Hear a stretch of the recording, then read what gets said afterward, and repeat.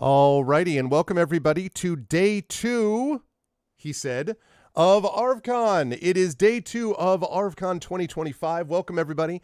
Welcome all to our charity event. I hope everybody is doing well. It's actually a little dim. Let me just turn on that. That should be a little better. Yes, lovely. Now you can all see me.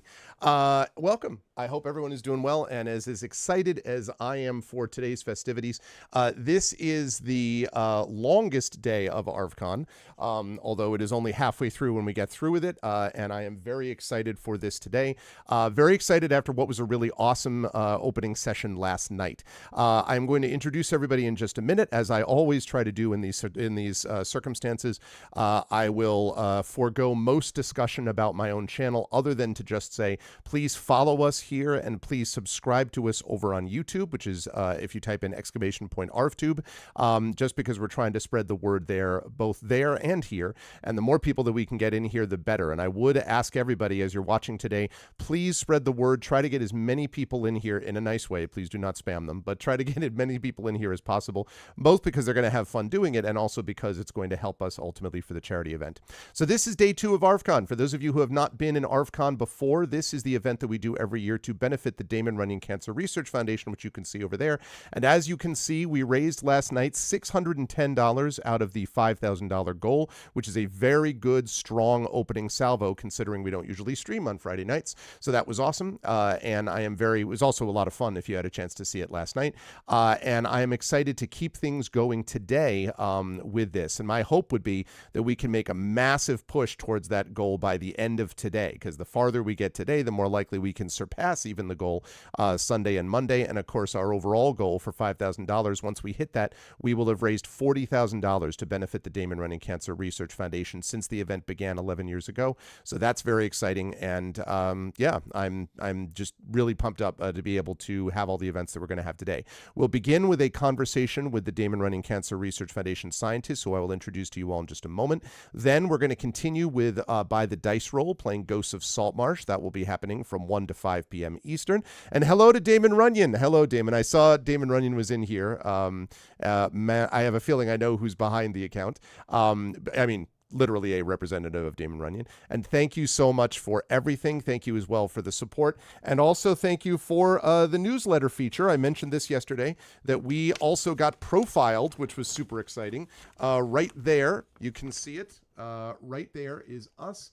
ArvCon celebrates 10 years of grassroots fundraising. So that was very exciting, and it arrived literally the day that the event started, which I thought was kismet of a very positive kind. So so that was very exciting. So welcome, Damon Runyon. And yes, so we will have By the Dice Roll, Ghosts of Saltmarsh after our scientist conversation. Then we will have Expedition from the Mysterious Peaks. Again, a sort of science fiction fantasy tabletop role-playing game mashup. And then we will have a concert featuring Indy, who was on last night with his tabletop debut. That's going to go from 8:15 to 9:15. It's a good omen from the USPS. I totally agree. And then tonight at 9:30 p.m. Eastern will be Community D&D with the Shadowed Crew, as Shadowed Mage and the Shadow Crew will take over with Waterdeep Dragon Heist. In all, there will be 12 hours of content today, which is pretty freaking exciting, I think. And I can't wait for it. So let's really push that number to your right as you're watching me on the screen.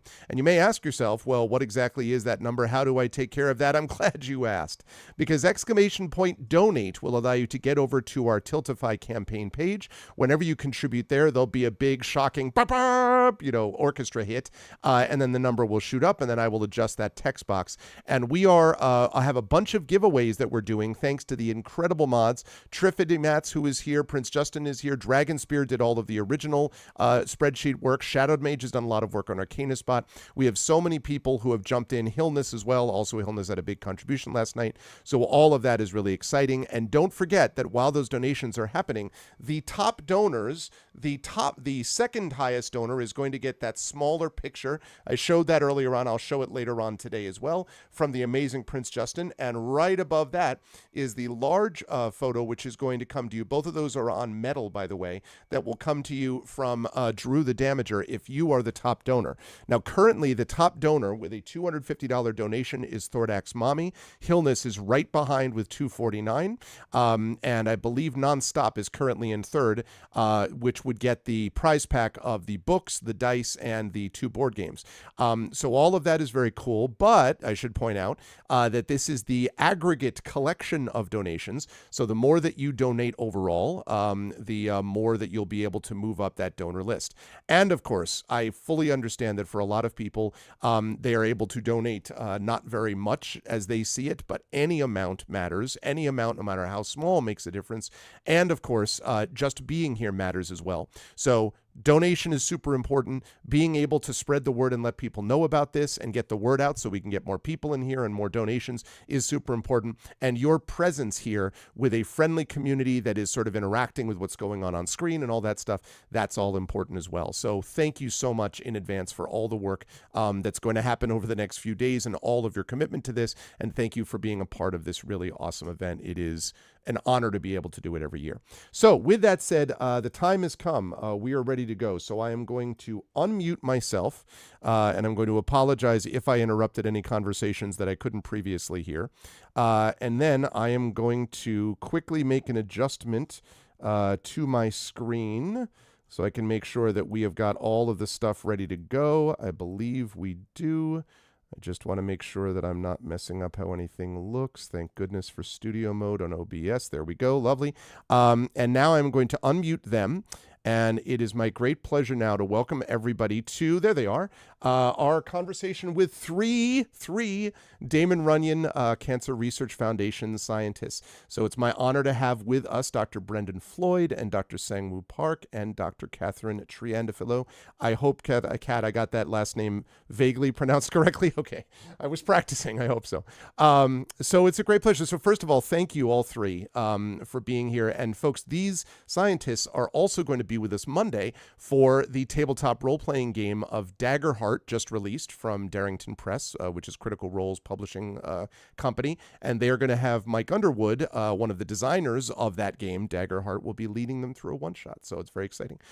So thank you all for being here. And I guess I'll just start by saying, Brendan, if I can begin with you, thank you again for doing this. And I wondered if you could just briefly talk a little bit about, your connection, I guess, to Damon Runyon, like what brought you to them, and maybe talk just a bit about the research that you're doing before we talk more about gaming and all that, other kind of fun stuff that the reviewers would know. Talk about your research if you could.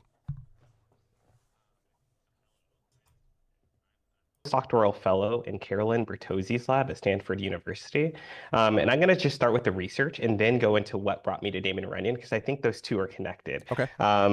So in Carolyn's lab, we use chemical tools, and I specifically use chemical tools to study proteins, so biomolecules that do things like form your hair. Like you get long strands of these things, they could form fibers like hair. So I study proteins on the outside of cells. So you're thinking of like your normal like cell structure with nucleus, mitochondria, all those things that we normally hear about in intro biology course. I think about things on the outside of there, so on the periphery. And these proteins are important because they're the first thing that, like, let's say in a cancer cell, they're typically what some of the first things you see changes in because they modulate many things within the cellular environment. So I study these proteins and I use chemistry, chemical tools really, to study how they're arranged. So you could call this like molecular cartography or like nanoscale mapping, but I basically study how things are arranged on the outside the cell. And I do this in really high throughput. So I do a lot of samples. I build these really large maps of how everything is arranged. So you could think about the old like people who would like travel to different, like, I guess, go into polar regions and map out all the different locations of the different towns and how like you could travel through those straits. I basically do that on the outside of a cell. Now, we could talk about what brought me to Damon Runyon, because I think their whole motto of like supporting high risk, high reward projects is really feeding, and like it really fits with this project in the sense that like looking at like the full arrangement of things and how that ties into cancer progression and in cancer development and what we could learn from that. It's pretty risky, especially when I first was starting off my postdoctoral research. Now we could look back a little and say, okay, no, this is useful. This is maybe a little less risky than initially thought, but certainly Damon Runyon coming in early and funding this research has been really changing, like game changing for this field in general. So yes, this is one of the things that brought me to it. And then I had many other alumni from this program, from like the Damon Runyon Fellows program, that I'd met. I knew that they were great scientists that had contributed a lot to their respective fields. So I was really encouraged to like seek to get this fellowship, and I only had a blast and like felt really supported throughout this whole process. Um, That's really cool. And I just before I move on to Stephen, I want to ask just a quick follow up if on that if I can, because one of the things that's always interesting to me when I do these conversations is this idea of this high risk, high reward. And I understand that there is a risk associated with these things, but it's amazing how many times these risks seem to pan out in the reward, yeah. right? In the sense that there does seem to be the sort of general, I guess, monetary fiscal conservatism of these places that don't want to throw money, at things that might be, a bad bet. Except that it's through these bets, which generally seem to be good ones, it seems to me, that you get all of the advancements in cancer research. So I guess my question would be, is there something different about Damon Runyon's sort of acceptance of what is a educated guess, an educated risk, as opposed to I don't know if that's going to fit the bottom line, so we better not fund it. I guess I'm wondering what's unique in that way with Damon Runyon, if you could talk about that. Yeah, so I can only say it from my perspective as an Sure, applicant, since I've never been on the selection sure. committee for any of these fellowships. But I have to imagine that they're looking at both the project type and the researcher themselves and thinking about like, okay, 10 years, 5, 10 years from now, Yeah, is this likely to be something that could push like whatever scientific field they're in forward? And I do think it's like a dirty secret of scientists, and maybe not so secret, that we tend to be conservative and like be stuck in our dogma and like it works this way.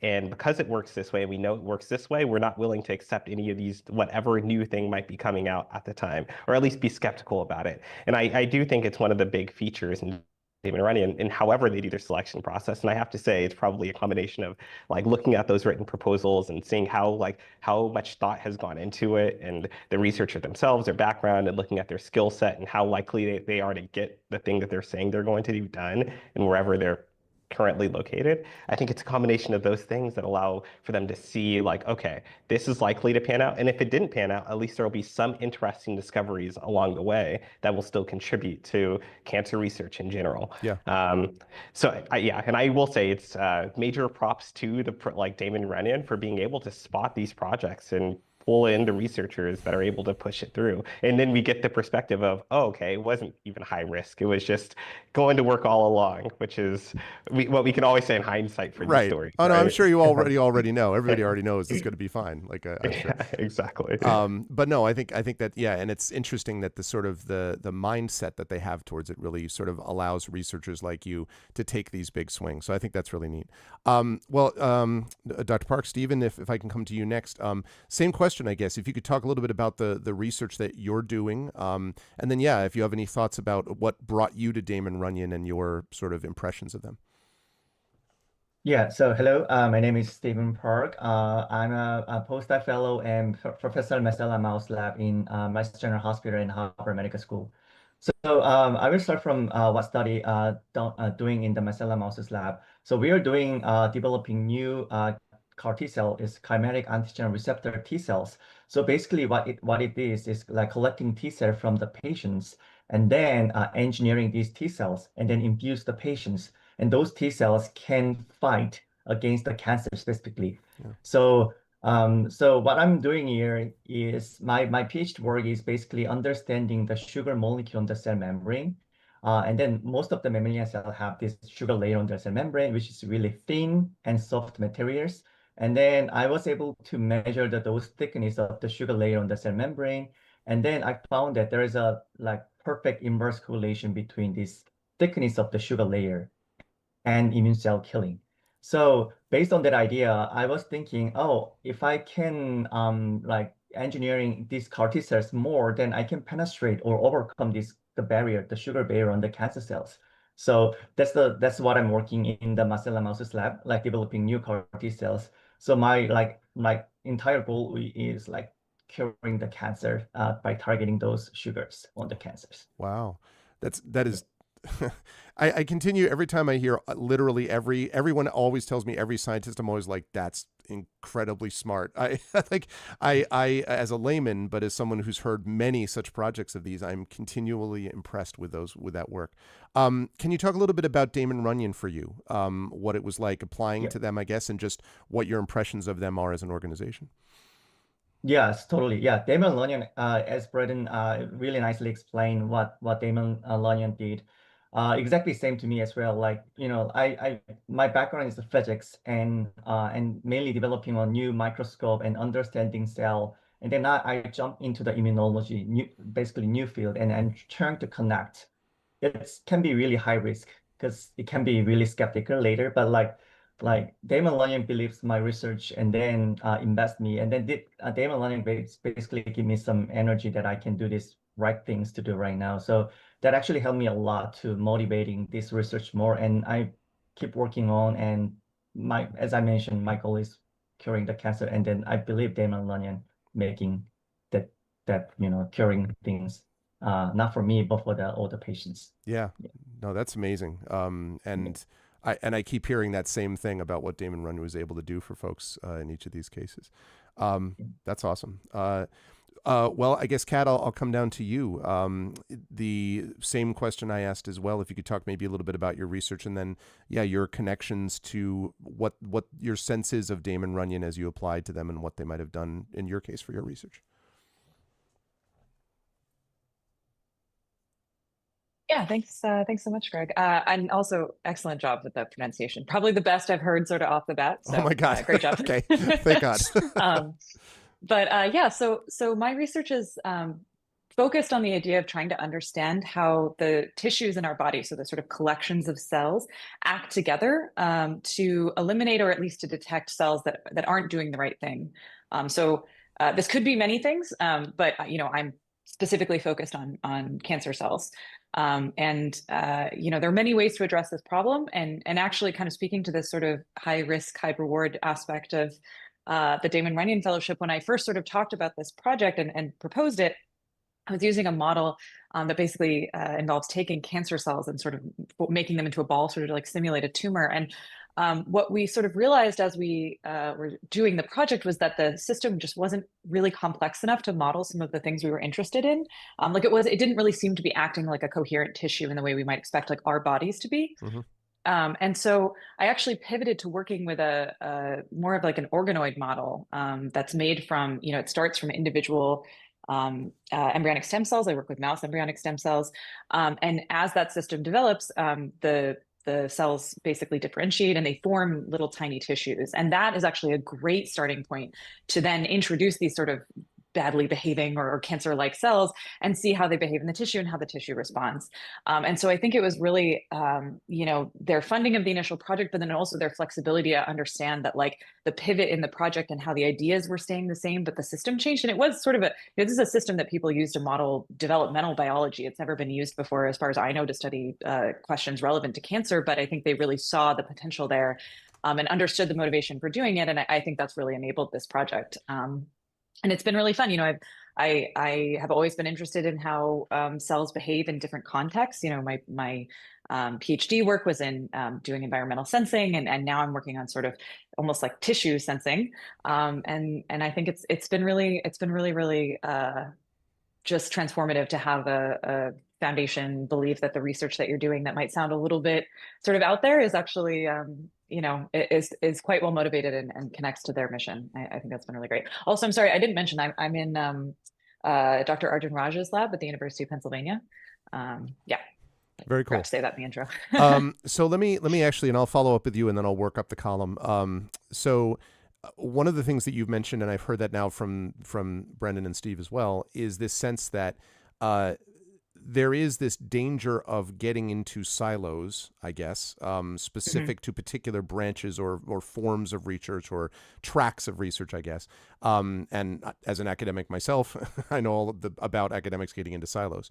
I'm wondering if there's a way in which, do you get a sense, and if this is not the case, feel free to tell me, do you get a sense that there is an encouragement of, because many of you did not come specifically from I was in biochemistry, I was in biology, and then I did this, and that you came from, many of you, from physics in Stephen's case or other cases.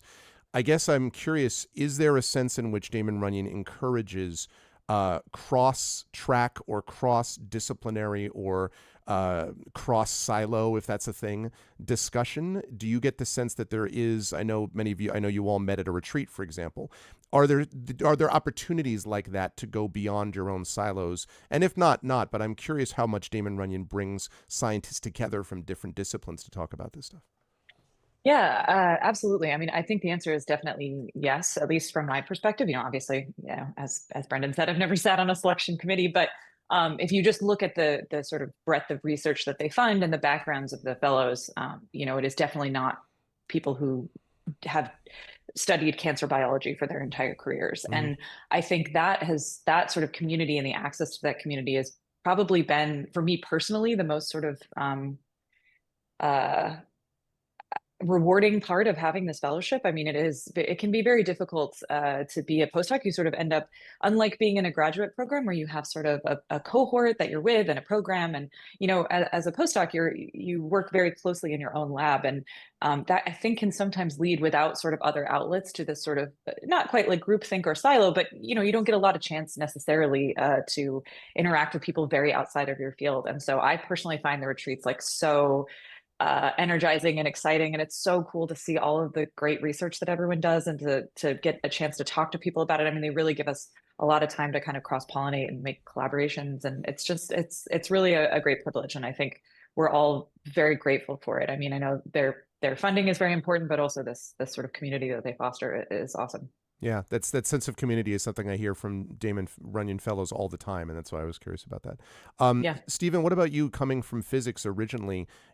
Is there a sense that the Damon Runyon is your own inclination, I guess, to get out of the silo? Is Damon Runyon a part of that, do you think? Yeah, totally.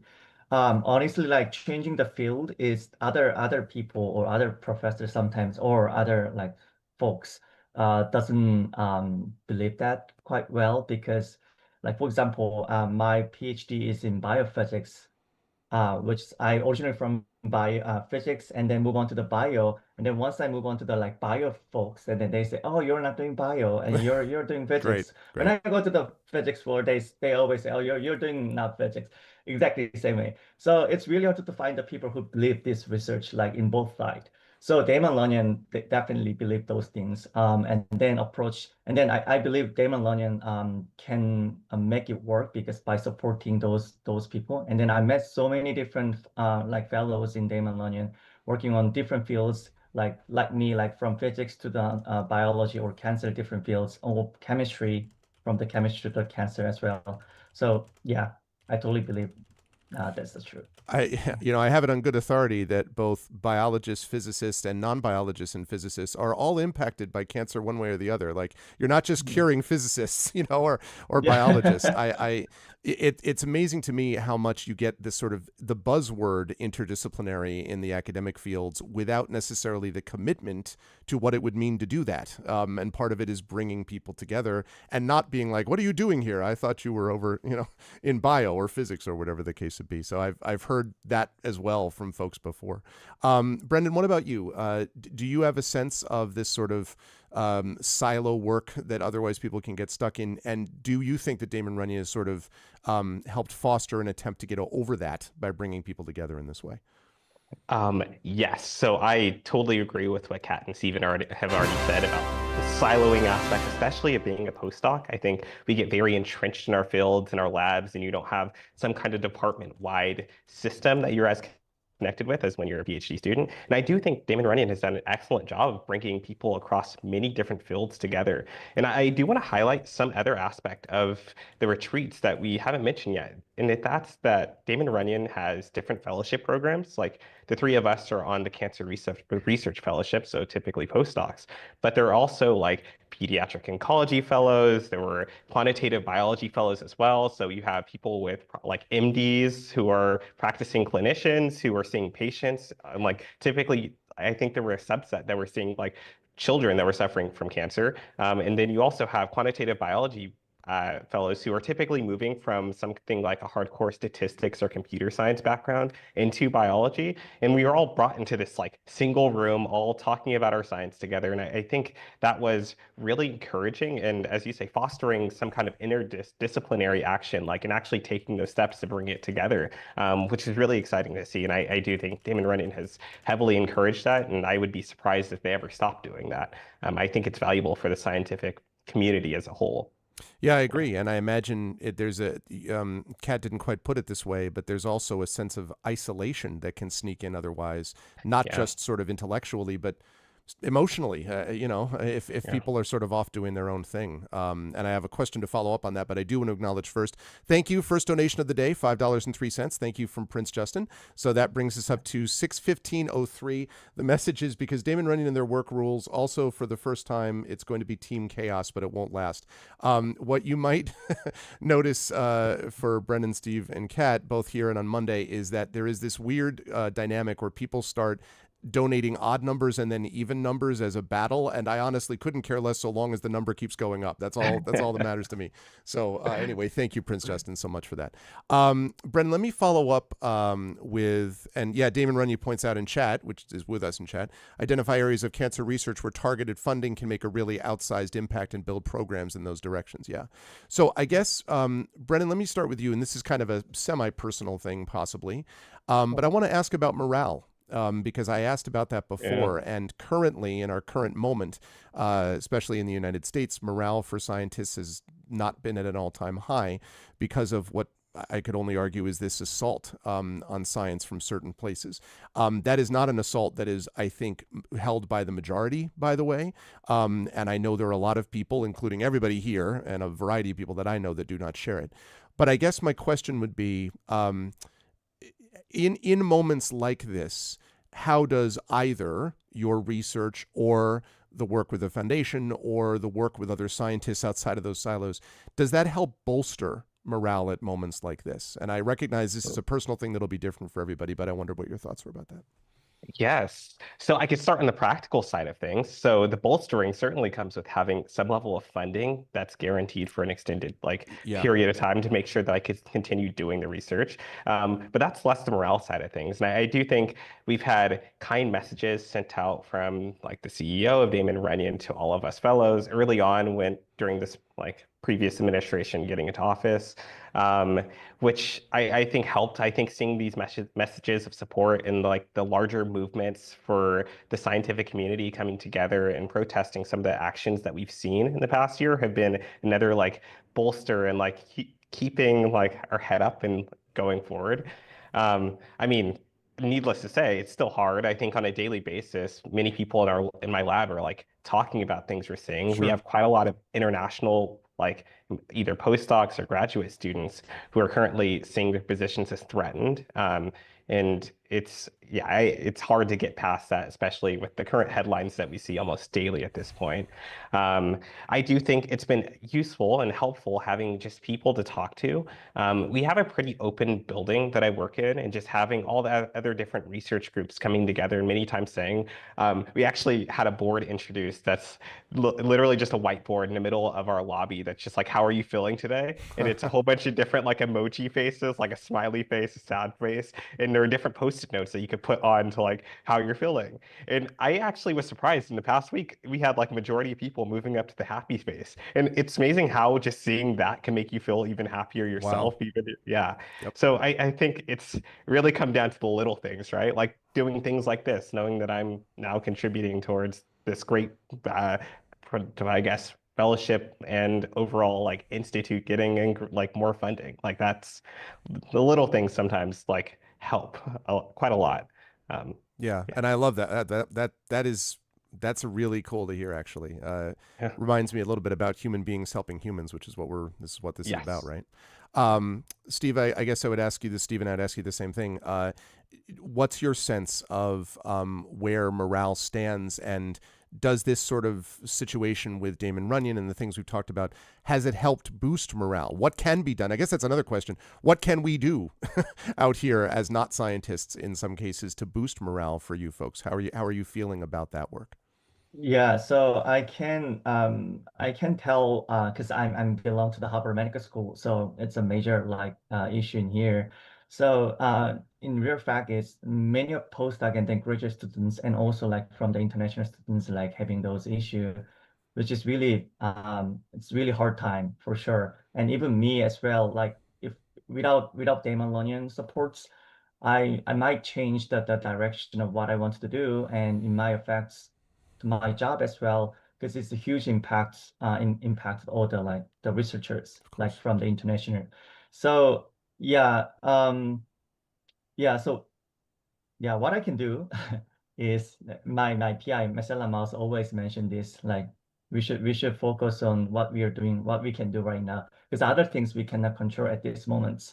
Like even for me as an international student, I mean now not now but like it's really hard to control other things. So I can do what I can control, like doing more experiments and then making more data for the like future direction and also those things actually help for the like the future patients as well. So that's what we can do personally, I think. And there's a lot of wisdom, I think, in that idea. We sort of adopt that same approach. As I've said, I've often felt a little squishy at times, being like, we raised $40,000. I'm like, it's such a drop in the bucket. But what I've been told by Damon Runyon, by Megan McCurdy and the other wonderful folks there, is that it's not really the amount, it's the continued commitment, and it's doing what we can do in this community. Because many of these people, we focus a lot on community here. I have never and probably won't get a chance to meet in person many of these people who come from all over the world. Imaginary Exponent in chat, for example, is from Ukraine and is dealing with everything going on there right now. And yet, together as a community, we do what we can do. So that resonates quite a bit with me. Kat, let me come to you on that same question about morale and your sense of where we're at with that, and in what ways, I guess, Damon Runyon and things like that that allow us to connect with each other, to cut down on that isolation. Does that help? Does it have the opportunity to help in terms in an era where morale has not been as high as it might be in the science fields?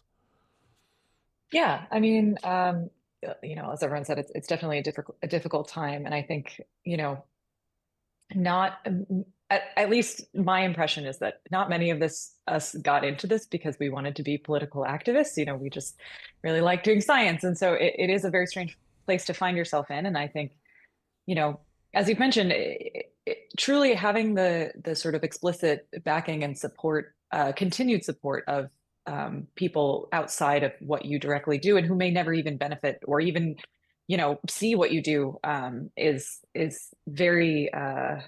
I think we're all very grateful for that, and it does help. It makes you sometimes, when things feel very difficult like this, it sort of feels like you're just kind of like screaming into the void. And it's to know that other people are sort of on your side There are and are people in the willing to. void. Yeah. Yes, Mm-hmm. yeah, exactly. I mean, it definitely helps, and I think being part of this foundation has is sort of a um, maybe more direct connection to those people outside of it. And it also, I think, it sort of creates this sense of accountability that, like I am inspired and want to do a good job for myself, but also because I know that, and I feel this way when I had funding from, public sources as well. It's like, the fact that taxpayers are contributing their dollars, or when people voluntarily give their money. I mean, it really makes you feel like what you're doing is more than a job, and that, not that you owe it to someone, but you want to do a good job. And so that helps too, that sort of feeling of,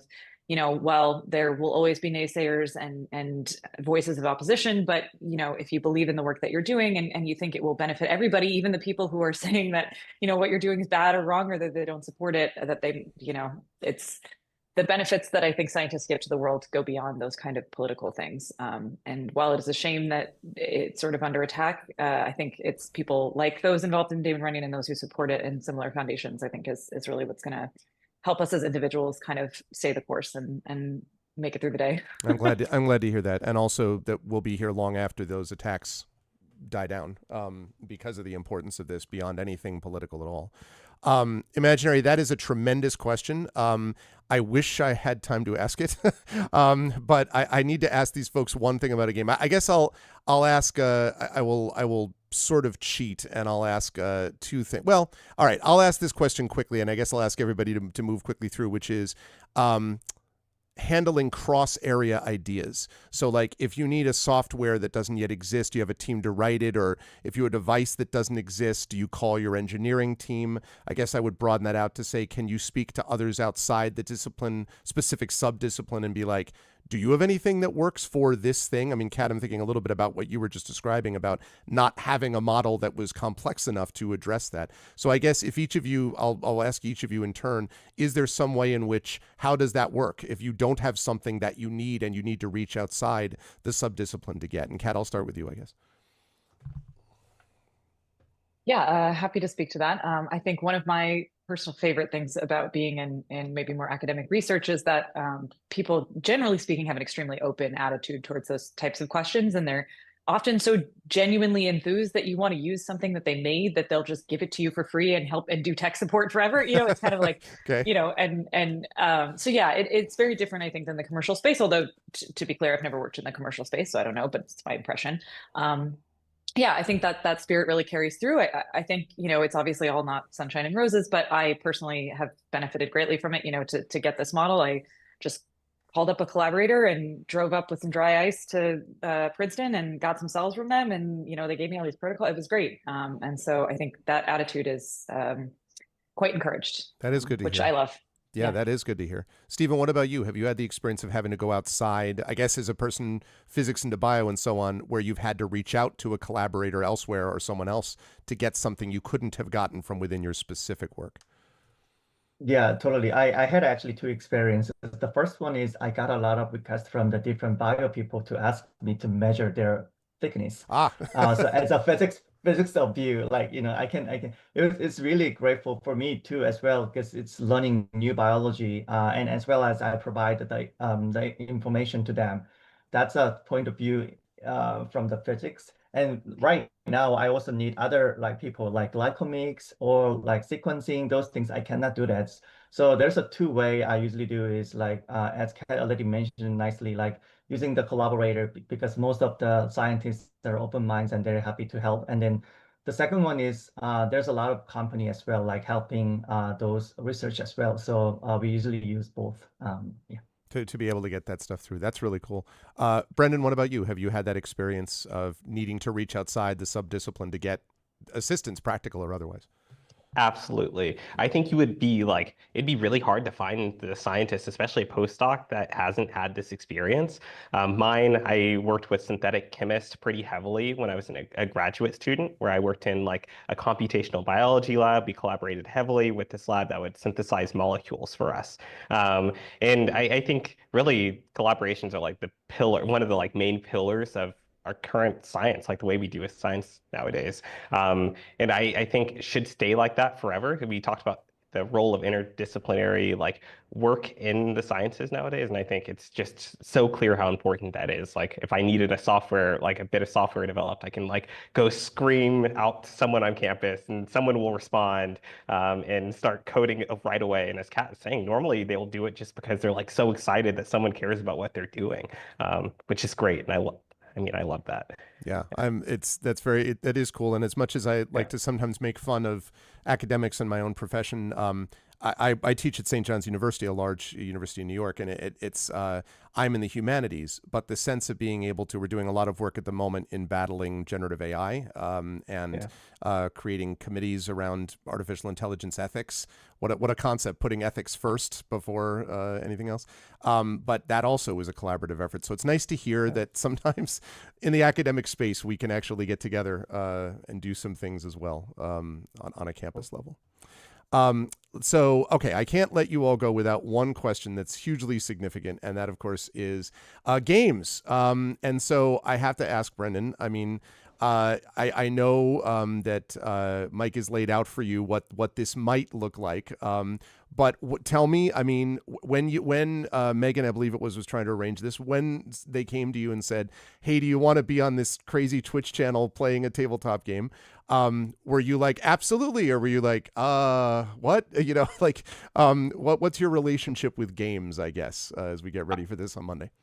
I was like, absolutely. That was my response. Okay. So yeah, I've played games in multiple forms. And I should say, I've never played a tabletop RPG, which is really why I was excited. I wanted cool. to do that for the first time. I've been playing video games since I was a kid. Like whatever like game you want to name, I've probably touched it at least at some point. And I like play quite a few board games. Like my wife and I have been very into Spirit Island. We have a current like a game still going on our counter right now. So yes, games. I was very enthused for joining. Very glad to be there for Monday. So. Very, very awesome. Yeah, I have a couple back there myself, so it's part of the occupational hazard in this field. That's really cool. Stephen, what about you? Were you like sure, or like, oh yeah, like what's your feeling about these games? Yeah, I answered that like absolutely. This is like definitely I can help. Like, and then after reading the game, I was like, game, but like because I'm not good at it. But like anything that I can do to help fundraising for the Demon Lion, I'm more than happy to help. So that was my first impression. Yeah, and then like as Brandon mentioned as well, like this is my also first time to playing the TTRPG as well. So I don't know how to play. So but. Yeah, but correct me if I'm doing wrong, but like I'm more than happy to do it. It's all good. We love people who are getting their start here. It's always a good time. And as I said before we went live, you're in good hands with Mike. Mike is a pro and has worked many times with scientists who have played or haven't played. So you'll be in good shape there. Kat, what about you? What's your feeling about games, and were you like, sure, sign me up, or okay? What's your sense of that? I mean, I have to admit, I was a little hesitant. I think I actually, ironically, might have the most experience. I have played a tabletop role-playing game before. I was part of a brief campaign during COVID, and I actually read a ton of the like rule books and stuff as a kid. I think I was just like a huge nerd for like I didn't play the game. I just was like, look at this whole like book of spells. This is so cool, you know. But yeah, I haven't done it in quite a long time. But like I said, I'm always down to help. And I think this kind of thing, you should get outside your comfort zone and do things that are new for you. And the like opportunity to put professional Twitch streamer on my CV, I was like, I can't pass that up. Right. Yeah. It was a long play. I'm sure that way overrides all your other accomplishments. Yeah. Exactly. Yeah. That's funny. I'm excited. I think it's going to be very fun. Awesome. It definitely is. And I will just add one last thing before I let you folks go, and then we'll see them again on Monday, is that, as I've said, many of the people, including many of the folks I see in this chat, have been impacted one way or the other, either as people that they've lost to cancer, for which this is directly personal. I am in that number. My mother passed away from breast cancer. My oldest friend died 2 years ago from a rare form of bone cancer. So these are things which are personal to me. But there's also a number of people that I speak to, including participants on our streams, who are survivors, who would, as I get blasted with a donation, that was yes, Imaginary Exponent with a $10 donation. Thank you, Imaginaries. That brings us up to $625. Thank you so much, Imaginary, especially given, as I said, what you've been dealing with. That means a lot. So thank you, Imaginary, for that. So yes, we have so many survivors too, people whose lives have been measurably improved by the work and are here because of the work that comes from organizations like this. And so it's one reason that I'm always just personally grateful that I get to speak to all of you, in an event like this, separate from anything else about raising the money, because it's great to be able to see, as I say, human beings helping human beings. And so that matters a lot to me. So in that spirit, any last thoughts, I guess, from anyone? I guess I'll work from Kat up. Kat, any last thoughts you have before Monday? No, I mean, I guess maybe I can speak a little bit to the, personal connection. One thing that drew me to this foundation in particular, to studying cancer, is when I was in college, I had a student that I mentored and tutored for a couple of years. He was a student athlete, so he was sort of like required to participate in this program. And I was always struck by how, he didn't need any tutoring. He was just this like very curious person. And so we'd like sit and talk about these like ideas, tutored him in science. And I remember thinking, like, I was like, I can't wait to see what this guy does. And then like 2 years after I graduated, I got like a notice that he had passed away from cancer. And I think it's very young at the time, I'd never experienced that before. And it really has stayed with me like to this day. And while at the time I was already in grad school, it didn't really impact me directly at the time. But then when I was picking postdocs and trying to think about what I wanted to do next, that really came up for me. And I thought, how can I maybe do something that's a little closer to directly helping people. Yeah, so I'm really grateful to have this opportunity. Thank you for that. Stephen, any last thoughts from you? Yeah, so I have a similar experience. I was a firefighter when I was in Korea as a military service. So I saw many like that people before because I need to like basically see 7 or 8 dead people per week. But like because I was in EMT. But like the most devastating thing I have ever thing is I had to transfer the cancer patients to the biggest hospital like 4 or 5 a.m. But like during 1 hour I was there's nothing I can do for them. Like other patients, I can do like, measuring the blood pressure or whatever they can. But like for the cancer patients, like I was not able to anything. Like just sitting there and watching the patients. Like there was so like I feel nothing. So at that moment, I wanted to do something with my physics background. That's the motivating me to like move on to the cancer biology. And so this is really big opportunity to me, like to helping the cancer patients. So thank you so much. Uh, that's really powerful. Thank you. And Brendan, last thing to you. Any last thoughts you have? Yeah, I can continue with the personal statements since that seems to be a theme going. So I had a grandmother who died pretty young in her 60s due to a brain tumor. And this is really one of my first direct losses due to cancer. And of course, as you get older, cancer is an awful disease. So you see, and really prevalent. So you see many others that are starting to succumb to this disease that you're just like, why isn't there anything to do against this? It certainly impacted my choice in a postdoc. I was seeing a lab that was working on developing new therapies for treating cancer, and I really wanted to get involved. And I think Damon Runyon has just been a great pillar again for just supporting this research. And I think the people I meet who care, like the problems they care about, and the way they're going at attacking these problems have only encouraged me for the possible therapies we'll be seeing from 5 to 20 years down the line. Because I do think this is a problem that we should be able to stop. And I'm personally very optimistic for what the future has in store. If society doesn't collapse, that is, of course. Always the big caveat for these things. Yeah, exactly. Well, events like this on a small scale, scaled up so that there are multiple examples of it, is how we keep from collapsing, honestly. So exactly. So I hear that. It has been a tremendous honor to be able to speak to these scientists, and that theme of helplessness is exactly why we started this 11 years ago, was out of that exact same desire. And so it's pretty cool that people are operating on a similar wavelength. Chat, can we get some respect and love for these scientists who you will see on Monday again, playing in 2 cases, their first TTRPG, and in a third, first in a while. But thank you so much to Dr. Brendan Floyd, to Dr. Sang-Woo Park, and Dr. Catherine Trianda-Falou. Thank you so much to all 3 of you, and we will see you on Monday for some tabletop play. Thanks so much, Greg. This is great. Thank you, everybody. Yeah, really appreciate it. Thank you so much. Bye-bye. Bye. All righty. Wow. That was power. I'll just need a moment. That was powerful stuff. Mostly because I've heard stories like that before, but all of them are powerful, but the story about the firefighting and yes, I'm fine. I am fine. Except that it's always very inspiring to me in a positive way. I always come out of this event tired and inspired, always, because you have this combination of people that are doing this extraordinary work, and are doing this extraordinary work in a way.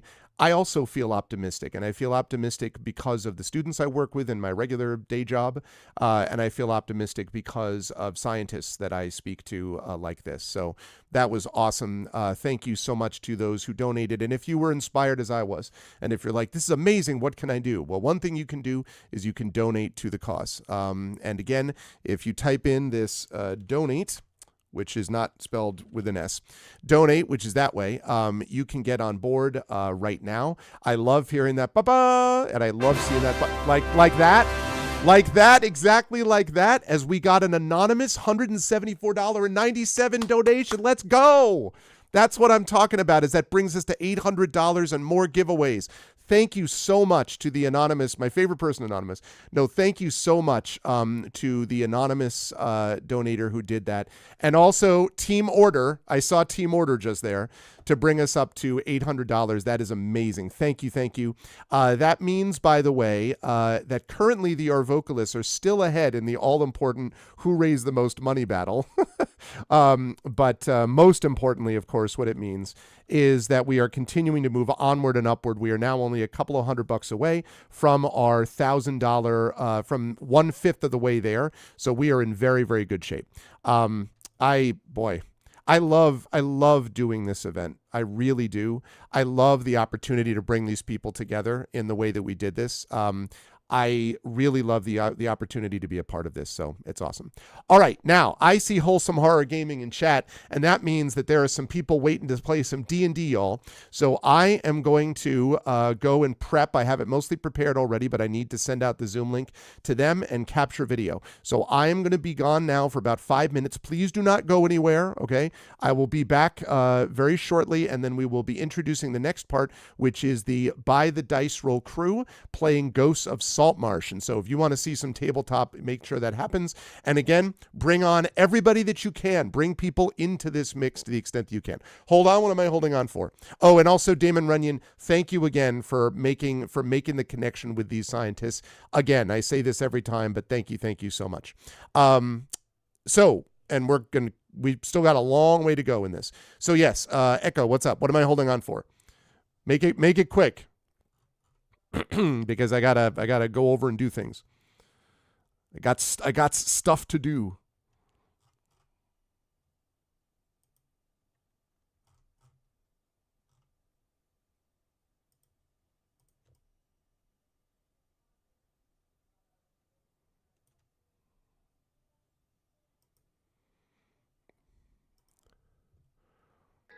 Oh, I see. That's why. Thundercats! Oh!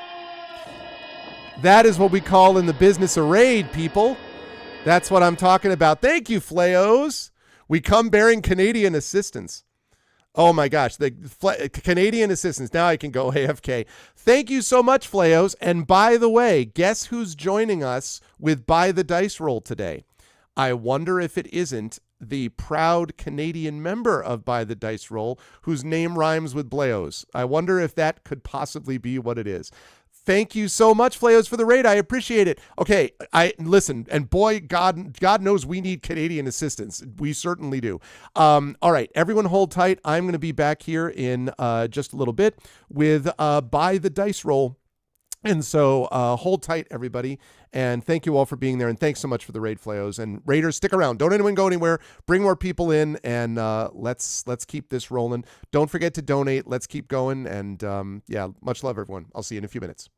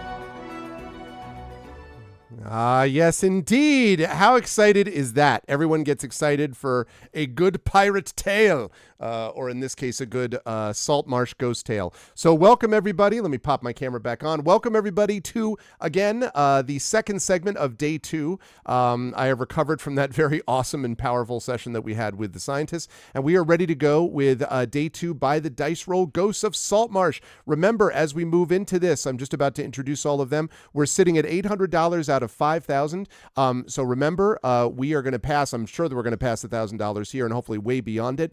We are here to benefit the Damon Runyon Cancer Research Foundation. You're going to see those scientists that I was just chatting with on Monday, but right now you're going to see a bunch of people playing tabletop games. It's going to be this until 4:30 Eastern, until actually 4:15 Eastern, 4:30 Eastern, and then from 5 to 8 p.m. I'm going to be playing Expedition from the Mysterious Peaks with that amazing crew, and then at 8:15 Indy's going to be joining with you with an hour-long concert, and then Ghosts of Saltmarsh, then we already have Ghosts of Saltmarsh right now. Then Community D&D is going to be joining us next after that at 9:30, and they're going to wrap up 12 hours of play on day 2 of the charity ArvCon 2025. Again, please spread the word. Please let people know. Please get everyone in here that you can. Again, don't spam them, but just please let them know, hey, there's fun happening over here. Please do that, and please continue to donate with this command right here, the Damon Runyon Cancer Research Foundation. After donating, please do that, and we'll continue to get that number up there. But now the time has come. I'm going to unmute myself so the folks know that we are ready to go. And then I am going to unmute them. I promise I'm going to unmute them. And last but certainly not least, I'm going to head over to reveal. What is this? It is a crew of D&D players. Like, they're here. We had scientists, and now we have these amazing, awesome players to play to help the scientists. It's all coming together. And not only do we have all of that, but we also have this person that you see. You may be saying to yourself, I see the row of 5, but who is this person right above Pirate Jade? It is the incredible and awesome Fleos who has joined us. Fleos has returned to the fold after sending Canadians to the rescue. And as I said, when the raid happened, God knows the United States needs Canadian help in the worst way. So thank you for not abandoning those of us, which is more people that actually really like Canada. So anyway, but it is great to see all these folks here as we are here for By the Dice Roll. Just before I let each of them introduce themselves, quick reminder, this is going to be, that quick reminder, $100. Let's go. And I think I see who it is. It is indeed Undeveloped Bruce, who has contributed $100 to the affair. Thank you, thank you, thank you, thank you. We're up to 900, coming in strong. I was joking with them before. I'm like, yeah, some people they like to joke about how who raised the most money and all that. And Bruce was like, yeah, what's the donation link? Because everyone is like, we're like, no, we're going to be the ones. So that is a good opening salvo. Thank you so much, Bruce. So we're at 900 out of 1,000. That means out of 5,000 rather. We are almost at the $1,000 mark, and we have lots of giveaways coming as well. Please keep those donations coming. Please let people know. And if you want By the Dice Roll to be the group that raised the most, you know how to do that by jumping to that link and making that happen on Tiltify. Thank you so much, Bruce. All right, well, let me start with the gentleman who is joining us again, and it is the amazing and awesome Fleos. Fleos, it's good to see you. How's everything going in your neck of the woods, and how are you feeling about being part of another ArvCon and returning to the fold of this adventure, I guess? It's great to be here. It's always exciting to be able to play D&D with you folks. And I was listening to the VOD from the previous session and got to experience Green's character, or I guess the character of Green, which is an amazing character. And I don't know, I'm excited. Sometimes I call myself a scientist too, so I don't know if I've been, did I replace a scientist? No, I'm not truly a scientist, I'm just a teacher, but it's good to be here. I'm going to be playing Oceanus, as far as I know, which is a sea elf warrior sidekick.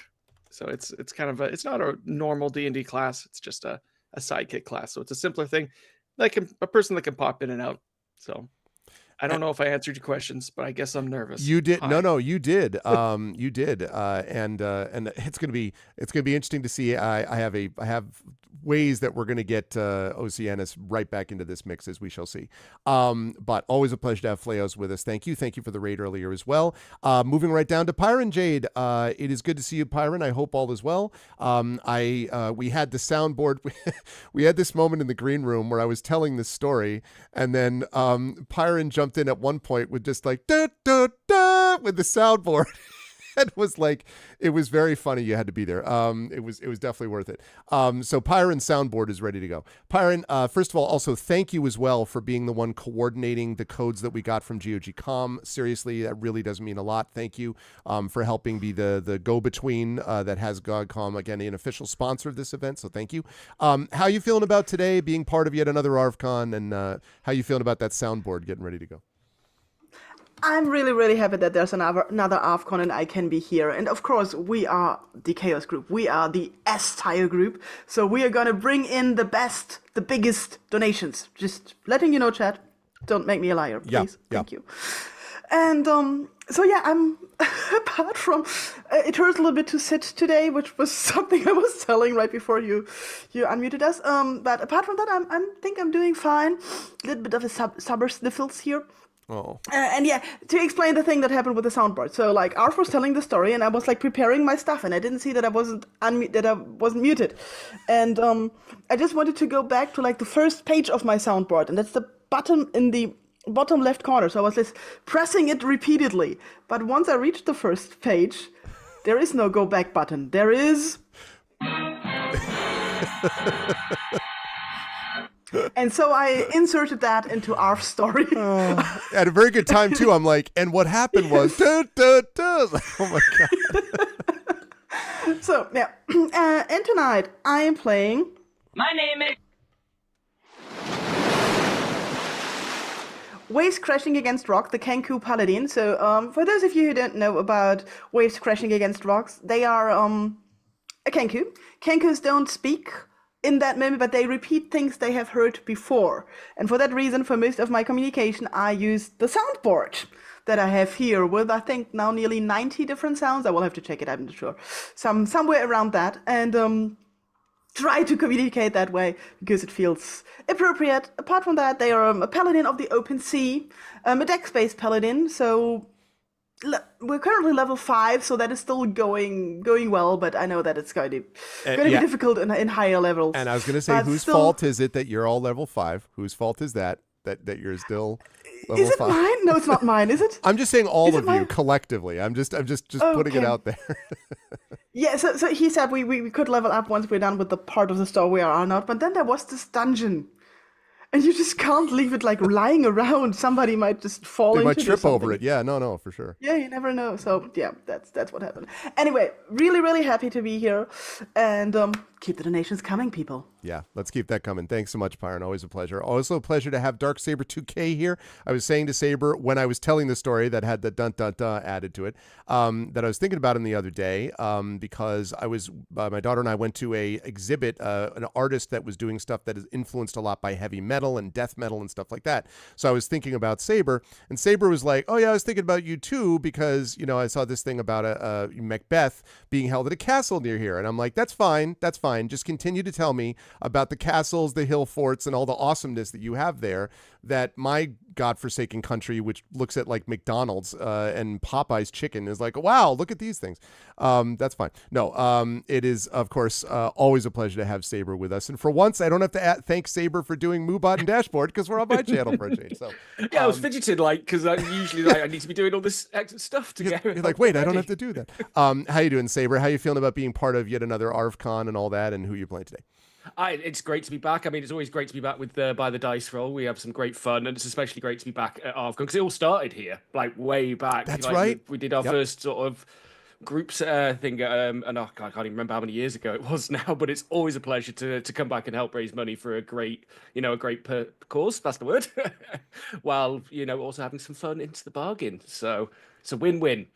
If I do sound a bit spluttery, I'll just say I'm getting over a summer cold on top of my usual hay fever. So. Oh no, everyone with colds today. Yeah. So yeah, I will be Morthwell Gagonian, but my voice might go a bit weird at times. But anyway, Morthwell is back, dwarven artillerist at your service. I'm excited to see Morthwell get into things, which may or may not happen with these two creatures you're looking at. Well, we'll talk about that in a minute.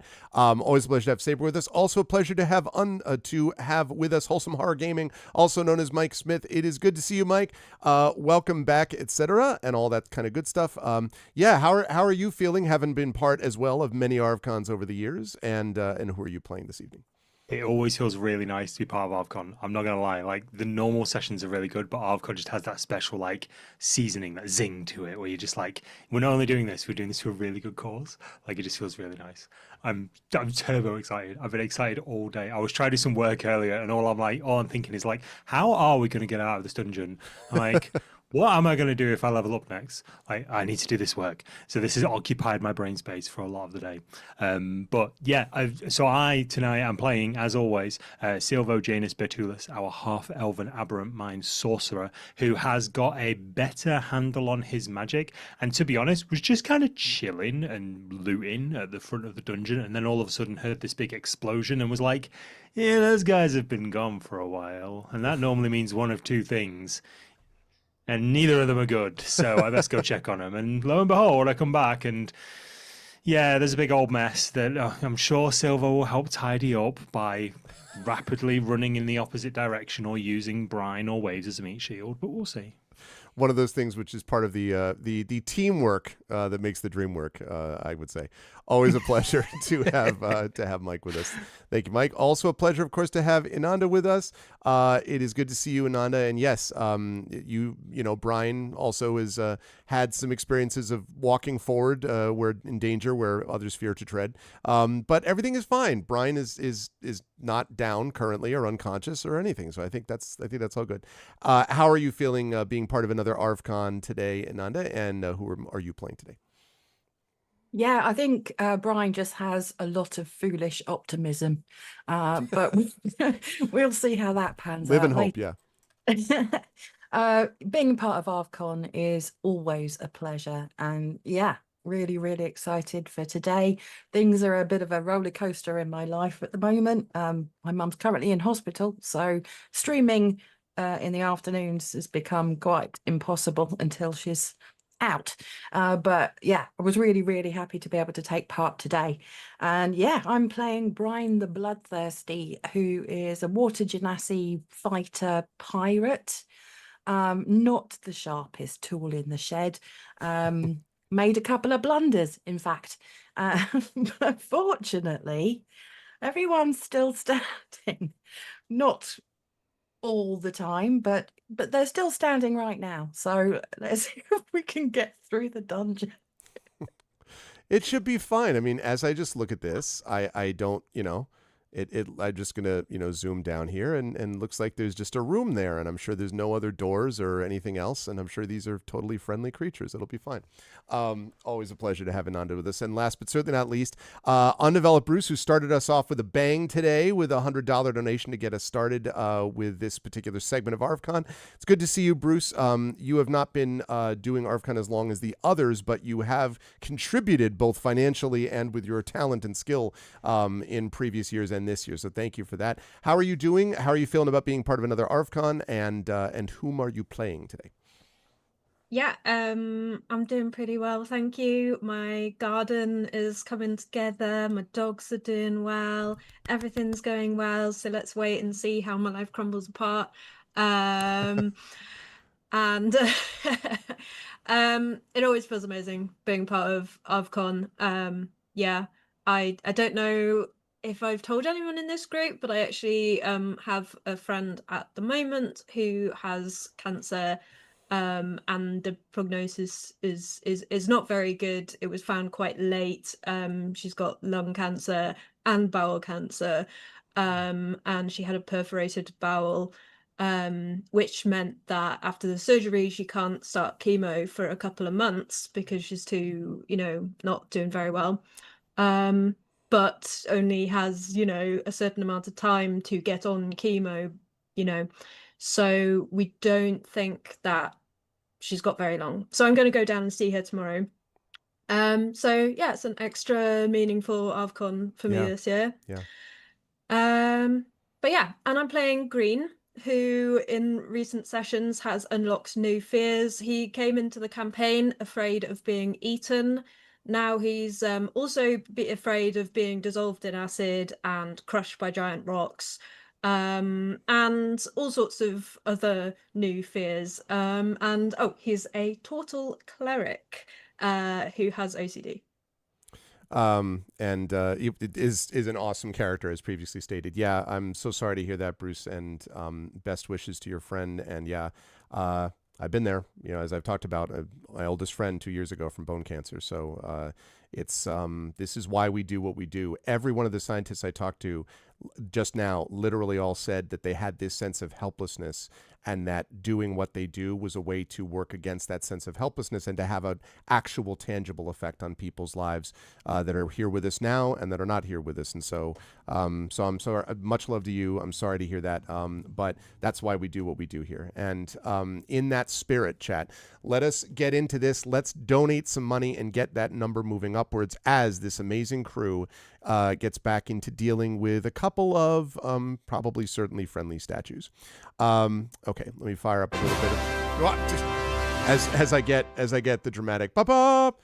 Oh, thank you, Saber, with the $100.41 donation. Thank you. No, why did Dark it Saber, 41 cents? There is only one solution. Thank you, Saber, so much, man. Wow. So we are over $1,000. Let's go. Thank you so much for that. We are sitting there at 1,000. Bring in the chaos. 41. Yep. I'm telling you, chaos versus order. It just continues. So we are back there. Let chaos reign. That's exactly right.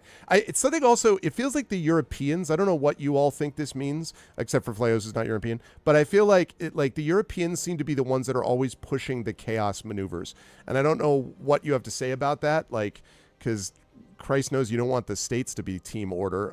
But like, I don't know. It seems like you're all pushing team chaos. Like you don't want us be team order. Okay, again. yeah, fine. You okay, just naturally. Never mind your part of your. It's true. Just saying, we did that once. It was bad. Let's Didn't be work team out chaos well. from now on.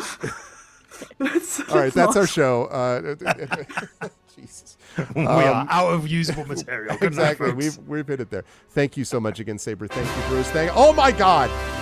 Bad Saber Bad donated. Oh, I gotta move that because I can't see the. I can't I see wonder the. who that could have been. People donate just to tell me off. I love it. $10.59. 1,011. That's tremendous. We're just gonna that's just gonna keep happening, and we won't actually play it all. That it'll just be me constantly adjusting the donation text. Thank you so much. Order retakes control. Why? Oh, there we go. Now it's fixed. Yes, thank you so much for the $10.11 donation. 1,011 from Bad Saber Bad is the one that was there. Okay, so let's talk a little bit about what happened in our last session. As these wonderful folks have gathered together here on this island of the Abbey, they were sent here to try to find out if they could get some details about why the undead have been surging from the water beneath the ocean, and also to see if there was any way in which that could be connected to the imminent Sahuagin operation and invasion, because whether or not the town council of Saltmarsh wants to believe it, they need to be saved from themselves. And oh my God. Echo Alpha donated $9 to create 1,020. Thank you, Echo. I appreciate it. 1,020. Thanks, Echo, so much. Echo restoring order. Okay, restoring order. All right, fine. So the Scandinavians are about team order. Maybe that's how it goes. Thank you, Echo, so much for that. So they were sent here to figure that out, and also to figure out whether or not they can stop the Sahuagin invasion and help stop this in this way. That was all fine. And when they arrived, they found a group of people that were, well, first they found a group of sand dunes filled with skeletons. There was that. And then when they got past that, they discovered a group of people that were on this island that apparently had been abandoned and that worshipped a particular thing. And it became clear that these were evil clerics and people that were worshipping sort of evil creatures. And the party ended up having to non-lethally in some cases and otherwise not, eliminate this threat. But when they were done with it, they were told by Bayleaf, a mercenary who was working for that group, that there was more material and info and places down below. And so just as you would scale Mount Everest for no other reason than that it exists, the party decided that it needed to go into the dungeon for no other reason than that it was a dungeon, and they needed to go find it. Funny thing happened on the way to the dungeon. There were a number of creatures, some of which they were able to control thanks to this amulet, which I believe Brian currently possesses, and which Brian at one point attempted to throw at someone, and it didn't quite work out. Brian had to get it back. It was all fine. But also found a place that has certain things like, you notice those crossbow-looking things on the map chat? Those would be large siege engine ballista that fired once the doors were opened. There were also spike pits. There were doors that fell on top of them, stones suspended from the ceiling that tried to drop on them. It was kind of a mess. And so the party made its way down after dealing with all of that, finally found a jade statue, also had to eliminate the jade statue, and finally came through this hallway, opened the door to find two what looked like statues that, as the party entered, came up to face the party. But we're not starting with them. We are starting with a certain sea elf who has emerged climbing over the cliff on the second floor of this area. And Oceanus, I'm going to give you a chance to sort of explain one part of why you're here. But before I do that, I'm going to have you say, these people are not actually, they're not here. Never mind. They're not here. You didn't see them. They're currently down below. But you do see up top here this sort of ruin and rubble. And you have been sent here in part because your superiors, basically the ones who supervise you as part of the defense forces of the Sea Elves, have told you that there are rumors of the presence of the undead. And also, you were told that people that you worked with before, and you were given this information in kind of the, those people that like sort of thing, like they don't fully understand why you're connected with these other randos that are largely land-dwelling creatures, with the exception of Brian. They don't fully get why that's there. But they were like, you seem to know more about these people, and so they sent you off to this island. My question is, my question is, we have a donation. Say, can you see, what does that say? Say, can you see on US? Okay. $50 and Anus. Oh, yes. $50.05. Thank you so much. 1070.05. Man, these people are starting to kick some ass here. 1070.05. That means that they have now made 270. All right, so they are about another $150, $200 from being the top earner so far at ArvCon. So they're getting there. You're making Pyron not a liar, but you're not there yet. So far, Pyron, if we stopped right now, Pyron would still be a liar. So you have to keep doing this work. Thank you so much, though, for that donation. Thank you, everybody. Oceanus, you are here, as I mentioned, up on this map, and you see this ruin. My question is, you decided to go to this ruin basically by going onto this island which has all these cliffs around it, and one area that's supposedly accessible via the sand dunes. You were able to avoid those sand dunes, though. So what I want to ask you is, can you tell me how you, Oceanus, knew to avoid those dunes? Is it having seen the skeletons? Did you get secret info? How did you know how are you able to get onto the island without going through the sand dunes? Well, I hate sand. It gets everywhere. Yeah, that's the real reason. Get out. No, just kidding.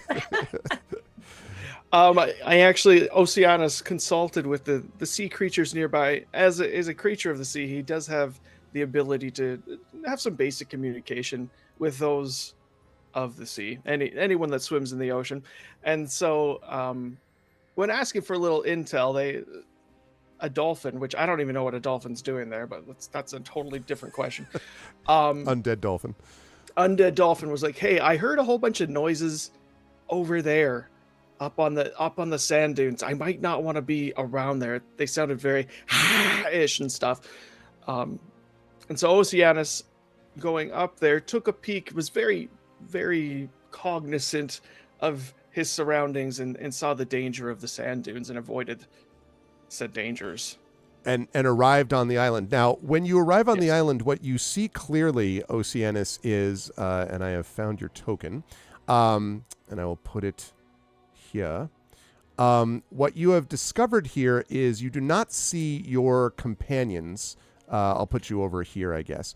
You do not see your companions, but you do see the ruins of this abbey. That you were warned that there was this place that evil people supposedly had lived at one point. You see no sign of your compatriots, but you do, or your former compatriots, but you do see plenty of evidence everywhere of at the least a scuffle and at the most a battle. There's lots of things, sort of like there are bodies littered everywhere. There are lots of sort of clothing, bones, a whole, and like old bones. So it doesn't seem like that was from this particular thing, sort of, strewn about. And also, as you sort of are looking just at the outskirts of the abbey, you can also see a couple of areas that seem to have been meticulously swept clean. This seems very strange to you, like the rest of the place seems dirty, but there's a couple of spots that seem I mean, absolute perfection, like they've been, like the best kind of work in hygiene. And you're not 100% sure what that's about, but anyway, you don't see anyone, but you do see this abbey. All right. I guess first of all, Oceanus is going to make sure that none of the bodies are people that he knows. They do not appear to be. Excellent. And going to check the meticulously clean things for traps, just to make sure he doesn't step on a meticulously clean trap, Okay, let's have you make an investigation check. All right, let's... Here we go. Where are you? Investigation. Excellent. Great start. Outstanding. Everything here with that 4 investigation looks perfectly safe. Well, I'm sure it's fine. Yeah. Very clean. Oceanus is actually going to step on the clean spots, because those must be the safest spots. Making his way toward the abbey, looking for, I guess, evidence of maybe a trail that his friends may have left behind. I want to note, just for no particular reason, leaving a trail of, algae and water as you step along the clean stuff. I just wanted to note that for the record. All right. Well, when you get to the abbey, you find stairs leading down. And let me show you what that looks like. So, you find stairs. First of all, there's a cellar level, and a set of stairs that lead down from the cellar level. And you find yourself inside this. I will put that there. You find yourself inside. Oh my God. You find yourself having had a donation. Anonymous has donated $9.95 to the cause, bringing us to I'm clearly Yes. 1080. Okay, so once again, order has restored. That stand chat, come up. 1080 right now. High definition Grammar donations. music time? I mean, I don't know. It depends. I guess okay. There we go. We're sitting at 1080. Thank you so much for that. And I should just quickly double check on the messages that I get with these. I don't want to forget to do that. Okay, we get the message. Come on, load. There we go. All right, we have, let's see, Chaos Team, Best Team from Bruce. Then we have from Echo, Order in the Con, and no other messages besides that. They're letting their donation amount speak for them, I think is what we can get from that. Okay, so on the underside of this, you're sort of get to the bottom of the stairs, and you can clearly hear, without even having to do a perception check, that there are people talking on the other side of the door. Not immediately on the other side of it, but in whatever room lies beyond this door. All right. Do I understand what they're saying? Yeah, they seem to be talking in common, actually. The voices are low enough that you can't quite make it all out, but it's something about, been a while, what do you, can't trust, Seems to be like people grumbling about some other group of people, but you're not 100% sure. Okay, I think it's worth mentioning Oceanus has a very, very basic grasp of common. And so Oh, that's true. even less, I guess, is understood. Okay, Oceanus is going to try and peep around the doorway just to kind of look at these people, see if they look dangerous. Okay. Now, this, to be clear, the door is closed, so you're going to have to open it. Are you cool with doing that? It's not locked, I'm going to quietly-ish, yeah, right, but try and quietly open the door to peep around the corner. I would love a stealth check, please. Oh, so would I. I think this is at disadvantage because of my armor. Great. So...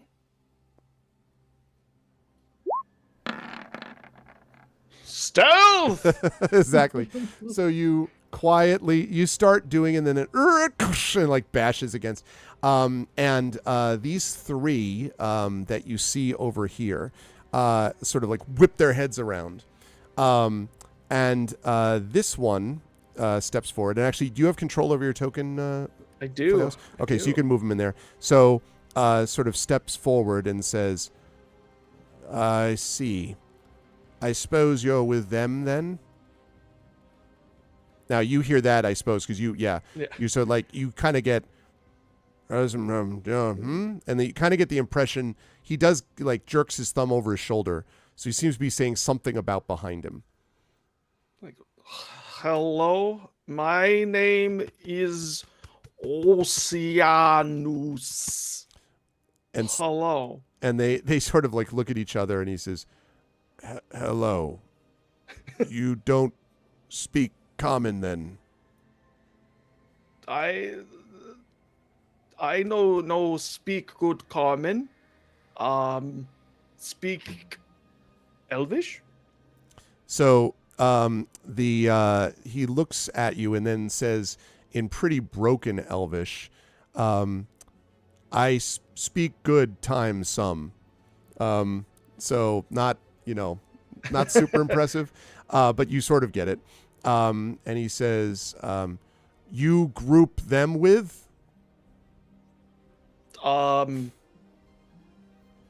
Dwarf, pirate, Kenku. He starts nodding. By the time you get to Kenku, by Kenku, he starts nodding. He's like, yeah. He says, yes, went there in. Maybe. Okay, thank you. Maybe thank dead. You. Dead. Maybe. Oh, I go. He shrugs. I go. Okay. Thank you. Goodbye. So you walk past them, and you can see they're all armored and weaponed and everything, but they just sort of look at you bemusedly as you pass through the door. When you get to here, you can see that the curtain has clearly been disturbed over on the southern side. So there is these, as you're sort of looking at the door seems to be, again, unlocked. So what do you want to do? Well, if the door is unlocked, Oceanus goes through. There's no use trying to stealth through. Walk right on through. Oceanus, when you walk through, this creature sort of floats towards you and looks like this kind of sort of phantasmal floating figure.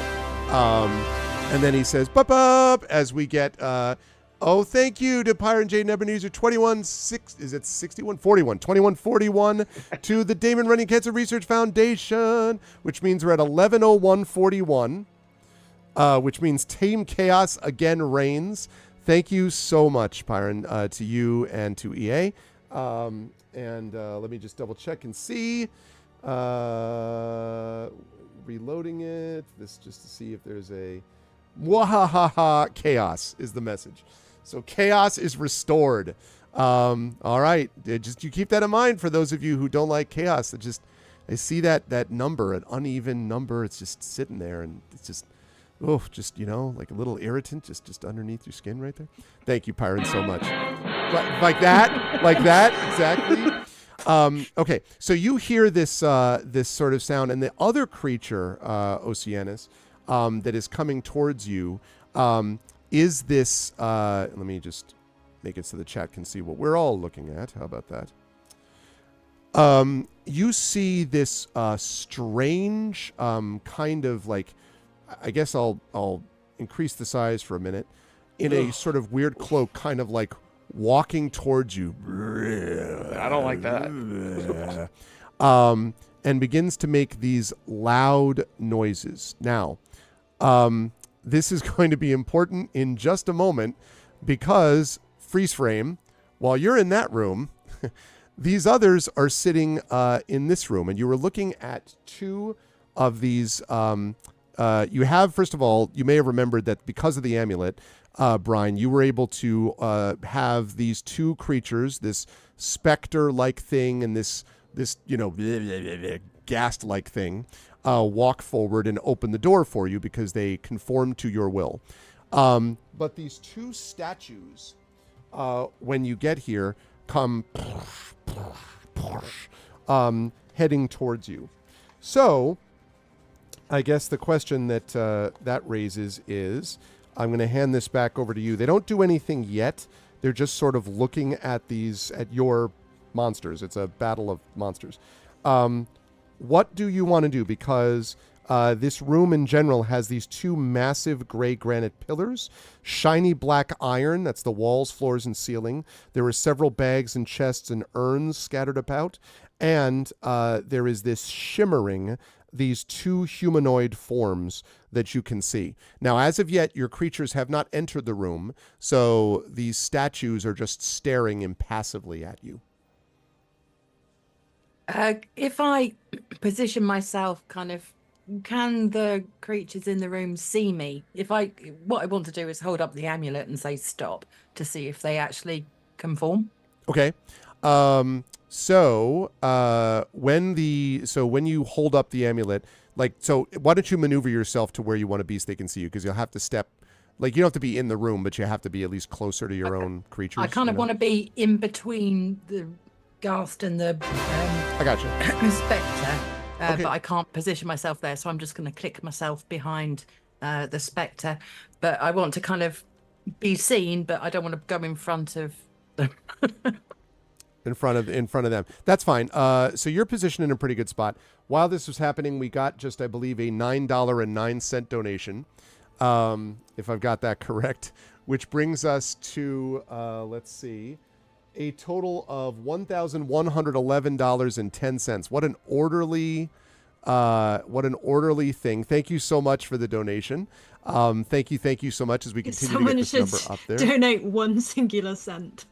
Yeah, that's just for that purpose. Yeah, exactly. Okay, 1,111.10, Revolution 909. Thank you so much, everybody. This is great. Keep it up. I love to see these numbers continue to boost in this way, as Team Order has again restored order, but for how long? Okay, when you hold up the amulet, Inanda, the two things sort of, now they hadn't moved, so they continue to not move. You don't know if that means that they had moved up to that spot and then stopped. And then you did the stop. So you don't know if that's had an effect or not yet. They're not moving one way or the other. Okay, can I get into the same position in the middle and say, take a step back? Sure. You're ordering them to do that. Yeah. Okay. Immediately, the moves back. This one tries to move back into you. I know. They all operate it though. Oh, okay. All of them who hear you take one step back, including these. So yeah. Okay. Green, I would like you and Waves, please make a perception check for me. Ooh.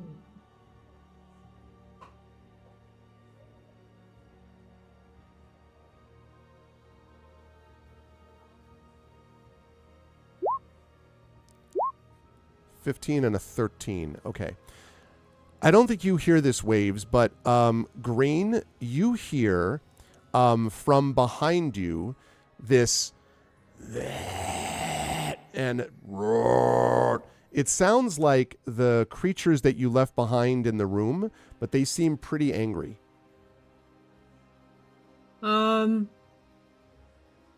I think there's something going on behind us. We might be getting surrounded. I turn around and see if I can see something.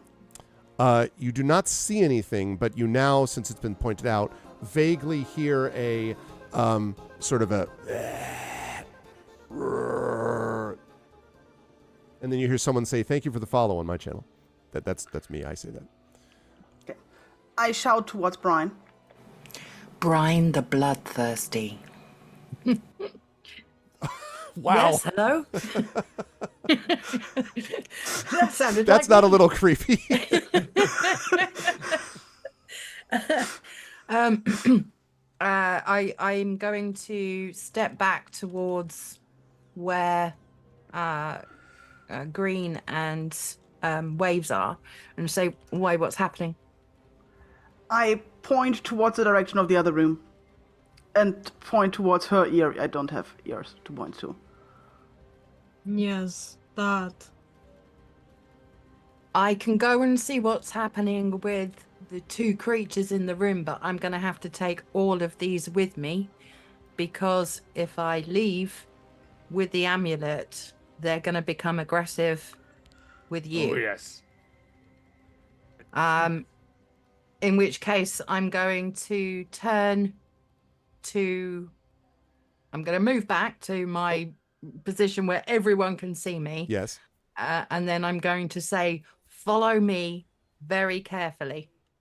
And then I'm going to make my way up towards this room. Okay. While we're all grouped up within 10 feet, I'd like to fire off Shield Toad so everyone can get some temp HP. Okay. Sounds good. So let me just roll for that. And actually, while you're doing that, so that's 3 temp. 7. Oh, 7 temp. I beg your pardon. 7 temp HP if everybody wants it. If you've already got Yes, temp please. HP that are higher from it, then you stay with the higher one. Oh, I'll take it. Waves, you're at 55 out of 55 and 7 temp. Is that right? Yes. Okay. And Silvo, I have you at 30 out of 30 with now 7 temp. Hail and hearty. Okay. Brian, you're at 41 out of 54 and 7 temp, I think. Yes, correct. Okay. Morthwill, I have you at 32 out of 40 with 7 temp. Mhm. Okay. Yeah, one failed death save as well still, because we haven't rested. Yeah, well, but once you're out of the combat, that's okay. Okay. I'll Yeah, cross it it's off only then. within the same combat that applies. Right. But we do not have that problem at the moment. I mean, you're happy to hold on to that. That's if you want. You just have it like a business card. I'll let this burden go. It's fine. And then Green, I have you at 36 out of 36 with 7 temp. I have myself as 38 out of 38.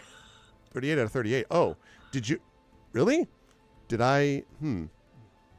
What do I could go down to 36 if you want. Well, no. I mean, maybe I'm wrong. I just don't know why. Don't know why. I don't know why. All right, I'll put you at 38 with 7 temp. And then while we're on the subject, Oceanus, you leveled up, of course. And you, in accordance with the prophecy, relied on fate, but fate was not kind, you said. So what are we looking at for a hit point total for you? Yeah, I rolled a 3 and a 4, but luckily, on a D8, I guess I should say. Luckily, Oceanus has a +3 to con, so 43. 43 out of 43, and you are at maximum, having had a chance to rest since the last fight. Okay, great. You do not get the temp because you're not where the shield toad is. Okay, so these, the Silvo, you get this uncomfortable experience where the like comes right next to you. So there's like this stench. Is it like, but it's obviously not paying attention to you. It's following Brian. Then we have as it woes, and then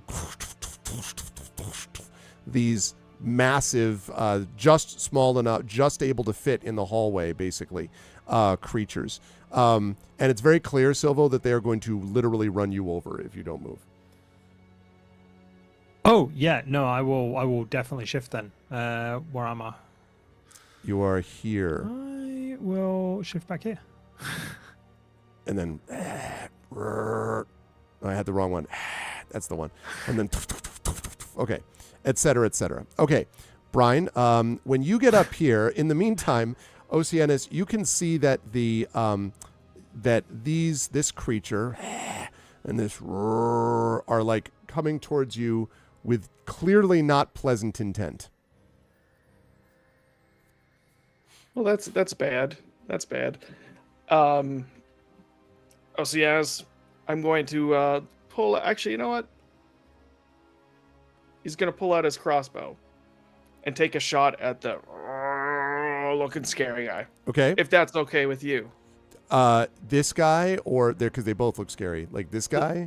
The one on the right. Okay. The scarier looking one. That's the scary more guy. solid looking one. Yeah, Yes, the one that I feel like a crossbow bolt might actually successfully hurt. So. All right. Yes, that's fine. Let's see what we got there. Oh, sorry, that's the wrong button. That's the two damn. Okay, no, it doesn't hit. It doesn't matter. Nope. It goes over the shoulder and it does this. And turns towards you.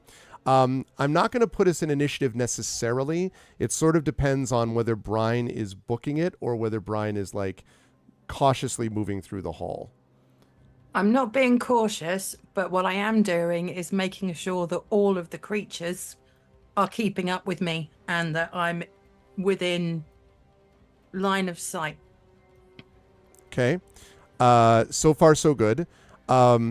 I would say, Oceanus, that the creatures have just about arrived at your location when suddenly Brian comes bursting through the door. Well, okay, so Brian comes bursting through the door, followed by everyone else that you know in the party, followed by, and then,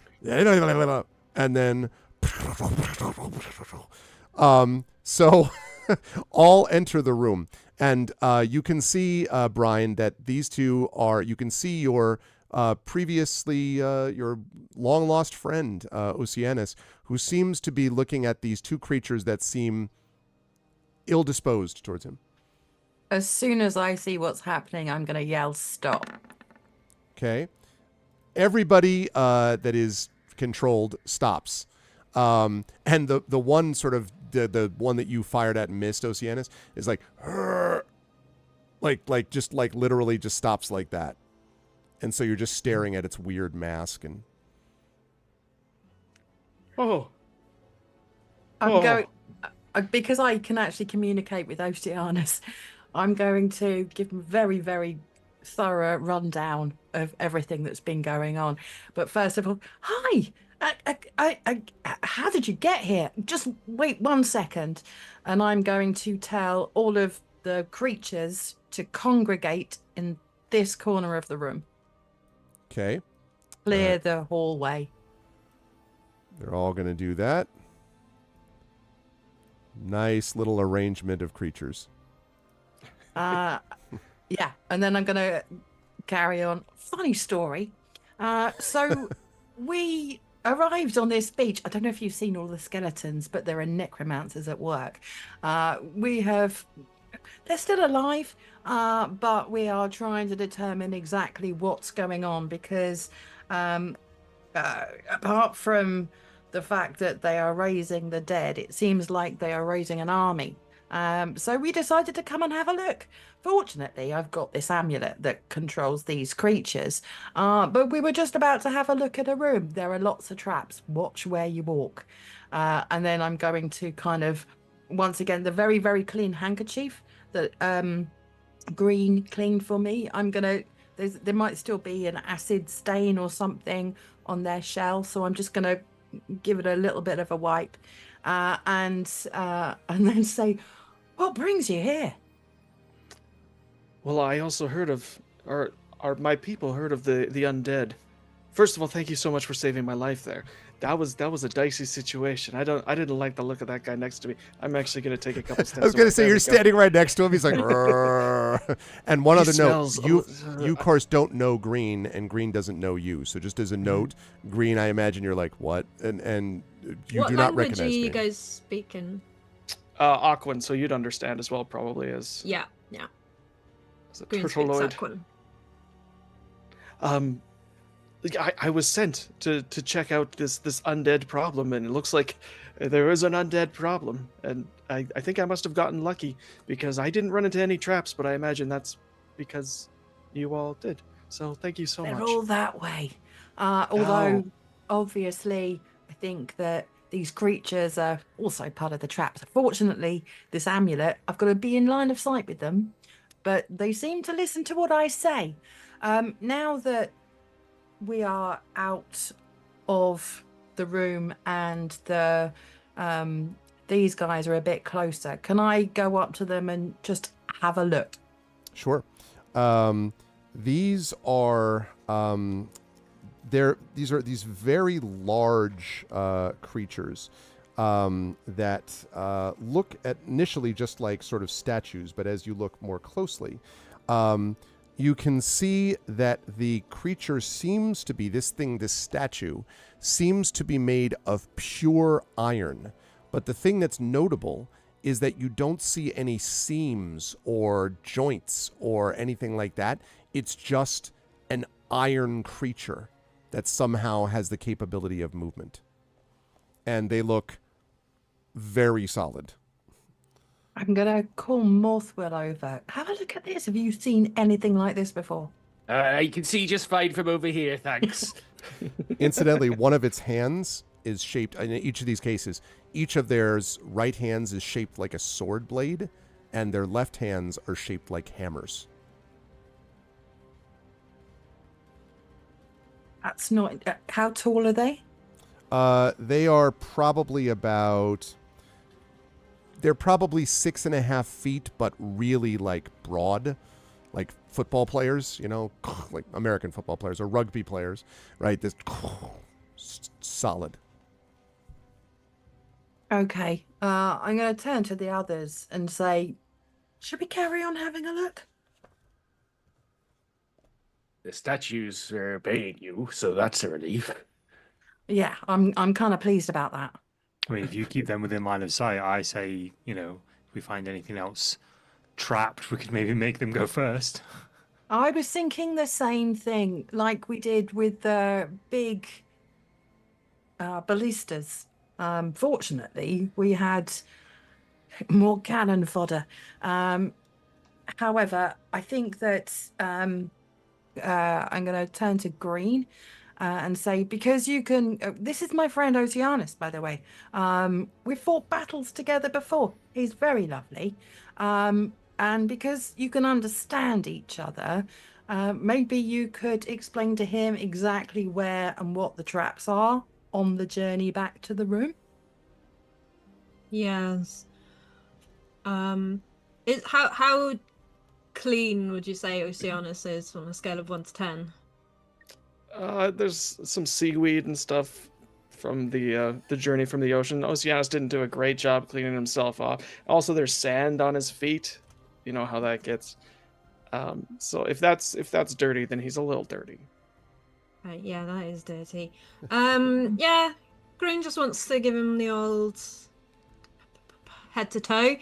Anything that looks, like ragged or torn, a quick mending here or there. And then is just going to say, just so you know, new people or old people coming back to the group are not allowed to eat me or dissolve me or squish me with big rocks.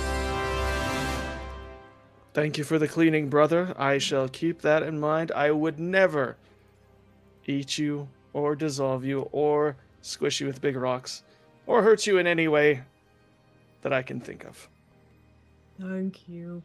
Come this way, I'll show you. Here is where I got dissolved. Be careful here, the pit is still there. It doesn't look like it's there, but if you step off here, you dissolve. And then round there is where I got squashed by a big rock. And then come down here. This is where I nearly fell into a pit of spikes. And over here, these are crossbows. I didn't open these doors. Then while you're doing this world tour, just two quick things. First of all, it's very funny. First of all, thank you, Saber, for the $12.34. That's 1234 for those of you keeping track at home.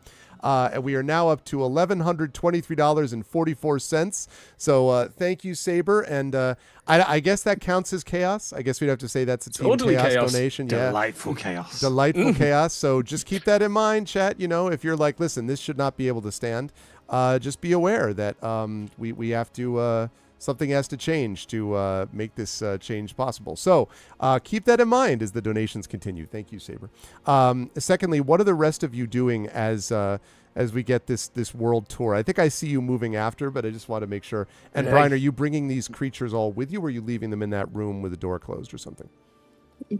I'm going to bring them with me simply because I know that the Spectre and the Ghast stayed in the room, but that's where they originally were. I don't know if they kind of default back to where they were left.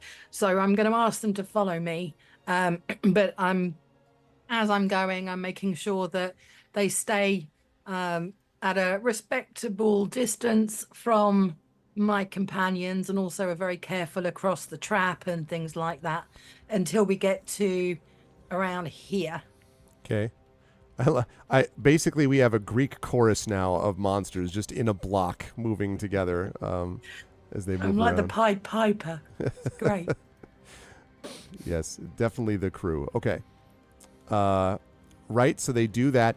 Green, sorry, you can continue with the house tour. So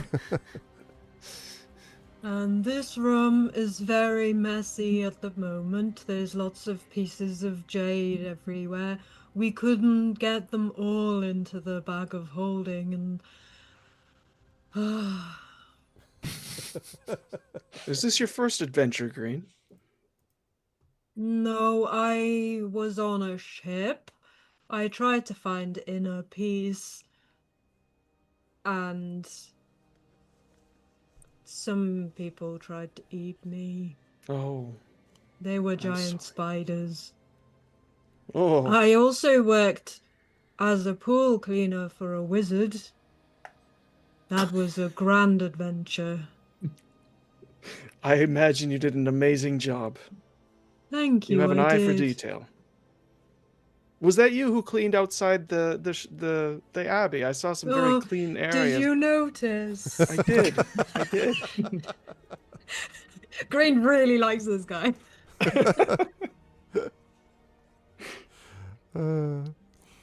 Okay, Brian, are you leading them back into this room, or what are you with your Greek chorus here?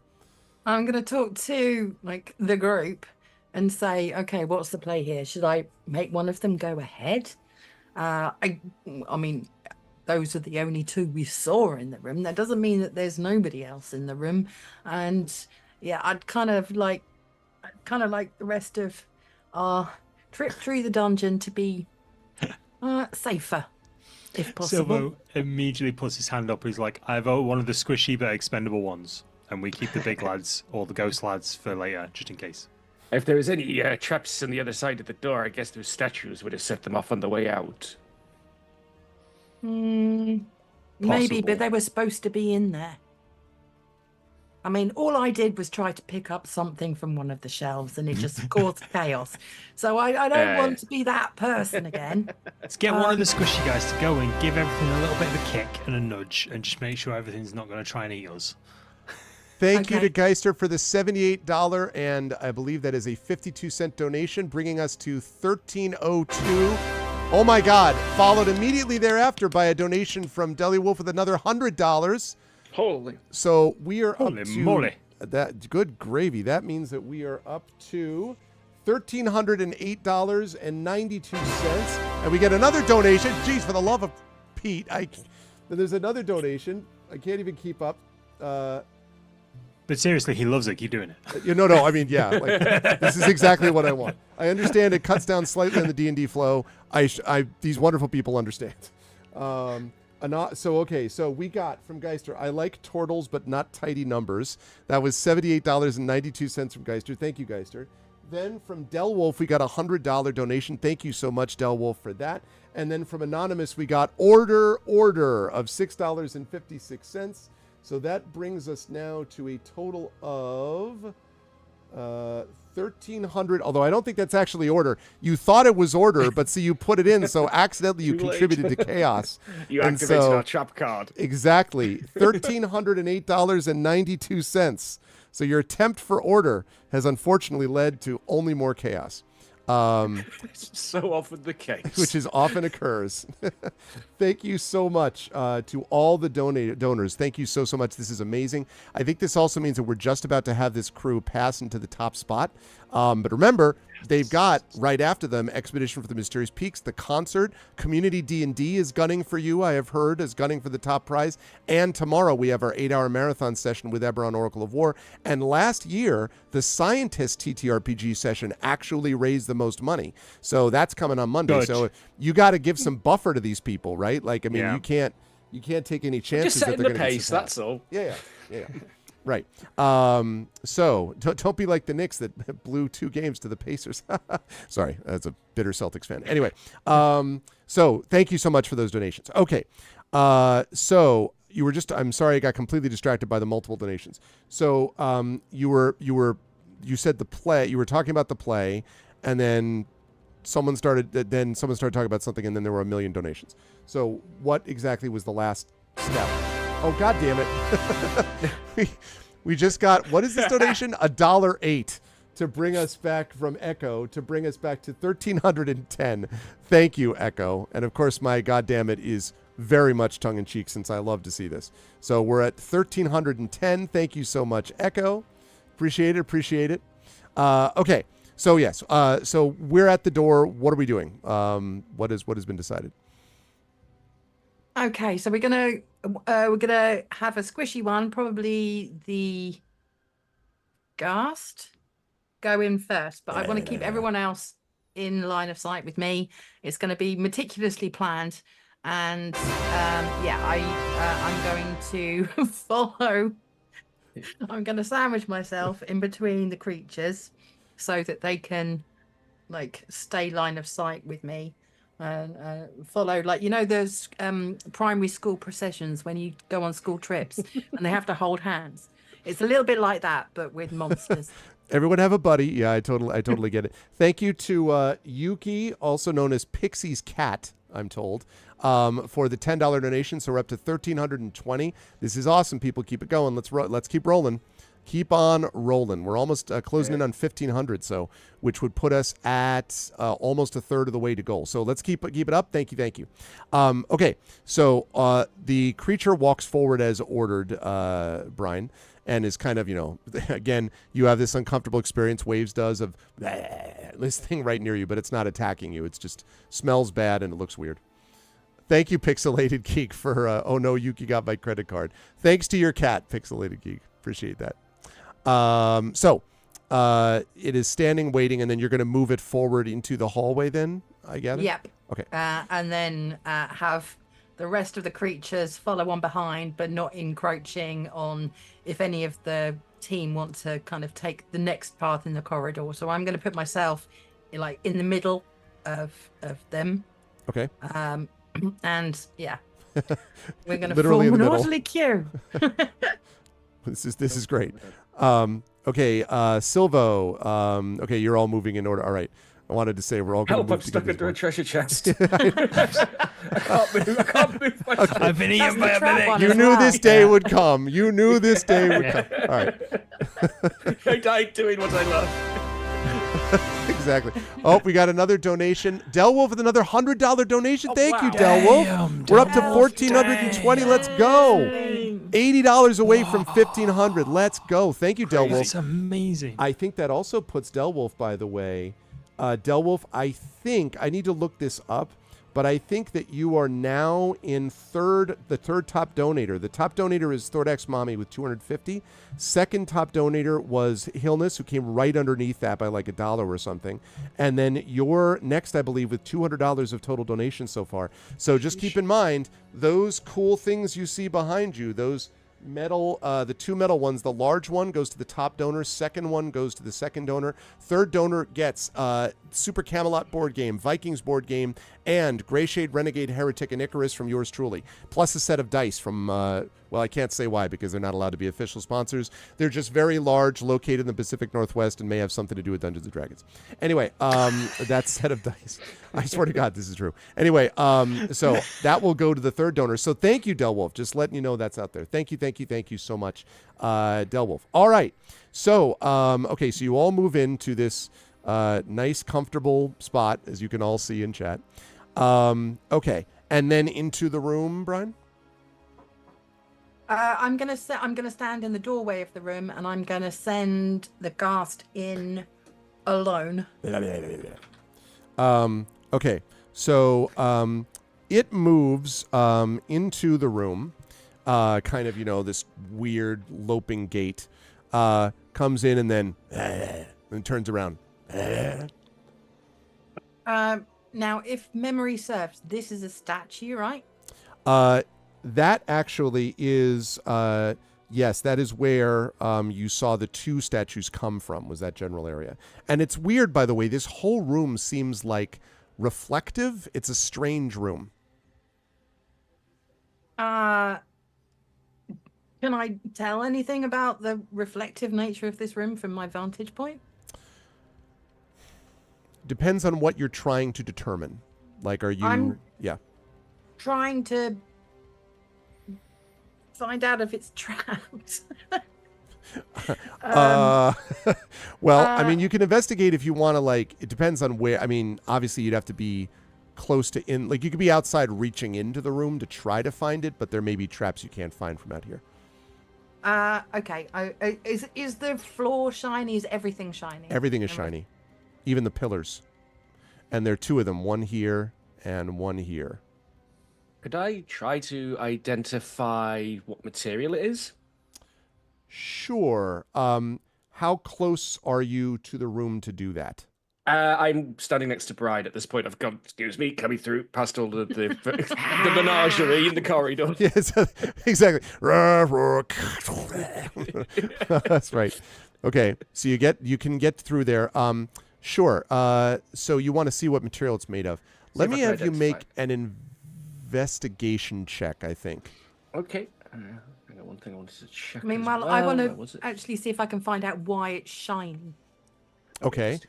Well, I'll have you make an investigation check also. I will have you do this at disadvantage. This is a tough check, Brian. But for Morthwheel, okay, let me see what Brian comes up with, and I'll come back to that 23 in just a second. 11. Okay. So as you reach into it, you think there's something very odd about it, but you can't quite tell what. Morthwheel, this doesn't quite seem like iron. You don't know what this is, but there's this continual shimmering, as if a hot day, the shimmering of heat waves off the ground. It's not hot in here at the moment, but you can see that weird shimmering effect everywhere. And even as you look at the ghast there, it's just this, sort of looking at you. But it too, its form is sort of shimmering with these waves passing around it. It's like a hot day without the heat in there. Do you see the shimmers?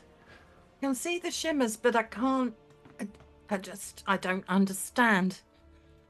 No, something's... Well, I don't know. It's not iron, because iron don't do that. It's no metal I've ever seen. I would like to peek around Brian into the room to see if I can also see the shimmer. You can see it without even a check, yes. Okay, then I would like to cast Detect Magic, so I can maybe find out where it's coming from. Okay. And as I see that all the spells have a verbal component, I've chosen a verbal component for this one too.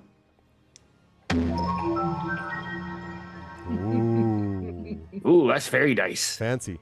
All right. Yes, this room is absolutely radiating magic, and the magic is illusion. Okay, can I see if it's coming from a certain point in the room? The entire room. Not there's no certain point. Okay.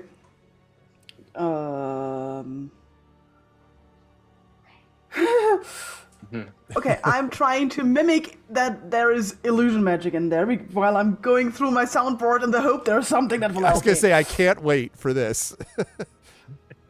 So I make like movement like in front. So I point inside the room, then I make like movement in front of my eyes. You can't Make the see me. magic noise again. My name is John Cena. Meanwhile, I'm talking to Morthwell going, it looks fine to me. Should we go in? No. I don't trust it myself. Green the is going gas to is keep okay. Oceanus updated. We're turning around saying, "They've found another trap." That's all he Probably. thinks of the situation. Have we opened this treasure chest here? Is this one trapped too, or? That one's definitely trapped, yes. Oh. Everything's trapped in here. Oh, Okay. okay. Okay, I'm trying here. Reaching towards it. Oh no.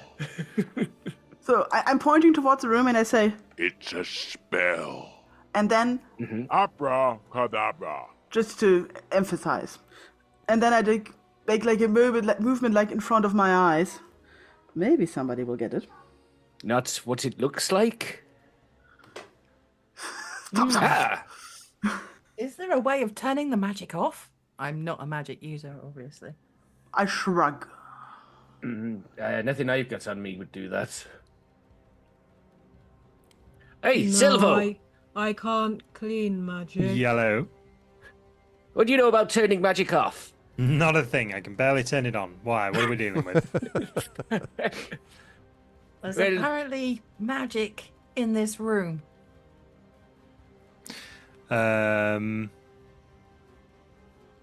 We used to Okay, say in the room's not I'm- what it appears. I'm gonna shuffle to nearish the front of the group. I'm not gonna move my token just yet. Well, I'm gonna move it there, but I'm not going into the room yet. Okay, that's just This something about corridor going is to the so room. crowded. I was Yeah, like, excuse me, coming through.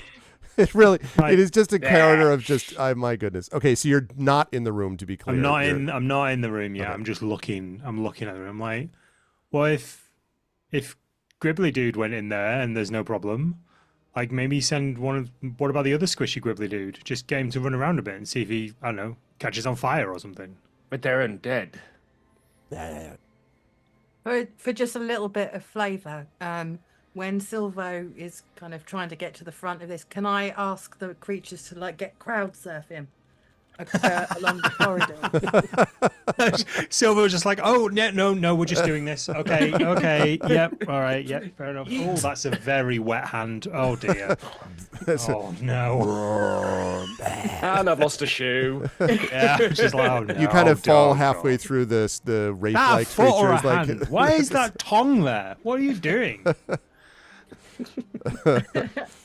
You do run into a bit of a problem when you get to the statue part of this conga line. They hold you up with their hammer, into their but like their shoulder. blades, like, Yeah. "Hey, let me help you out."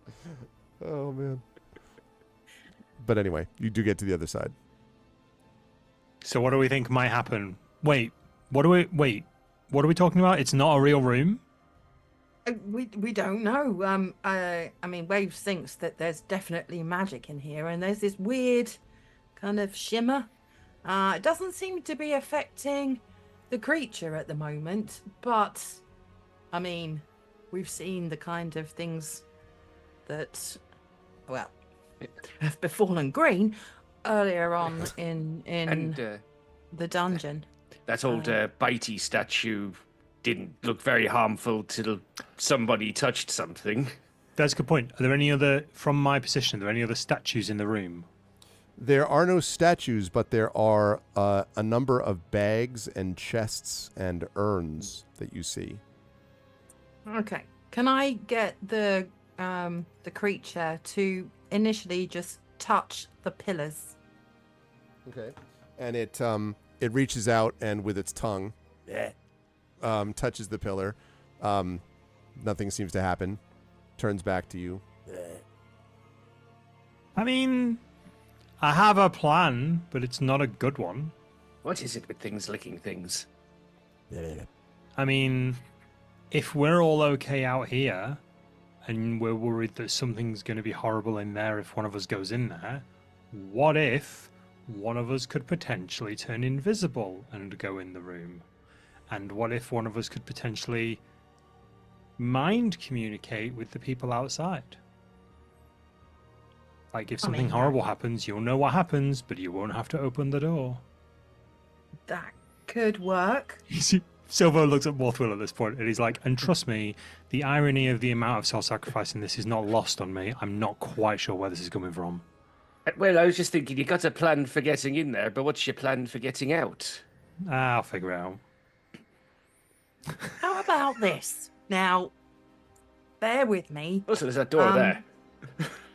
And I'm going to suggest, I think that's an excellent idea, Silvo.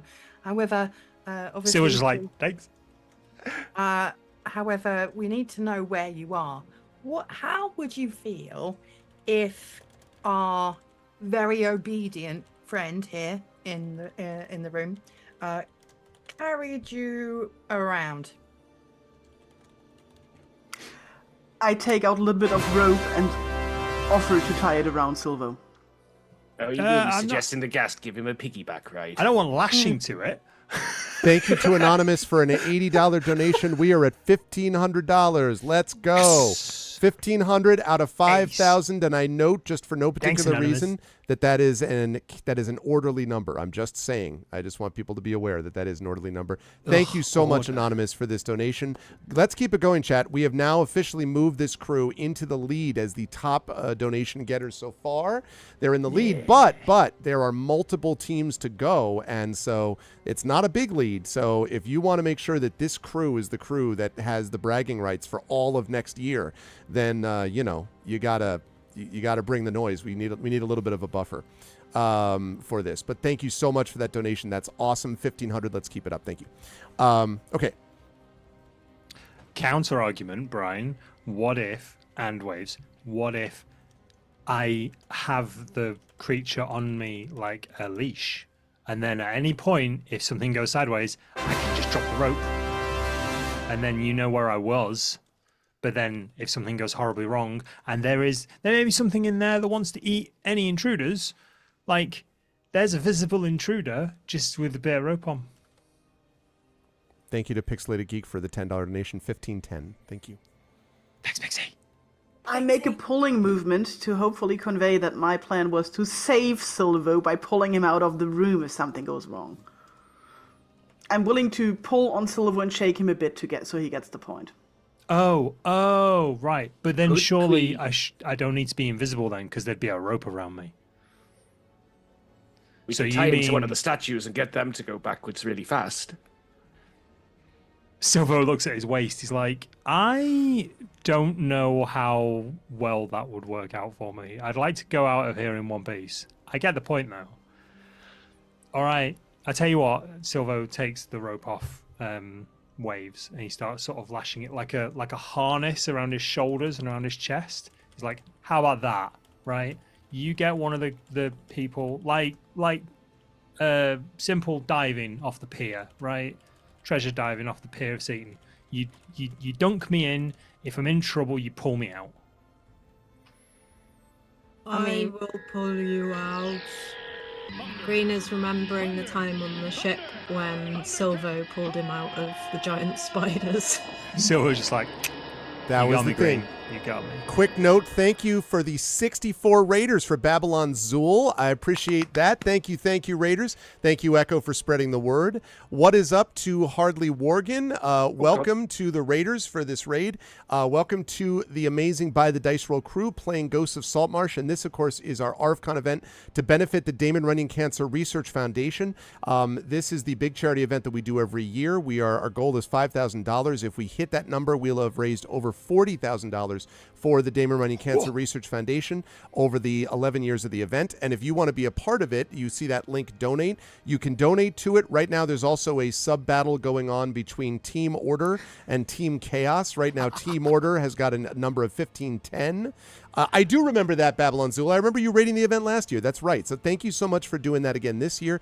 And yes, please consider contributing either to Team Order or Team Chaos, whatever allows those numbers to continue to move upwards. We have lots of giveaways that are happening because of all this money too.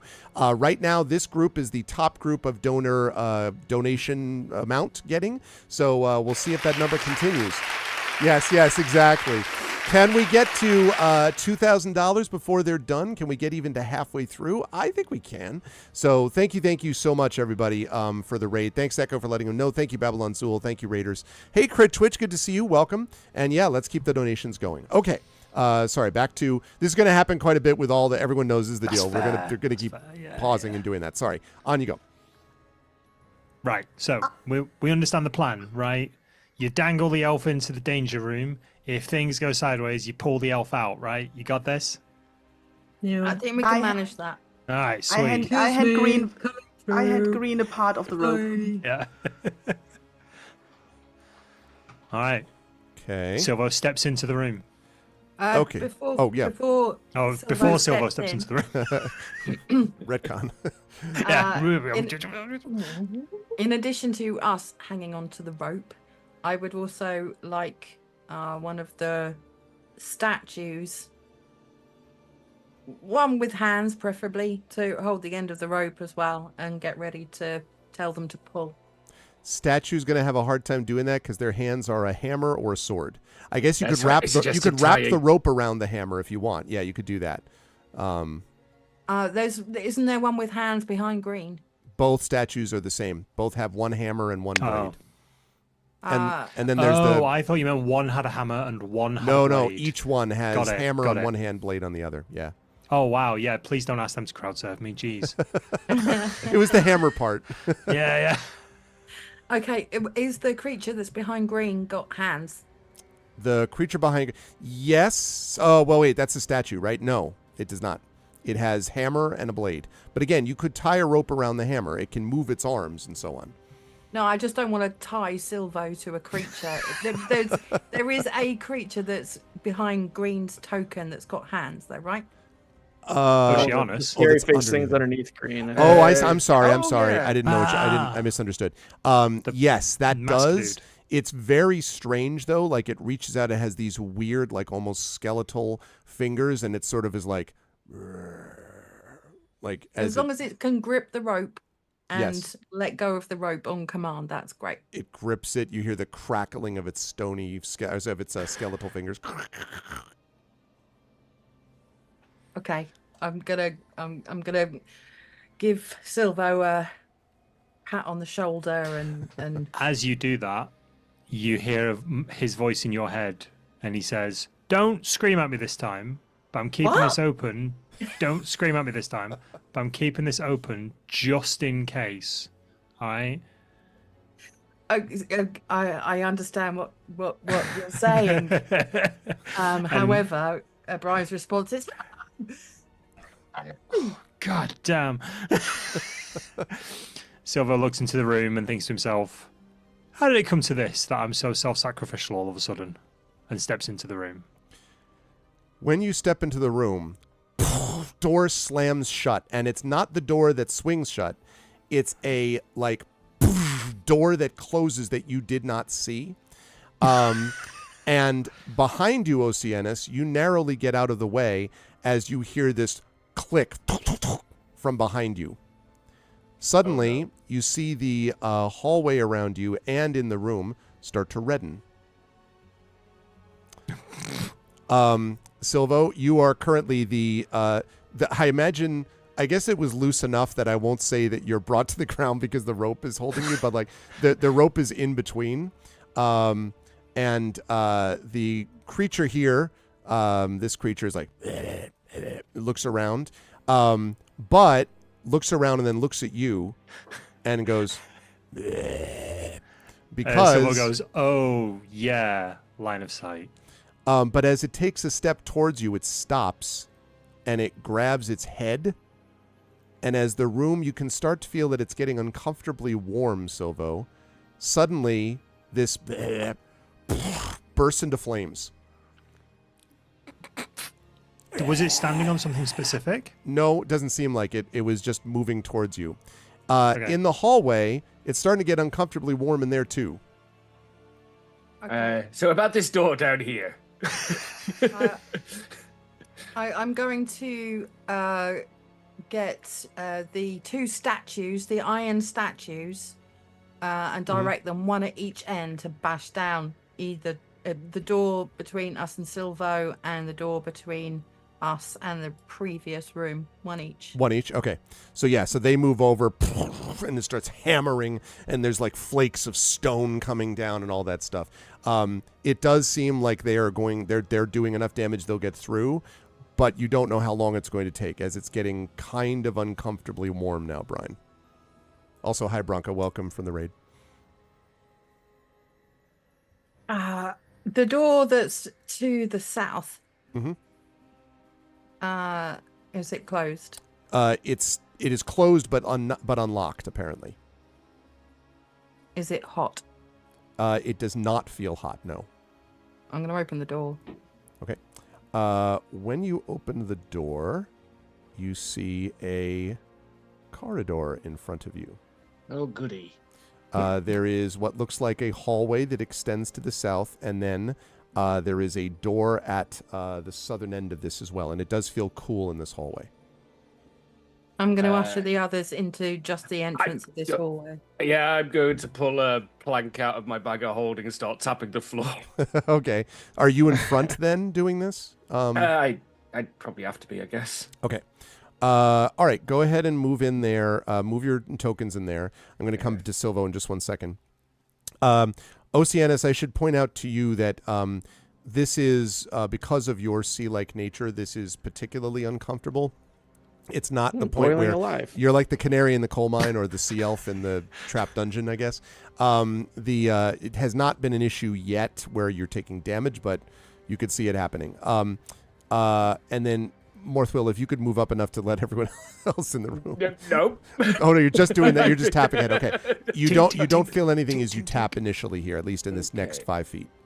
Okay, I'm looking for trip wires, any suspiciously clean flagstones, Gotcha. something on the ceiling. Nothing so far. Okay. And make an investigation check for me too. You can do it at advantage because you're using your plank. Okay. 20. Yeah, you're pretty confident that at least the next 10 to 15 feet does not have any of that, ceiling or floor. All right, well, I'll move up that 15 feet then. Okay. Before he leaves, can Oceanus just try and take a look around this door, like the Silvo door? Yes. And the wall next to it, just to try and see if there's any hidden control panels or obvious control panels to open the door Sure. up. Let me have an investigation check here, please, and I'm for that. Sure. While he's doing that, can Green cast Create Water to just do a little sprinkly shower over Oceanus to help keep him hydrated? Sure. Thank you, friend. Absolutely. Beautiful. 12. Oceanus, you may be distracted by the awesome sprinkly water. You don't you don't sense anything obvious here. You can see the rope extending underneath the door. And you can hear what sounds like kind of the crackling of flames coming from inside the room. You don't know what that means. It means Silvo's on fire. In Elvish. Silvo, are you alive? You can barely hear that, Silvo, but you do hear it. I will speak to Brine telepathically and say, well, I'm okay, but I'm pretty sure the ghast is now toast. Oh, goodness. Okay, we're going to try and break down the door. Okay, don't forget, only you can hear me, so you have to tell people what I'm saying. But I forget that I'm speaking at volume, so when I'm turning around to tell everyone what's going on, I've just told him, we're going to try and break down the door. I've got the mining explosive. I don't want to bring the ceiling down on him. I don't want to bring the ceiling down at all.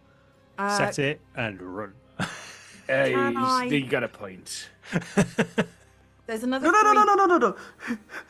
When you talk about the mining explosives, I'm like,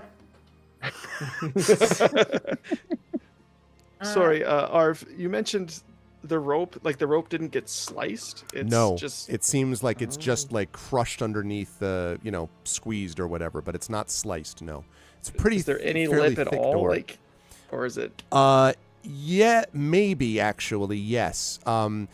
It's a pretty thick stone door that came down, but it does seem to be that there's a lip underneath it. Yes. Oh. I look at the blade, look at the gap, and say to Brian, do you think maybe the blade could lever this? Sorry, the blade I mean the statue's blade hand. Like, does it look like it maybe slip under the door? Is that? And it's hammering with its other hand as you do that. Yeah.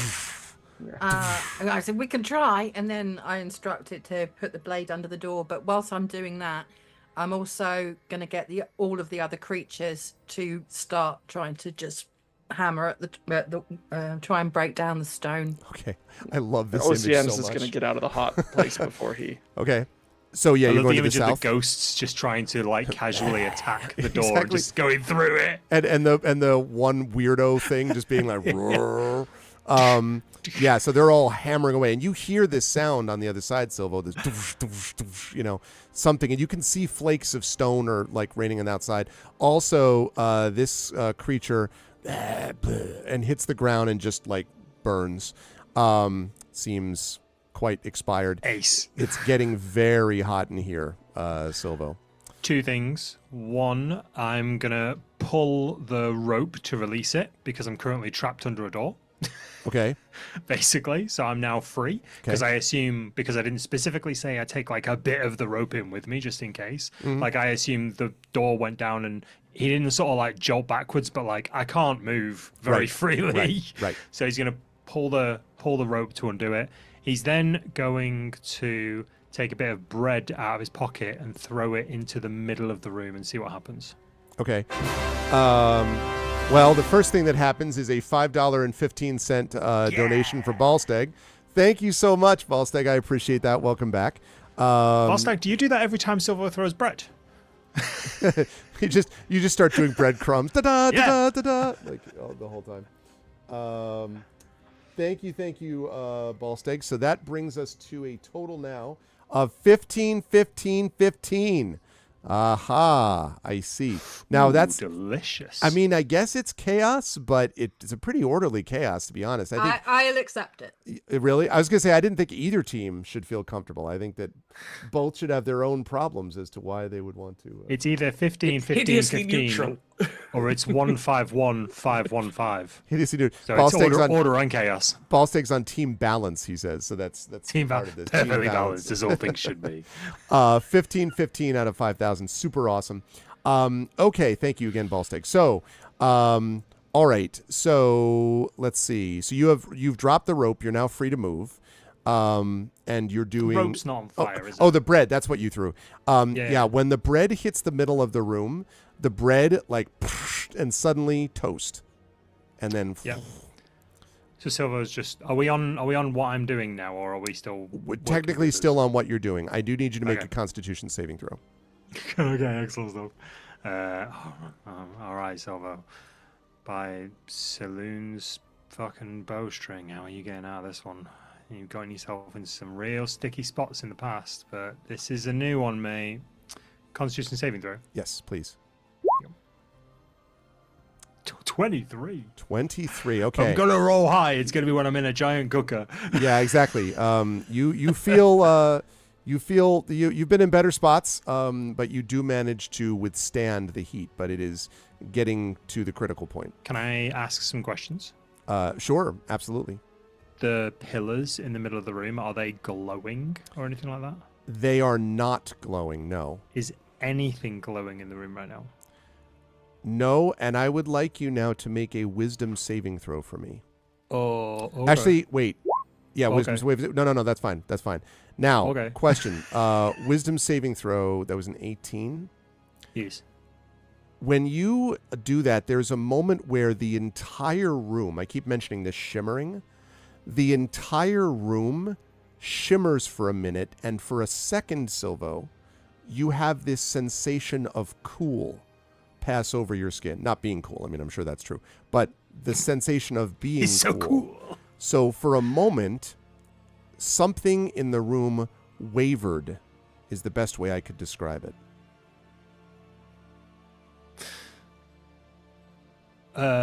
Can I speak to Brian? Telepathically, I imagine so. Yeah. Brian, I don't think this is real. Is there a way of getting rid of magic? I don't know. We asked that before. God, before stop shouting, you crazy pirate. Like the image of feedback. Feed! You know, like... We're going to try and break down the door. If it's not real, why is it so hot in here? I don't know. I'll get out of the way of the door then. Silver moves to about here. Am I able to do anything else? Not immediately. Okay. But Brian, when you yell out that it's not real, if it's not real, why not? I would like everybody, including yourself, not Silvo, except for Silvo, to make a wisdom saving throw, please. Including me. Including you, just not Me as well, Silvo. even though I'm in a different area. Yeah, because because according to what I've heard, Brian is shouting this at the top of her Okay. voice. So Got a 15. Brian's shouting crazy again. Yeah. exactly. See a lot of let's see. Waves and Brine, there's something strange, like the kind of like you get this sort of weird sensation for a moment, almost as if sometimes people will know when you're walking along in a hot summer day, sometimes you'll get this strange cool breeze from out of nowhere and you're like, what is that? And you're like, maybe you're walking past out an air conditioner or a fan or something like that, or a door opens to an air conditioned place. But there's a moment where you get this sensation of cool on your skin, but then it returns to where it was. Don't forget, by the way, chat, inspirations can help our players here too. Sorry, go ahead, Brian. I mean, I knew before that there is an illusion spell at work. I'll give you this at advantage. You're right. So That's right. and now that Brian tells me it might not be real, so I will now try to sit down and disbelieve this. Yes, make that save. Make the save again, because you do have an advantage because you did know this before. Well, I got a 15. I'm not sure if I can do much better than that. Well, 19. yes, I can. Oh, yes, you can. Yeah, Waves. So I sit down and I disbelieve this. And suddenly, Waves, you're like, what? And you just look around and everyone's like sweating and stuff to those who can reflect sweat. But you're like, it's totally, what is the problem? It's cool in here. Yeah, so I sit down. For a moment, I look like a chicken trying to lay an egg. And when I get up, I'm like fluffing my feathers and look like there is no problem with the atmosphere at all. Green would like to summarize to Oceanus, because he doesn't know that, he doesn't need to be a guide anymore, what he thinks just happened. They just found inner peace. He's very jealous. Oh, I've heard sometimes just before death you find that, but it's hot in here. I don't know. I'm gonna shout. Go on. I turn to Brian and like look at her and make again the same gesture that I did before when I tried to explain that it's an illusion, and repeat Abracadabra. I know it's magic, but I don't understand. I am going to be screaming both verbally and to telepathically, Ace, and to Silvo, both in my head and out loud. That will trigger another wisdom save. I will allow all of you, except for Pyron, Waves, who's already passed this, but Silvo, that includes you. Everybody can make another wisdom saving throw, please. Is it warm in the area I'm at the moment? No, it's cooler where you are anyway. That's why I'm having trouble. But you can feel the heat behind you. But yeah. But what I want to shout is that I had a cool breeze. Are there any breezes in there? Apparently there are, Silvo. Okay, couple of notes. So, first of all, Green, suddenly you are just like, of course there is no heat. Like you're very much Neo, stand up like I am the one, Yeah. right? Like Green, yeah. He wanted to copy waves, and he went inside his shell and went bump onto the floor, and then was just really trying very hard to find inner peace. He didn't find inner peace, but while like focusing on something else, he realized, hang on, like puts a toe out. It's not hot out there. Goes back out and is like, oh, did I find inner peace? No.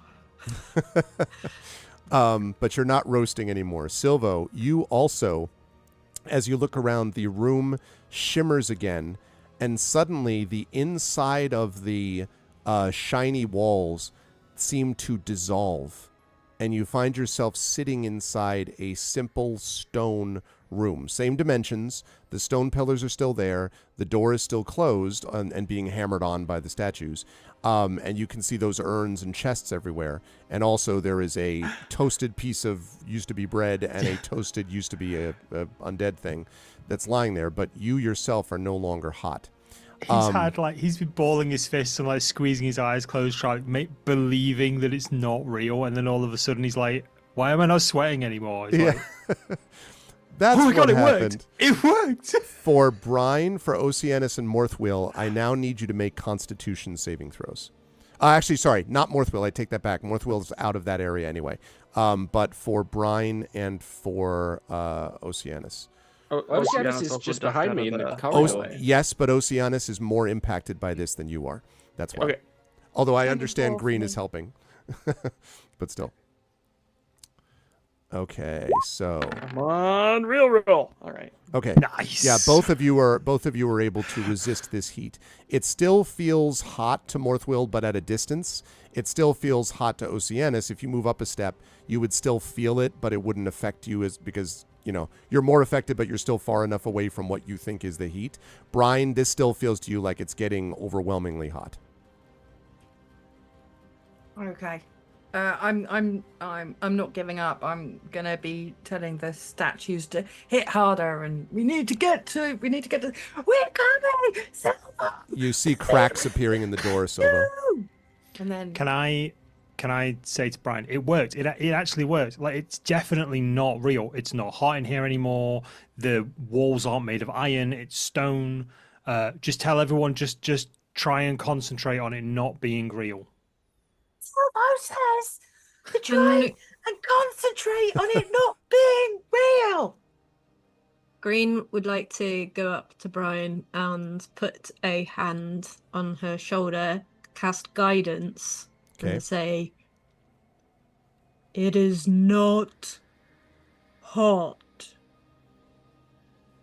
All right, let me get wisdom saving throws from Morthwill, Oceanus, and Brine. Brine, you can do that plus get the guidance extra as well. What do I add for I guidance? don't think with mine. Plus 4. Yeah, I think so. You know it's not hot. I can feel it back there, but here's you can roll a d4 and add the number. Yeah. Roll a d4. So it's 16 plus 1. It 17. Still feels kind of warm, Brine. Oceanus, though, you suddenly do feel this coolness descend upon you, and you realize it's not actually hot. And so that leaves us Morthwill, who still thinks it's hot, but it's behind him.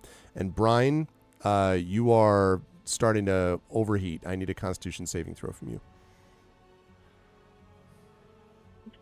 Yay. 12. Yep, that is not going to do it. You are going to take, as a consequence of this... You are now on fire. This brine is on fire. All right. No, not on fire, but is going to take... But this could be no laughing matter. 9 points. Oh, okay, that's okay. 9 points of fire damage, apparently. Okay. So I'm down to 0 temporary hit points and 39. That's correct. Yep. Okay. Silvo, you can hear as this thing, there's another and then just smash, and the door just bursts through. Stone flies out in all directions, and the statue and all the rest of the creatures sort of half fall into the room, step into the room. I guess these creatures don't really, because they're just they're just floating anyway. They're just chilling. Yeah. They're just like, ooh. This one is still hammering away at the room behind it. So you can see them enter now. I would say that, let's see, once they enter the room, I'm going to give Brian another saving throw opportunity here, because you actually see the room when it opens and see Silvo sitting there, clearly not burning up or in anything like that. So I'm going to give you another opportunity for a save here. Wisdom. Wisdom, please. Yes. Is I've got guidance still -1. This is applied? going to take a while. Guidance is not. I'll let you do this No. at advantage, though, Brian, because you're now getting a lot of it. It's still hot, goddammit. 14. I'm still sweating, and I'm like, quick, Con get save, out of there please. before you burn. And I'm still shouting in my head as well as out loud. Okay. Con save, please.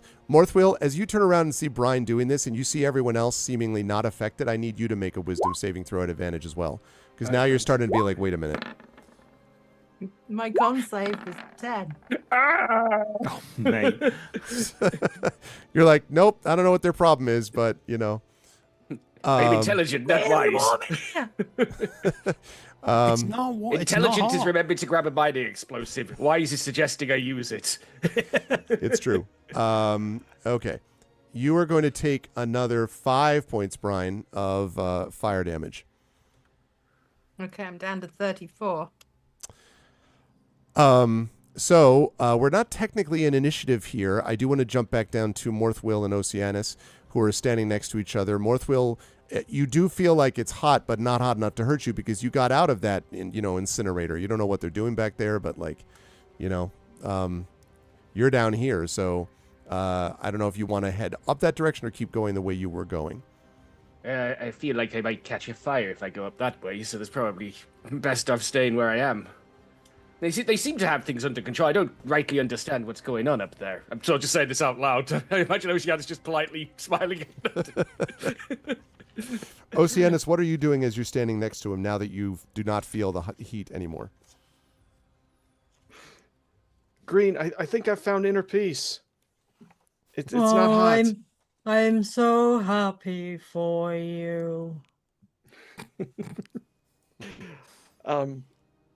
I think I'll just, in any way I can, try and assist Morthwill with looking for the traps. Okay. And also I'll say, hello, Morthwill.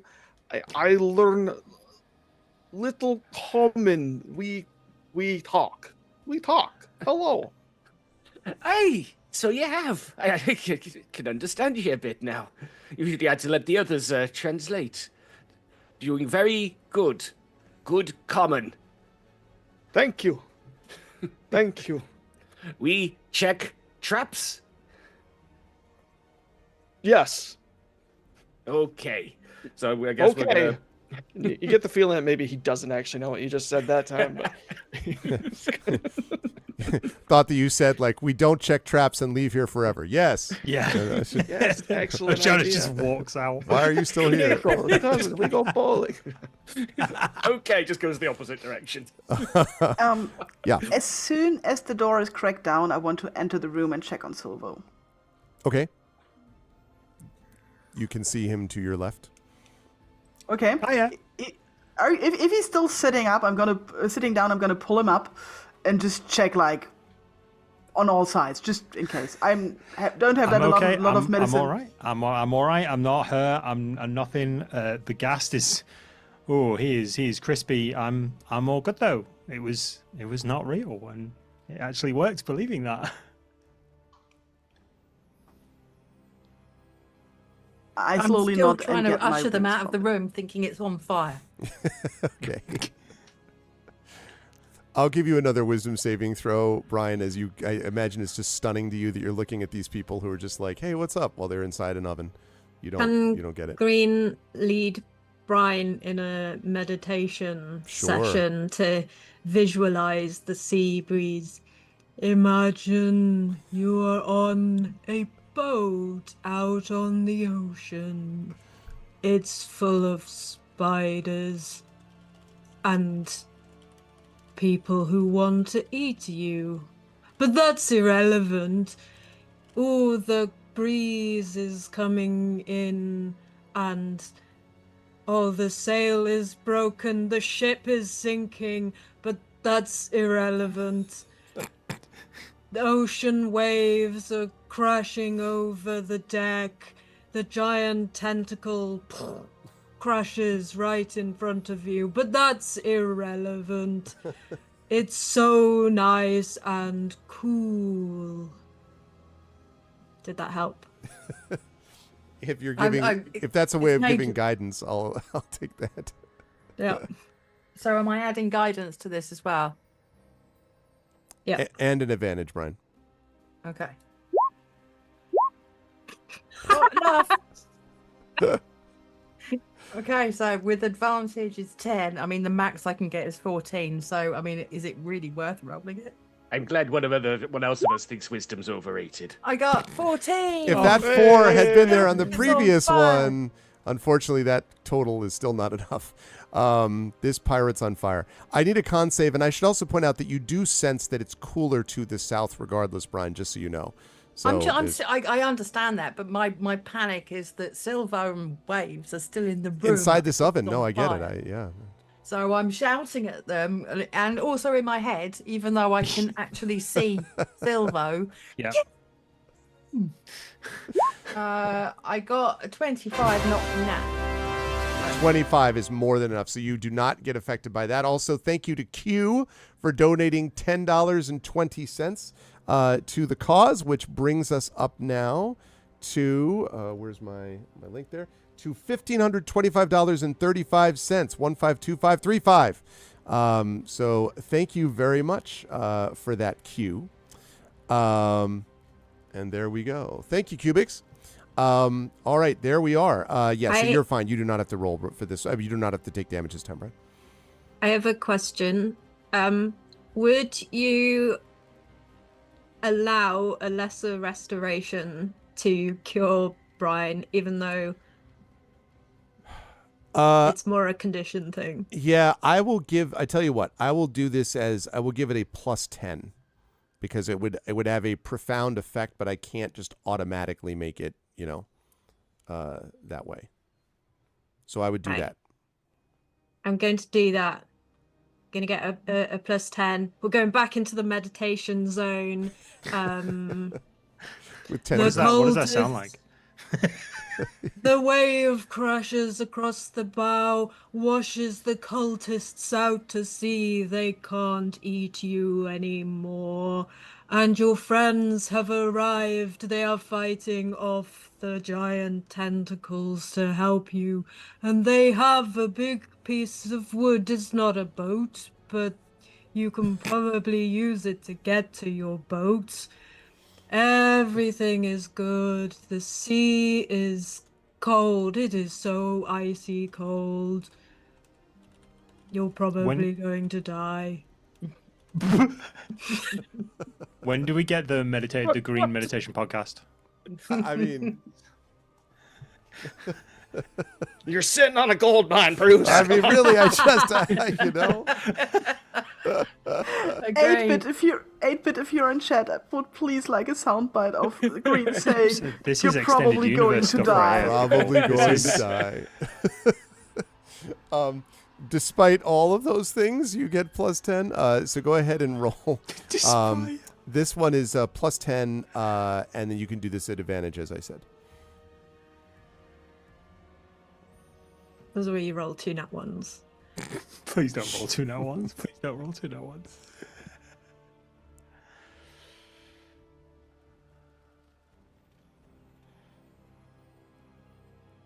Wait.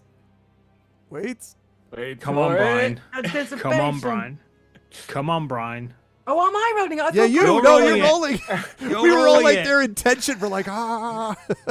Sorry, am I rolling? I'm gonna the snap my wisdom fingers if save? they. Yeah, if you're they doing a cross them wisdom. any harder. You're doing wisdom I again. was waiting for Bruce to roll. Sorry. No, So you're plus doing wisdom. 10 to my wisdom saving throw, Yeah, yeah? That's right. Yes. You're no longer burning, but drowning. 18. 18. For a moment, you sort of are like, it was on an 8. Do I get to add guidance? You get advantage though, so you could actually roll that again. But I'll take the. We'll see what happens with the 18. Oh, Hey, crit success. It must have been the you're probably going to die. You're like, you're right, I am probably. And suddenly everything is clear. Suddenly, Brian, you feel this sort of wave of coolness over you. And as you look around, you notice that the room that you're outside of is stone, not iron. You see that there are several crispy things on the ground, but you don't feel any heat. And only Morthwill still seems to be kind of like rubbing the sweat from his brow as he makes his way down the southern hallway there. And then there's a smash, and you see that your statue is broken through the other side here as well. Wait, where did the heat go? It was inside you all along. Silver just sort of steps up to Brian. He's like, "It's okay. It's all right. It wasn't real. None of it was real." I'll give Morthwill another wisdom saving throw since we had another one of his companions. Just I do not know what you're all blabbering about. It's clearly hot. It's cooler over here. Why didn't you all just come down here? It's like magic, but the opposite of magic. It's like the magic got turned off. I mean, it's really cool in here now. Yeah, I don't know what happened to make that gas burst into flames. And Silver points towards the remains of the gas and the bit of bread that was toasted. But however that illusion was broken, like, I've never known magic to sort of make you believe you're on fire. Do you know what I mean? thank you to Mr. Void Dragon for the $10 donation. Thank you, Mr. Void Dragon. $1,535.35 now. Wonderful stuff. While that's all going on, Morthwell will be searching up to the bottom of this corridor for traps. Okay. Make another investigation check for me, please. Okay. Where are we? There we are. 18. Yeah, you don't think so, although as you sort of poke ahead, there's certainly nothing down below, but there is something a little weird about this door in the southern side. I'm going to open up like this much because the corridor extends off to the east here. Does he get advantage at all with Oceanus helping him out, like with the assist? I'll give you a +2. I don't think Oceanus is particularly, trap specialized or whatever. But, during my time as a seal, I've often tried determining pit traps. Very intelligent. But yes, no, I would allow that as a +2. So there's something weird about this, and I think if you were to add the +2 to that, so it'd be a 20. If you look up, Morthwill, you can see that there is what looks like a large suspended stone block, and you can see a little wire that runs from it to the wall and then down to the door. Okay. Let me just mark a big X in front of this door. Big old nope sign. Yep. And the hallway extends to the east. Now, Waves, now that you're inside the room, which is, as I say, a normal stone room, what are you doing over there?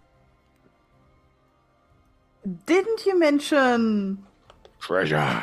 in the room? I sure did. It is Well, not then- vanished with the illusions. It is not vanished. Okay, that's good to know. So I'm gonna approach the treasure and have a close look at it, just in case it is obviously fake. Give it a poke. Again. Investigation check for me, please. Ryan gave Treasure a poke before the statue. Just saying. Yeah, they didn't work out too well for me last time. 11. I think I've still got some sand in my veins. Seems perfectly safe. Awesome. You think what was it again? there are a lot of bags and chests and urns, and if you open, there's one big chest in particular, and then there's a number of like urns and bags. The urns and bags seem to carry hundreds of gold and silver, and a lot of gems. In fact, if you were to take the time, and you're all going to have to decide if you want to take the time or not to try to gather it together, we're probably looking at well over 400 gold and well over 1,000 silver and a lot of gems. That's all the sort of like gem, and these seem to be not fake. Like this seems like actually real, real stuff. Also, in the northwest corner, there is a large chest which is not locked. And when you open that up, you see there are these 5 bolts of silk, like, basically large folded things of silk that seem to be pretty rare silk.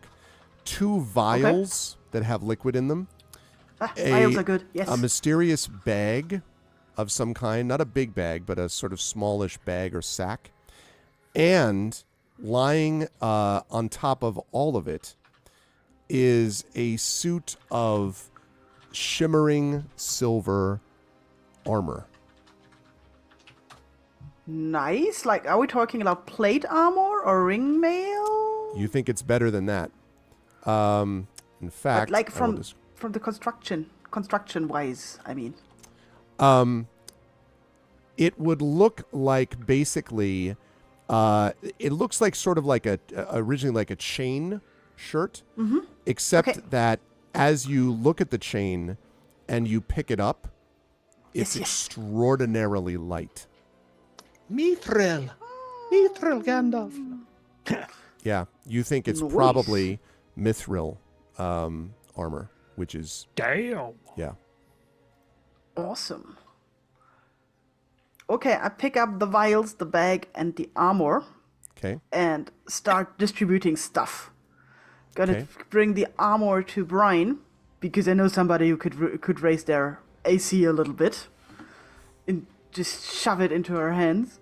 And then I'm gonna carry the mysterious bag and the vials to Morthwell outside. Okay. How are you all getting used to that heat? I mean, I can feel it from here, and you're walking around like it's nothing up there. It's not real. What do you mean it's not real? It's I not can feel real. Think real hard. It's not real. I think I'm inclined to give you another wisdom saving throw at the fact that you see treasure being brought out from the room without people that are dead. Yeah, they're not on fire. I keep giving options where you're like, I think. 17. Hey! Let's see. I've got no modifiers. Oh, you have no modifiers? Yeah, it's just a straight D20. I don't suppose Green would provide any guidance to Morthwell. Yeah. You're on a ship that is sinking deep into the lowest depths of the ocean. You're trapped in a cabin. It is slowly filling with water. There's a clownfish. It seems lost. It's nice and cool. Cool water filling up to your chest now. You're so cold. Does that help? Let's roll a D4 and see. Thank you. So that takes it up to a 90. I think probably the shock and awe method of these things. Echo now has an inspiration available. Thank you for redeeming the ArvCon inspiration, Echo. There is more than one. There's one other one tilted. One of them, Echo has just gotten one of them. There's one left. And suddenly, Morthwell, you're like, I don't actually think it's hot. I guess there's a part of you that's like, am I just choosing to believe I'm not hot anymore? Or what is this? But so now it's clearly hot, but I can't ignore the evidence of my own eyes of everybody not catching fire. It's exactly right. So you now are clear of that illusion. Let's see. Hold on, I'm just.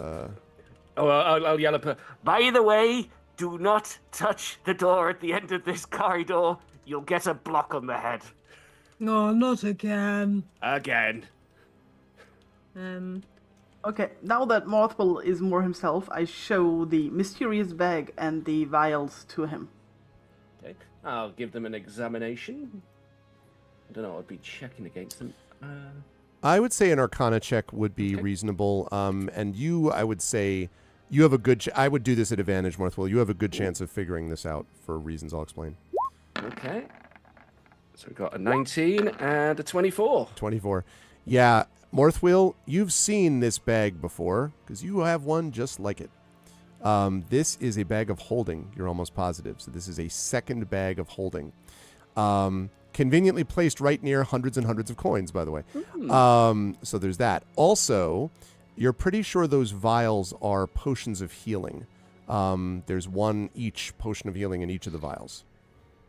Well, these are potions of healing, and this is a genuine bag of holding, as opposed to the knockoff crap I've been carrying around.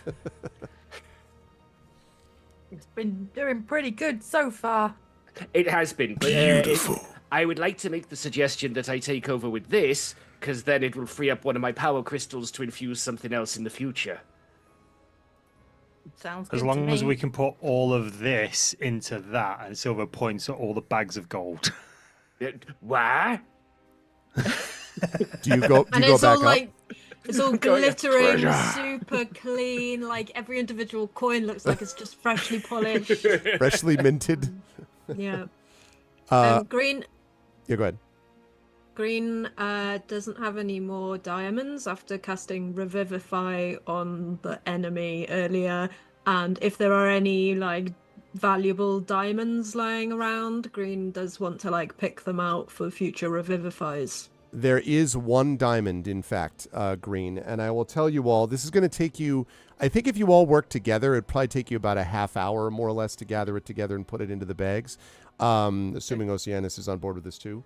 But the total amount would be 480 gold, Just gonna write this down for now. 1,200 silver, and you think once you take that diamond, in addition to that diamond, there's another few hundred gold worth, maybe 500 gold worth of gems and jewelry that are in the urns. And the sort of the 5 bolts, those wrapped cardboard containers of silk, not cardboard, but of wood containers of silk, those look like they're also pretty valuable. Might be kind of hard to fit them into the bag of holding, though, because they're kind of fairly big and bulky. But you could, take them with you separately or leave them. But there's a lot of treasure in this room. Apparently, this is the treasure that there were rumors about, allegedly. I'd like to put on my mithril chainmail. Yes, so let's talk about that. Now the mimic is revealed. Yeah, exactly. You were destroyed. No. It's so shiny, but not in the scary room's on fire shiny kind It's just of because way. you believe it's shiny. We've learned this. Okay, so when you put this on, okay, so it is. All right, first of all, it is going to give you sort of a chainmail AC, which is a 16. Which I was already on. Right, but do you have any dexterity bonuses? I have... my dex is 14, so 2. Right, so that AC is functionally 18 because this, unlike normal armor of its type, does not impose any dexterity penalties. So it means that you can wear this and it is as light, as hard as dragon's tears, as light as a feather, right, as Bilbo says. So it's AC 18 for you, and you do not get disadvantage on stealth checks or acrobatics checks or anything that might have happened from having this armor before. That's how light it is. Excellent. I don't know where to put that on my sheet. 1 second. Sure. And that's a good point, Little Royce Rasa. Probably not a good idea to put a bag of holding inside a bag of holding. Definitely do not ever turn a bag of holding inside out. Science. That is a good way to have a small black hole consume everything within a mile radius. Science. So we'll keep that one in our back pocket just in case things I've go never tried really it myself, but sideways. I did read in the books when I was building mine that it's a very bad idea to put one inside another, just so everyone's aware. Yeah, when we unless get you- back to town, I'll transfer everything across and then disenchant my one. Yeah. I just thought of something. You know those friends we met who are mercenaries? I think maybe did they come here looking for this treasure? And so we should make sure when we're leaving that we're not making it obvious that we found the treasure, or they might want to kill us and take it. We could give them this cloth. It's a bit bulky. Lying, a novel concept. I'm sure I'll get my head around it at some point. Just looking at Brian, who's like sporting a new. Let's just put a cloak on top of that. Can I put my can I just button up my coat over the top of my shiny? It is pretty, I mean, flexible. This is reminding me so much of when the Mandalorian in season 1 walks in with the full out, Beskar armor. So he's just like, and everyone in the seedy bar is looking at him as he's walking in, like just strutting his stuff. And the guy's like, "You sure you're okay showing that?" to everybody. So that's very much that. Yes, you can put the cloak over it and would not be able to notice because of its sort of flexibility and lightness. Yeah. Sorry, it was 5 healing potions as well, wasn't it? A total of 2. With 2 healing potions. Two. Oh, I thought you said one each. No, not one for each of you. Sorry, I meant each of the potions is a healing potion. Right. Sorry. Right. Okay, update that. Cheers. Brian, what were you asking? Could you reiterate for me again what the because I've got the +2, so I've got my AC at 18 now. Yep. What are the other effects, so I don't get any penalties for any dex checks? Correct. Dex checks, dex saving throws, stealth checks, which is based on dexterity.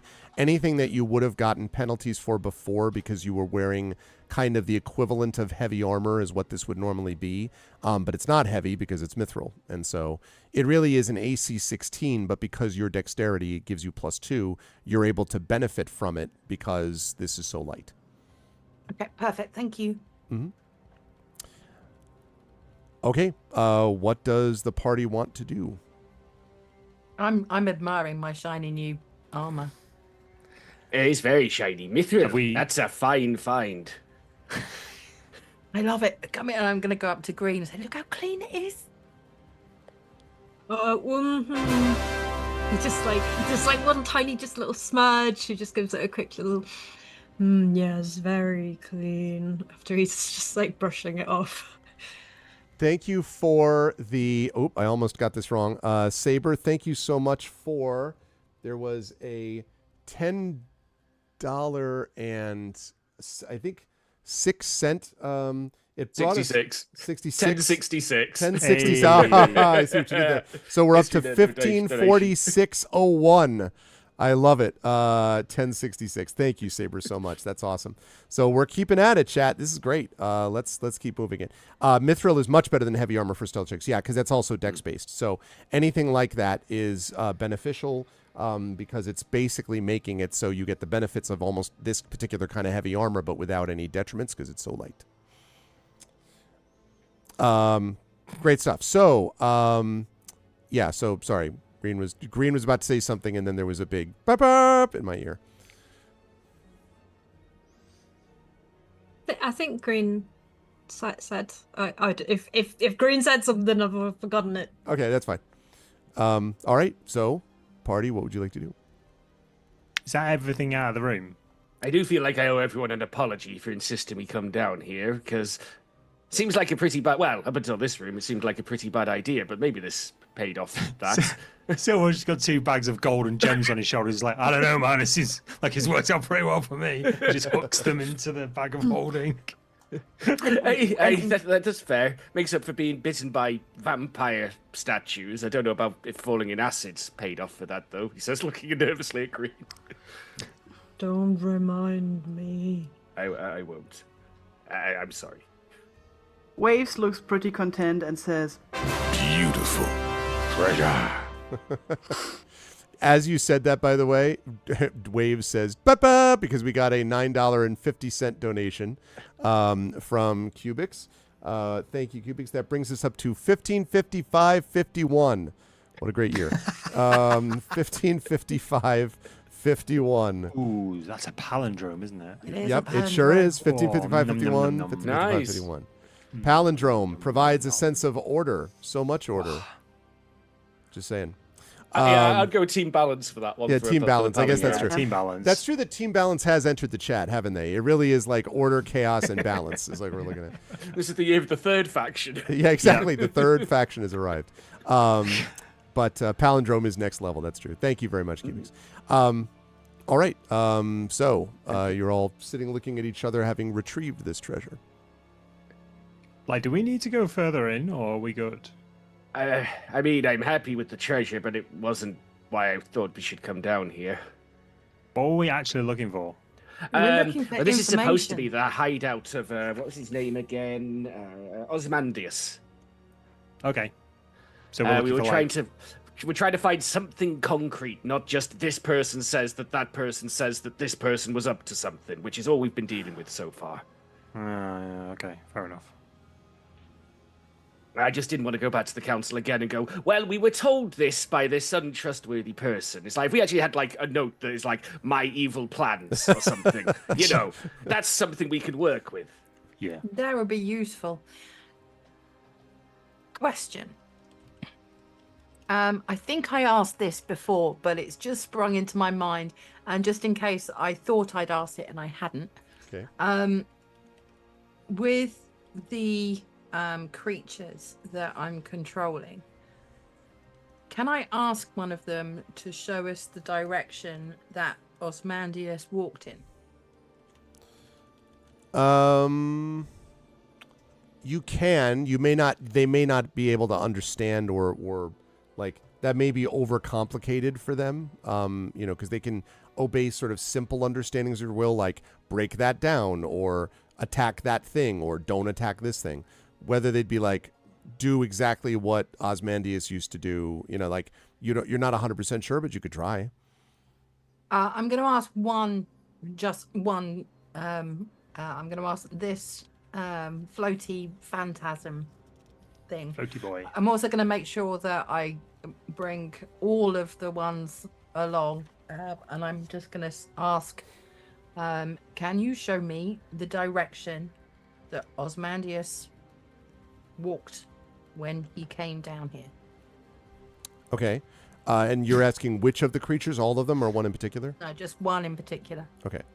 So this one goes, and it comes in here. I think we got that fixed. Yeah. Comes in here and then stops. Okay. It worked. Apparently, he came into this room in particular. That is where he keeps his treasure. Yeah, it doesn't necessarily mean that the details of the end game plan is in here, but it might be worth an extra search around this room. So that's what I'm going to do. I'm going to bring the creatures, all of the creatures, with me into this room. We could check the walls. I mean, we did find a secret door to get to where we've just got to here, so it's plausible. So yeah, I'm going to bring all the creatures with me. I'm going to go into the room near where the phantasm is, and then I'm going to like methodically search the floor, walls. I'll start tapping on the walls then. Pillars. Aye. I'll go the other side and start tapping as well. Okay. I ain't touching a thing. Everybody that's not green. Oceanus, are you also going to tap, or are you not tapping? For what it's worth, Oceanus will try tapping, but actually Oceanus wants to tap in this hallway again. Now Okay. that there isn't the threat of his good little friend dying. Waves, what about you? I'll stay with Oceanus just in case that the creatures out there or somebody else freaks out. Okay. All right. Well, then everybody, not Waves because she's watching over Oceanus, and not Green because of reasons previously stated. Everybody else make an investigation check for me, please. Okay. 18? 19? 16, 19. 12. 12, okay. I take that personally. Okay. It looks like as you're sort of tapping around, you don't think there's anything unusual about this room, at least not anymore. And there certainly does not appear to be any obvious doors that are out of it other than the one that you came through to begin with, from what you can tell. Oceanus, it's possible that you're missing something, but you're pretty confident that the only secret door that was in this place was over here, and you addressed that problem, when you had the guy break through the door. So at this point, you feel fairly good about that?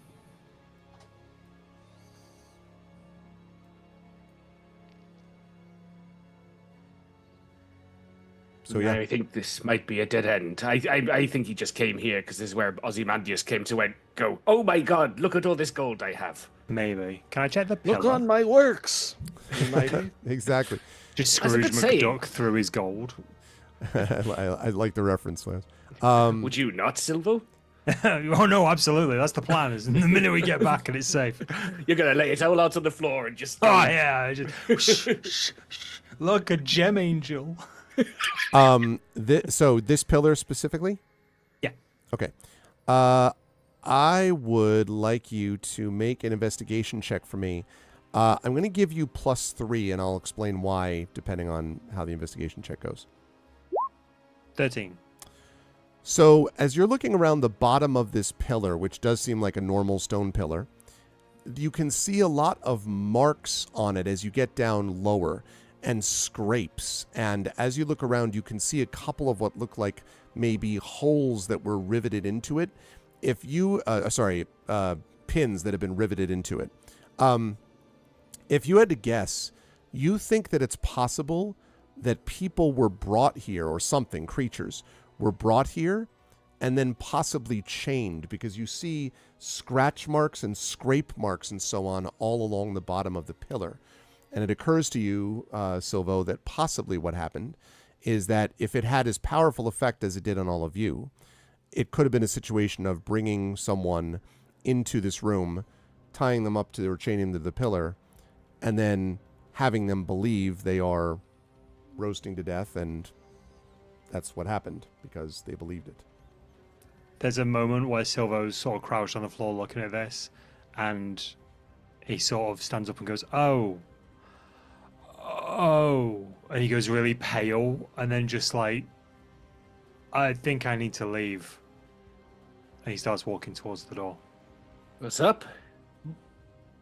I think this is where they brought creatures to incinerate them. There's like pins in the bottom of one of those pillars, and it looks like things might have been chained to it at some point. Oh man. And he just walks out. Oh. Ew. Nasty. Yeah, Brian's going to back away towards the door as well. But actually, before I do, because I was in the front when we came into this room, when the two iron statues were coming from this kind of direction here. Yep. Can I have a look at that before I leave? Sure. Avoiding the hole like the plague. I don't want to go anywhere near it. Yep.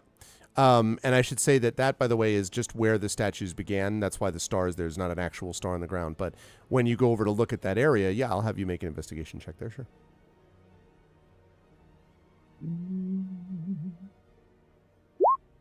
11. Yeah, it may just have been where they were standing. You don't sense any like greater degree of, magic or anything else that seems to be centered at this spot. It might have been that's just where they were standing to begin with. I'm kind of like, okay, yeah, nothing here. And then I'm going to make my way back out towards the door. Brian, Go ahead. Yes, Green. can you ask our friends if they were created in this room? I'm going to say to the phantasm that responded to me before and ask it to walk backwards if they were created in this room. or float backwards if they were created in this room. So there's a long pause, and then And stop. floats backwards. And then I'm going to turn to Green and say, yeah, it would seem like they were created in this room. Can you ask it if it was created by Osmandius? I'm going to ask it to move forward if it was created by Osmandius.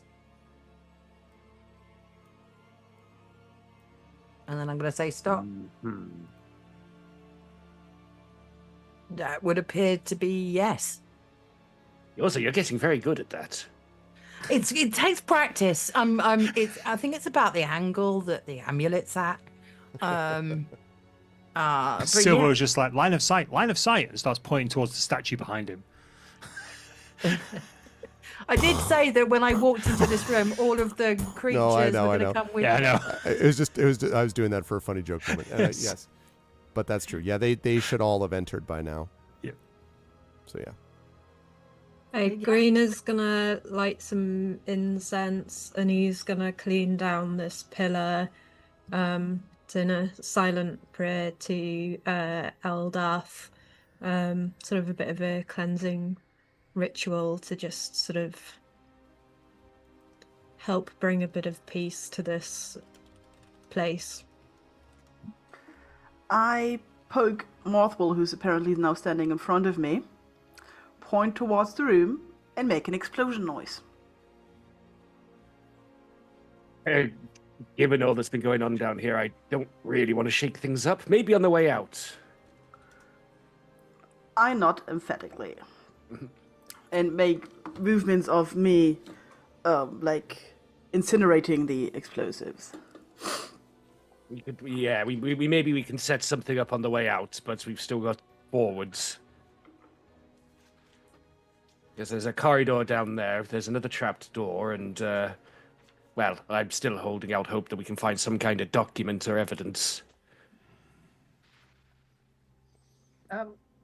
Brian is kind of nodding in agreement, but still baffled as to how these creatures could have been created. It doesn't make sense. Silver was Well, just you looking at see- the one in front of him. Is it that necromancy stuff? What he did was he tied people up there or chained them and then made them think that they were dying of the heat and then turned their bodies into ghasts. Yes. Terrible. Green's gonna leave the room. He doesn't want to be here anymore. Silver's just looking at the thing in front of him, you know, the thing with the weird face. He's just looking at him with a really sad look on his face. And it, as you can see, chat, is kind of a sad face itself. I'm starting to feel bad about using these to set off the traps now, but I suppose we were setting them free is one way to think about it. Yeah, I mean, we're not trying to get them hurt intentionally. Do they feel pain? I'm sorry, they don't actually do that part. They definitely react. But I can't imagine it's a pleasant existence. We We can can't bring leave them them like with this us. when we leave. Maybe we get them all to open that trapped door on the way out. Maybe we can find details about how they were turned and maybe reverse it? Don't know if we'll be able to reverse this, but and he's looking over at the ghost now, the floaty boy. But we can't. I can't leave them like this. There's got to be something we can do to set them free. Let's see what we can find. Yes. Leo. Maybe we'll find something at the end of this death trap dungeon. I hope so. He said the name of the game. Da, da. Okay, yeah, I'm reluctant to put one of the more corporeal creatures in front, so I'm gonna send But some of them are pressure plate, aren't they? I'm going to send the one that looks most indestructible. So one of the sentry soldiers. The statues. Yeah. Okay. In front. All right. So you do that. Just a question, because I actually don't know this as a player. Do statues count as undead? No, they're constructs. They're not undead. Are there constructs that involve remains? Depends on the construct. This is an unusual statue, but unless it's a entirely different, process of, tainted magic, you don't think so. It's essentially an iron golem, which can be created, although it's a very sophisticated one. Yeah, I'm gonna way go beyond something find- I could make. Say that again, Morthwell. I was just saying they're way beyond something I could make. Yeah, I don't think they're made naturally. And then I'm going to get the other creatures to follow on behind, but still staying within line of sight to me. Okay. Right, I'm gonna, let's see, put this guy here, and this guy here, and this guy here. Let me move this guy up here, and then this guy here. I'm going to very clearly say, do not touch that door. Do not touch the door. And they, okay. Now you're moving them down the hallway. Yes. Yeah, we're good down to the door. I haven't checked beyond the corner. Okay, I'm putting them just right here, Morthville. Guess I'll go here. Okay. You just Are we all grouping up at the corner? Yeah. Quick question. This door was opened, wasn't it? It is. It's now smashed open. Sweet. Yeah. Sweet. Excellent. Because I was gonna, while we're all grouped up here within 10 feet, then I'll fire off another shield toad. Yes, I feel like some people got set on fire a little bit, or thought they were on fire a little bit. I have a question. 7 temp HPs for everyone. Excellent. Okay. Replacing your current ones if they're lower. Is it still dark? Like, as in, am I still needing to have like light? Same. Be using light. Yes, same lighting situation as you had before. Okay. Yes. So people are aware. I'm shining my lit up symbol of Eldath or something. Nice. You know. I do have torches if need be as well. Okay. So, all right, you come to that side of to that corner, and then turn, basically, and you can. It sounds like you want to head east there, Morthville. Hey, well, we can only follow this forwards. Yeah, I'm just going to get one of these to, like, walk one pace ahead. And if there's any shenanigans, I'm going to yell stop to everyone and... Yeah. Okie dokie. Okay. So, they are continuing to move forward ahead of everybody else. And you have two of them like in a line, right, Brian? Just to be clear. Did you say you want them staggered? You want them staggered? So the one of the big iron statues is one like one here. step ahead that's of it. the others. Okay. What's your passive perception, Brian? It is... Just curious. Sure. Oh, passive... 12. Okay. So, this creature, the statue moves over here, and suddenly there is a audible click, and the sound of a wire snapping, and a massive set of stone blocks fall on the statue's head. Just crush it to the ground. Is it like... because it's like obviously an iron structure without joints, I think you said earlier. That's right. Can we see it? Is it trapped underneath this stone? You can see it, but it is unmoving. Could I cast mending on it? I don't think mending... I think that's pretty small potatoes, right? If you had something that was like... I would allow you to pitch that an artificer has something that can maybe work to like reformulate such a creature, but it would, as you said, it's kind of beyond your normal... Beyond me. Yeah. Yeah. Yeah. I guess maybe it's more like if its arm came off, I might be able to Right. reattach it. And Right. In a that's way, about that's it. the thing. It doesn't even have that. But right, yeah. Yeah. No, yeah, never mind then. There's a bunch of stone on the ground, but there's no trap there anymore, clearly. Does it look like if we chip away at it that we can like get through the stone? Yeah, there's actually, you could probably clamber over it to keep going if you wanted, because it's not blocking the hallway. But would the other creatures, including the other statue, be able to clamber over it as well? Yes, I think so. I'm going to turn around to the others. Should we just try and, like, obviously, I don't know what the state of the statue underneath is. Is it possible that if we got rid of the stone, it could be okay? I mean, it looks pretty smashed. Like there's some big dents in that. Take it from me. That's a killing blow. I'd defer to Green on that matter, yes. However, can Silvo could we mark where that trap was? Sure. Just ping somewhere, just so I know I'm not about to stand on something. Trap was here, but it's now covered over. The stone block was hanging above, is now fallen. So, are there like, I don't know, baseball-sized bits of rock?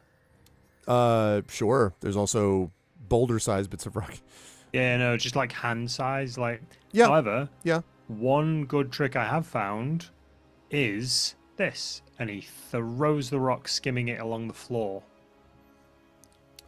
hopefully hitting this wall. When it hits this this corner or this wall here, you see it bounces off the wall and vanishes through the floor. Acid I start pulling out planks from the bag of holding. Now, if there's any tripwires, so me and the other orphans of Saltmarsh used to set up little jingly bell traps so we knew when the guard would come in. He looks over at Morthwell. Don't look at me like that. So when we were doing stuff, we'd set up little alert traps. Now, the wires and stuff might be different heights, but largely you just throw rocks at traps. Normally you'll set them off. If we don't want to, and he points over to the ginormous statue, he's like, if we don't want to sacrifice our good friend here. Their lives are pain. It's all right. Very true. But I'm just thinking if there's anything bigger and more horrible around the corner. That has been the case every corner so far. So far, yes. I mean, I can probably get us a makeshift plank bridge across that. I'm going to just assume there's acid underneath that, like the last one. Some are not good. Yeah, some are not good. Yeah. It's not going to be a pudding pit, let's be fair. It's not the secret document pit or anything like that. Do you know what I mean? I mean, it might be. Are we pushing forward? Could Silvo... I would think we should push forward, but I would like Silvo to be actively looking for wires and traps.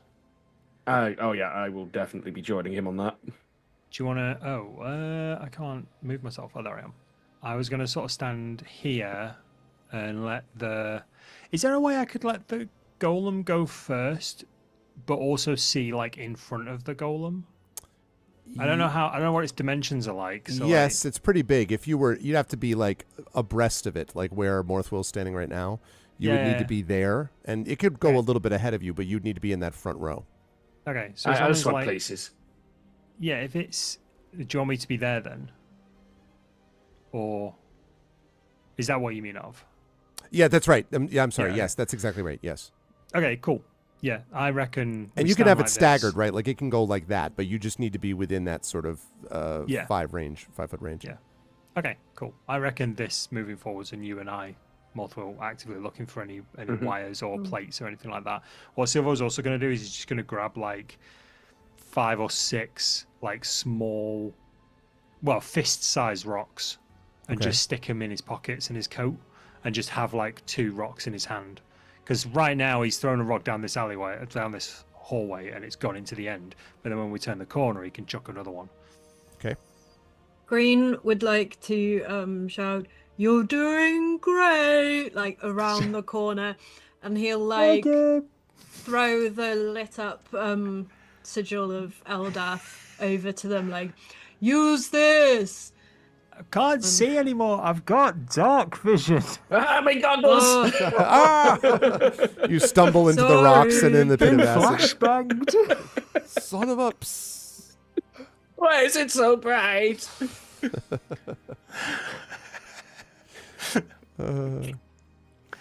How do you know the player's got dark vision? Oh, they'll tell you.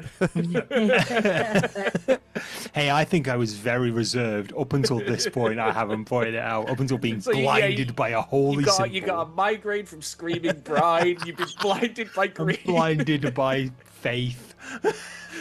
Totally. All right, so you're going to this corner then, and using I the reckon planks to cross. About here, Okay. about here, Yeah. and get more towards set up a thingy. Okay. So actively looking for Yeah. tripwires and stuff as we do this. I'm backing him up with that as best I can from the position behind him. with Okay. And then trap I'm hands setting on. up a crossing guard over the stone.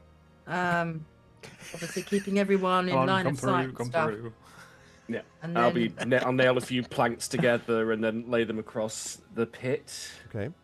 much like we did when we had to recover green. Okay. And then you're gathering up Oceanus and Waves and Green. You're all sort of following behind roughly where I see your tokens. I'm always staying one corner behind. Okay. One corner There were behind. ballistas earlier. I've learned my lesson. Yeah. Uh, I'm assuming we're playing barony here. And, like, Kinda. Yep. Okay. So let me have everyone, or the two front ones here. He's gonna go here, and so you're gonna be up there, Silvo. Next one. Silvo, I need a what is your passive perception? Oh, good. Passive perception 11. Okay. I need you to make an investigation check for me because you have been checking actively for stuff. 12. Perfectly safe. Excellent. Can I throw another rock? You can, yes. Cool. I wing another rock. I'm trying to skim it across the floor so it gets like floor level wires and pressure plates. It might skitter. Be aware it might skitter underneath tripwires, though, if there are any there. Just be aware of that. Yep, that's fine. But it skitters all the way down to, I don't know how far you're chucking it, but that's a good 45, 50 I feet. would reckon it'll probably go to about here-ish, I reckon. Okay. So nothing seems to happen there. And this guy... Like I said, I'm either checking for traps myself or I'm assisting Silver, however you want to. So make an investigation check for me, please. Yeah, make an investigation check for me, please. Okay. Oh wow. Perfectly safe. Yep. As he steps forward, a tripwire that the stone skittered underneath, a bunch of stone blocks rain down, crushing the statue beneath them. But the stones are on the ground, but there's no, there's no, it's not, you can see nothing above any further than that. We're running out of I'll turn creatures. to Silver and say, well, there's got to be something very tasty at the far end of all of this. I mean, no one goes to this much trouble. If it's a giant boulder, this is not going to go well. Oh, no. Quick table talk. Fleos, do you need to leave the house? Is there a ghost in your house right now? Just get some sage. It's fine. He's secretly just sat in a circle of salt just to stream with us. The farther we get along, like the more dangerous it gets, like ominous. Oh. Also, hi guys, Shield, and welcome everybody. And don't forget, folks, we're going to be with these folks for another half hour. At 4:30 Eastern, we will be wrapping up with them, but not, of course, for ArvCon as a whole. But if you want to give these people even a greater amount of this support, which was what we would hope, then please don't forget to donate to the Damon Runyon Cancer Research Foundation. As Kubik says, the palindrome was not assigned to stop supporting the cause. So, because again, if you want to be on Team Order or Team Chaos, you don't want Team Balance to win. I think that's obvious. So definitely keep the donations going. So far, they have raised a total of, I believe, $750 during their segment, which is great. But any more, little more, could continue to keep those donations flowing. I would love to get this at the end of the day today. If we were over halfway to the goal, like 2,700, something like that, I would feel really good going into tomorrow. So please, please, please continue to donate and support these amazing people. Ask Fleos what happened when he played Phasmo last. He just stepped away because he's trying to fix his light. I think he's been consumed by Phasmo, but I will ask him. It's a djinn. Anyway. Okay. So, and thank you everybody for the support so far. So, right ahead of you. So yes, again, rock is on the ground, but you could sort of step over it. You have now remaining to you, besides your own party, you have this weird guy and these two wraith-like things. So those two are, you have 3 creatures left.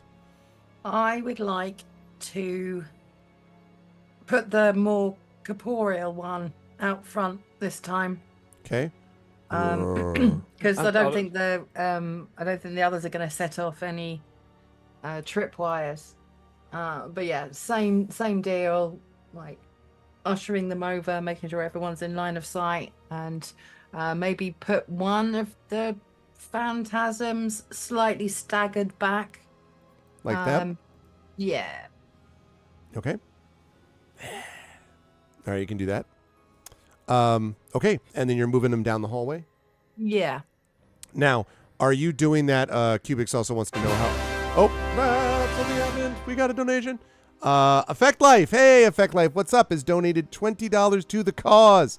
Thank you, Effect Life, so much. Effect Life, of course, the who we actually met in our live event last year. We did. And who is also responsible for Arcanus Bot. Thank you, Effect Life, for the $20 donation. Good to see you. Welcome, welcome. We're now up to $1575.51. Nice. Look at that completely weird, not palindromic number that's just sitting there. Let the chaos flow Just through sitting you. there. I mean, like, yeah, look at that. Thank you so much, Effect Life. I appreciate that very much. Good stuff, everyone. You've been lurking while you were configuring a PC. Very nice, very nice. Thank you so much for the support. I appreciate it. Okay, so let me see. Staggered, blah, blah, blah. Going ahead. Yes. Silvo, are you moving these two? So Brian is moving these two ahead. Are you doing the thing where you're right next to them again and looking ahead while that's happening? I'm going to be here. Okay. I'm just going to be like almost like crouch walking along the floor near the bony dude. Okay. Cool. I'm kind of pulling Silvo back slightly just so he's not right next to the potential. Yeah, there's a few feet between me and him. It's not, I wouldn't say it's like a full 5 or 10 feet, but like if something were to suddenly drop, I'd like to think I'd have a second's reaction just to sort of like lean backwards out of the way and roll backwards. Okay. That sounds good. Okay, so they proceed forward. Let's see. They proceed forward with you, so you can move yours up as they're going.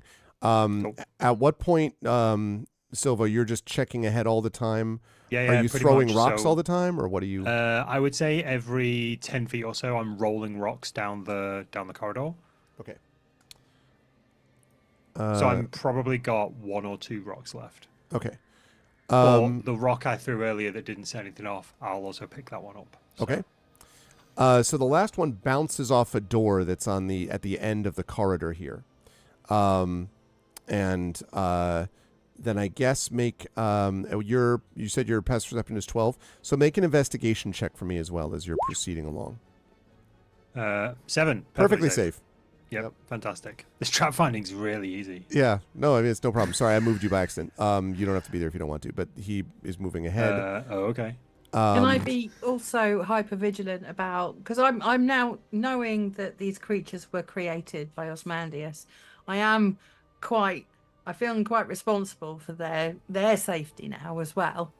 So can I also be keeping an eye out for any tripwires or traps Sure. or falling things or like slightly precarious stones in the ceiling and things? I will let you make a investigation check then, because we'll say that you're close to where Silvo is.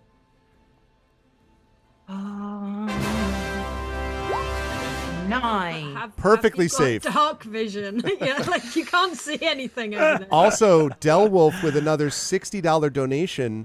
Delwolf, not only does that bring us, Delwolf there was contributed $260. That brings us to $1635.51, and it also means that Delwolf is now the top donor for right now. So right now is in the lead for that. But, I mean, obviously that's an aggregate score, so it's over the course of the entire one. But thank you so much, Delwolf. $1635. We're also up to another giveaway in chat, which is awesome. Thank you so much, Delwolf. That's awesome. That donation save. Yeah, exactly. Okay. So, thank you, Delwolf. So when we get up to here, you rolled a 7 and 9. So he steps on here, and suddenly collapsing below his weight. This is not an illusion. This is a physical thing. Is you see that he sort of just literally falls through the floor, and then there is a and silence. I'm going to go to here. Is there a pit? It is. It is filled with spikes on which one of your was lying. Are they I still? don't think your are they stone still... throwing's working. They are not. No, they are not functional. Definitely doesn't appear to me. It worked. Well, it worked for the illusory pit. This though Yeah. was not that. It was too light to bring it down. Yeah. But yeah, he is not. This creature is not moving. Not moving, so gone. It seems like it. There's Okay, a big spike that's through good, it. yeah. I'll get out some more planks. Yeah, There's a slight sigh of relief from Silvo. Like, well, at least he's moved on. We're running out of creatures, and these two float. But there is a door. There is a And like door. Mortal said, there's bound to be something behind the door if it's this well guarded. It could be more traps. It could be. Maybe we should rest. Here, now, in this economy. In these troubled times. Well, We could rest. I mean, if it's more undead, then we know Brian's got the amulet and that they're okay. Unless they're not. I mean, there's no guarantees that everything's going to obey this that's true. amulet. Yeah. If it's something that activates when we touch something, we won't know till it happens. I'm just thinking. I'm pretty spent. I know some of you are all right. I don't know if We're anyone as else. safe here as anywhere else. I don't agree.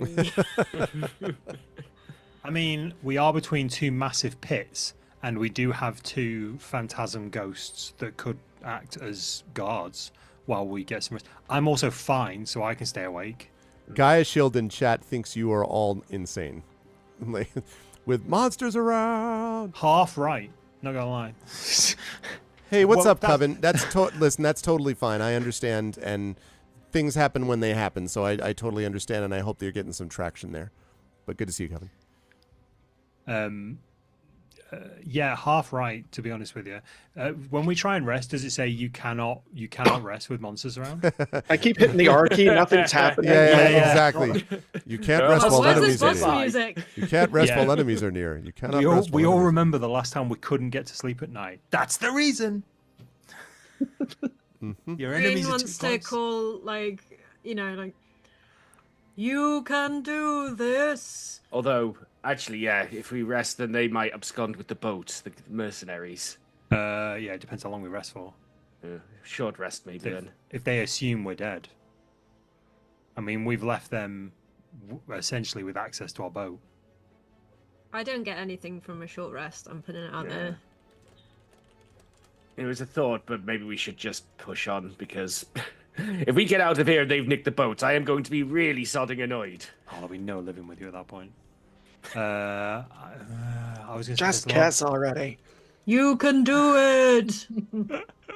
Just imagine you're on a boat in the ocean. Enough of the boat. Brian, do these things go through walls or doors? I don't know. I don't think I've tried.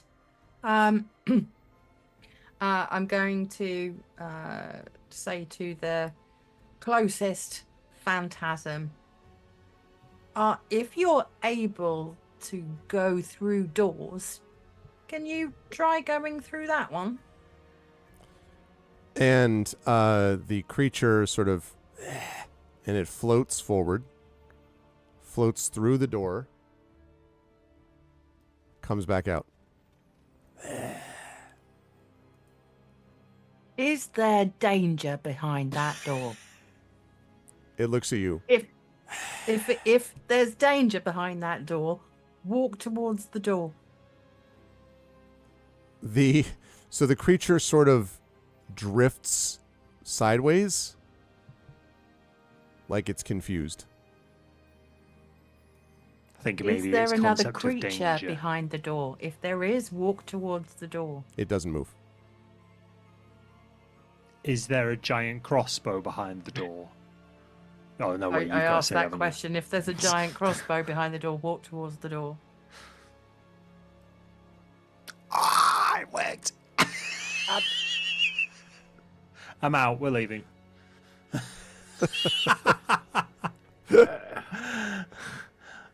Wow, this is. What about if we lie best down and open the corridor door? ever. I was thinking the same thing, Morthwell. I mean, if we, how did because we witnessed the ballista shooting the other creature because we were close. We got the creature to open the door. True. Quick question. We don't know, or quick observation. We don't know which direction the ballista's pointing at. I'm looking at the ballistas you guys experienced earlier, and they're on a diagonal. We don't know if that one's pointing straight down this hallway. That is true. It could well be. I would like to check here at the walls to see if there's any secret doors at that point. Okay. It's like, Go ahead and make an investigation check for me, please. 16. Okay. Does not look like there are any secret doors or anything like that, from what you can tell. I mean, if this is the only way. Forgive me for forgetting, but did we investigate that door? No. Which door? This one. Oh right, yeah. No. There might be another way round. I think we got preoccupied by the fact we found the secret door, so it's like, it has to be this way. Yeah. Secret door, and then you found treasure statues that way. and treasure. So, you know. That's called positive reinforcement, despite the fact they tried to set us on fire a bit. Are you suggesting that just because you're in a maze that looks vaguely like a rat maze, that you're all slightly driven by? I don't know what you mean. Like, there's a bar by this. I was gonna say there's a bar by the side of the door. Why don't you pull that bar? Who Let's see moved what my happens. cheese? I do want to say, like, whoever designed this, like, not just in game but out of game, like, there's a human who lives out there on this planet right now who designed this. That yeah, they're not get well trapped inside there, and it's getting hotter and hotter and hotter. Forces you down this corridor full of traps that ends in a trap. That's just evil. That's just. Remember, this one is updated from the. This is a mid-'80s module when D&D was first and second edition, and Gary Gygax was a bastard. Like Tomb of Horrors. Tomb of Horrors was designed by Gary Gygax to kill his players because he was sick of them like figuring out ways to OP through him. So it's like Tomb of Horrors. If you think this is bad, Tomb of Horrors is a nightmare. Like it's just so yeah. It was a different time. Yeah. I agree with I you. read that module out of curiosity, and oh boy. Yeah. I think D&D, with all respect to the founder of the hobby, I think it has evolved in a positive direction. But in this case, there are other reasons that they may have placed it that way. But yes, if evil is the sensation, would not disagree.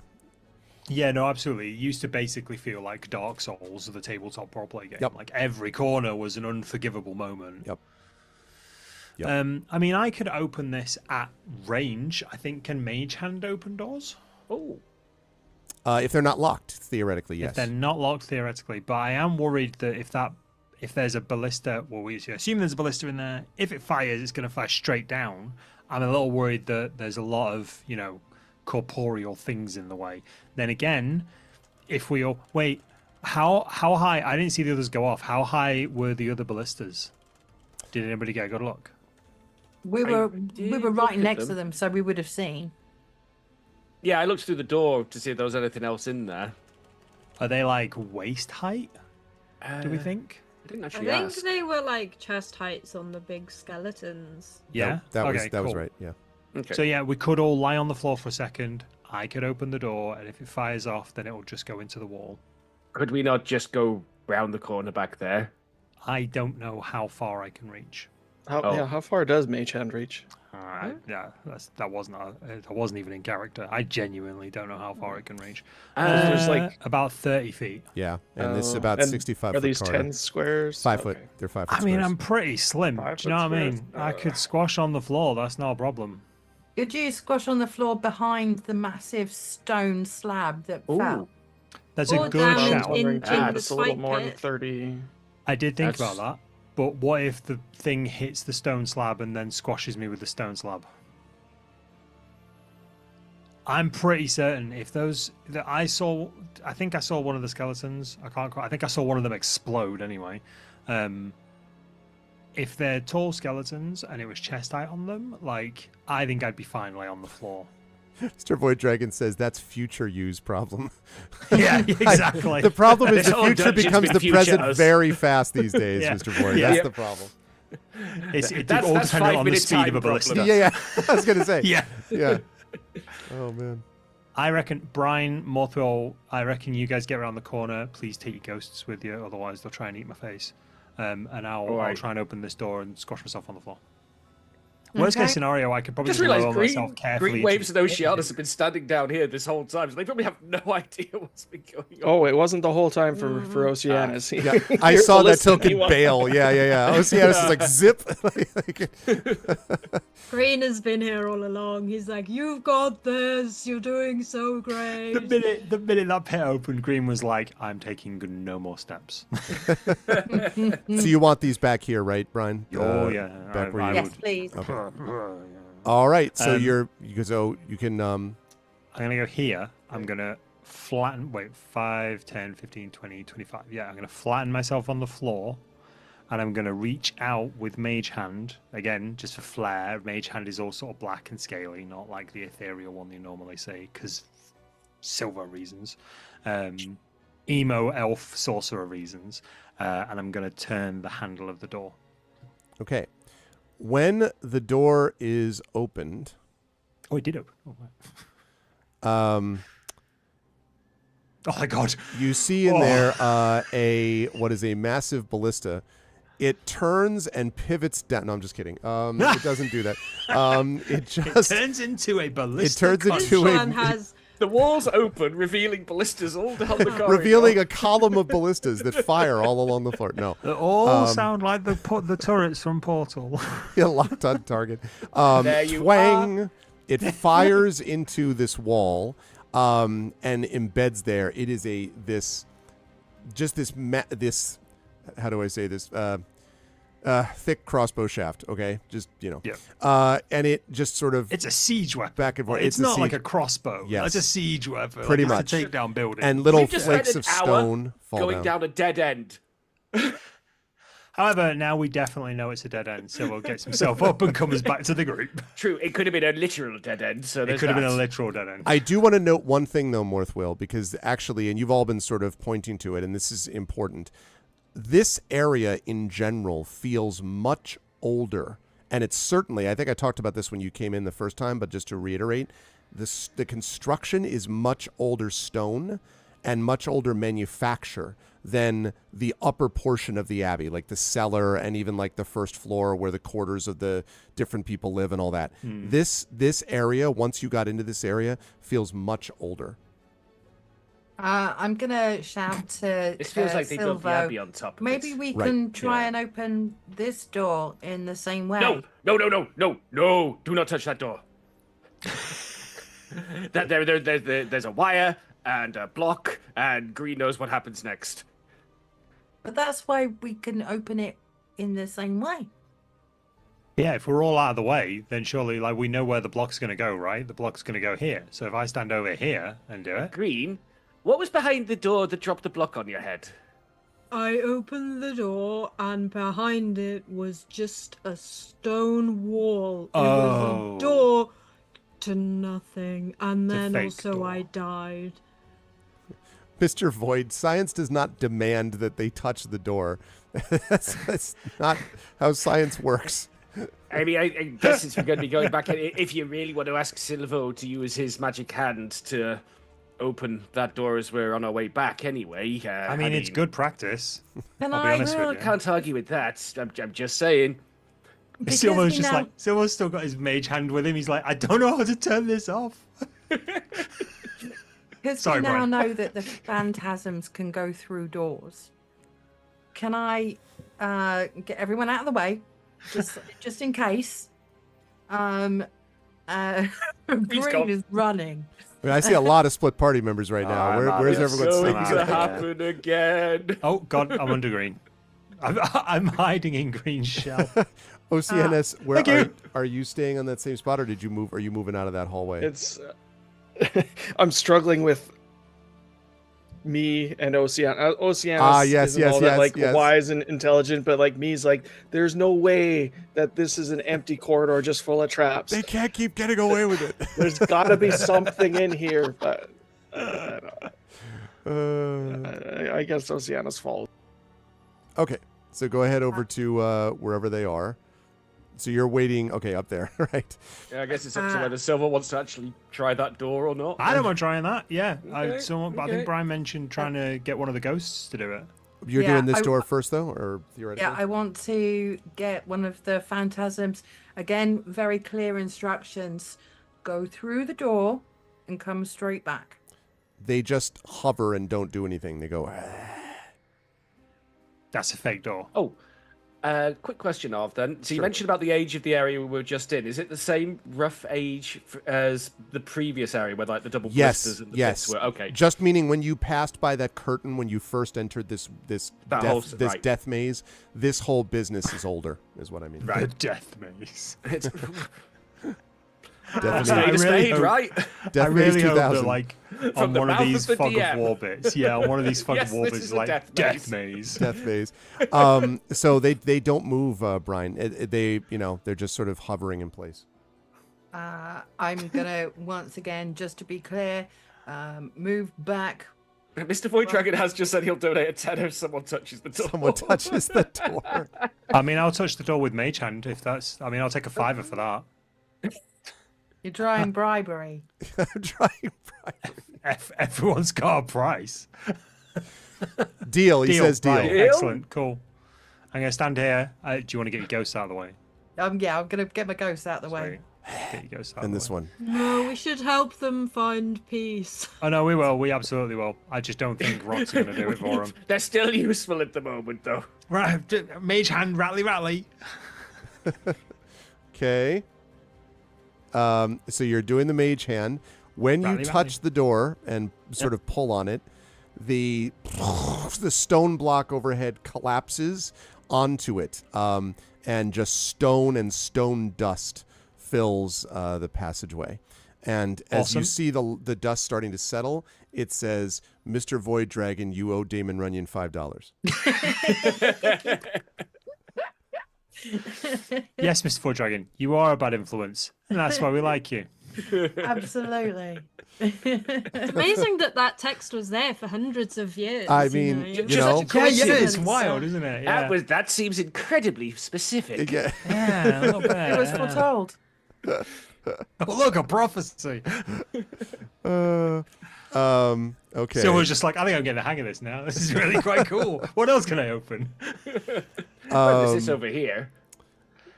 So yes. But yeah, I'm going to do the same thing. Get out of the way. Get the phantasm to like just one of them, not both of them. Go through the door and come back. Okay, and they do. They both disappear.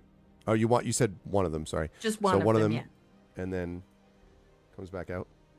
That's actually kind and of then start questioning them. Is there a very large crossbow on the other side of this door? If there is, take one step back. Float back. It does not. It just sort of hovers there. Is there a creature on the other side of this door? If there is, float back. Just float twice for one. Float three times. Twice for one. No, Flash into existence twice. It hovers and does not move. Okay. Make Fleos's lights blink if there's a ballista behind the door. Can I just listen to and check the door? Sure. Without Go ahead and make touching a it? perception check for me, please. Okay. Ooh, nat 20. Wow. So as you're listening, you listen intently, and there's this sort of like tension of the place, and then you hear this, and then you realize it's the thing behind you. It's like hovering right next to you. It doesn't seem to be anything on the other side that's immediately there. You hear all of your party members breathing. That's what you hear right now. The heartbeat of you know. There it is. Mr. Void Dragon. Anything. Oh wait, Echo did this first. Hold on. Echo Alpha has contributed $5 more. Thank you, Echo. I appreciate it. So we are now up to 1,640 and 51. So there we are. Thank you, Echo. 1640.51. Okay, and so yes, you do not hear anything on the other side. Okay, should we? The Raider of all Raiders. I see it, Echo. Yeah. I'd still be more comfortable if I check it for traps as well, just to be on the safe side at this point. You do it. I'm not very good at the trap thing. Yeah. And there's Mr. Void Dragon with his 10. A person of your word, Void Dragon. Thank you. 1650.51. And I like that he wasn't trying to get anyone killed. He just wanted that door touched. Right. He's just like, I just want to know, you know. You're a curious sport, and that's why we like you. Should I do this on a per door basis? Like $5 per door entered? Like, you know, just. You could do. Death was optional. Yeah, everybody in chat, we are actually planning on not opening any doors but leaving, but you could change that. Yeah, exactly. Everything could change. Yeah. Perfectly Everything safe, is Northwell. now a charity $100 on a microtransaction. liquor door. You want us to open an unknown door? $5. God, You want us to $100 activate on a a trap? liquor door. $10. Exactly. Okay. If you want us to high five the door while singing, that'll be $15. $50. Exactly. Well, in fairness, Morthwell just crit failed, so he could possibly have fallen into the door. That's true. It's a perfectly normal door as far as I can see. Nothing obvious like there's been, so I'd still feel comfortable if he mage hands it now that we know that's a thing. Just his flowing black arm just goes towards the door. Okay. If you're going to $100 $100 to for lick the door. licking the door. Del Wolf is USD 100 for you licking the door. Tempting. Hey, look. I mean, it would also give them an extra buffer. You've been extremely generous already, Del Wolf. I hope it goes without saying that no one should donate anything that they cannot reasonably afford to do. I do want to make that very clear. There is a little bit of a gambling thing which plays into this for good causes, but I also don't want people to bankrupt themselves for that benefit. Yeah, exactly. I love that bit of said- information from Geester as well. Just useless, but 2 ballistas is the same price as a trident of fish command. That's right. Echo with another $5 donation. Echo Alpha, the equalizer, it says now. That's fair enough. So we are up to, what is this at? That is 1655.51, I believe is what we're at now. That being said, Del, if that's a genuine offer, Brian will lick the door. Oh, $6, sorry. 1656, I beg your pardon. You have to be an adult about it today. No problem, Del. And you've been very, very generous. So Yeah, thank you get so what I much. can afford already. Exactly. That's right. Exactly what Anand said. Absolutely. Okay, so you've done the thing. You've listened to the stuff. Perfectly safe, allegedly. Are you folks going through? Are we going to try mage? The Hang mage on, hand is we- making The its mage way hand over, it. I think. Yeah. Okay. I think I'd like to get the phantasms out of out of the way of the door, just in case something comes rolling through it. Okay. Void Irony Dragon says, style. a flag saying twang pops out when the door opens, and then a rock lands on the victim with the words, laugh this one off. That's funny. No, unfortunately, that does not happen. I was about to say, Discworld. unfortunately. Yeah. Yeah. Was it Laughing Lord Right. Smintz's Laugh a Minute Dungeon, I think it was. Was it? So this opens to reveal this passageway, which Oh, my sort of cuts days. immediately to the south and then to the east again.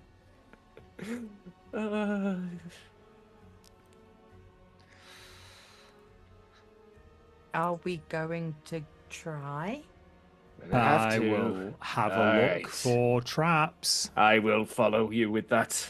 Silver, use your rock. I say in Elvish. Actually, yeah, no, I will bounce my rock down the corridor. It's just finding the bounces. false floors.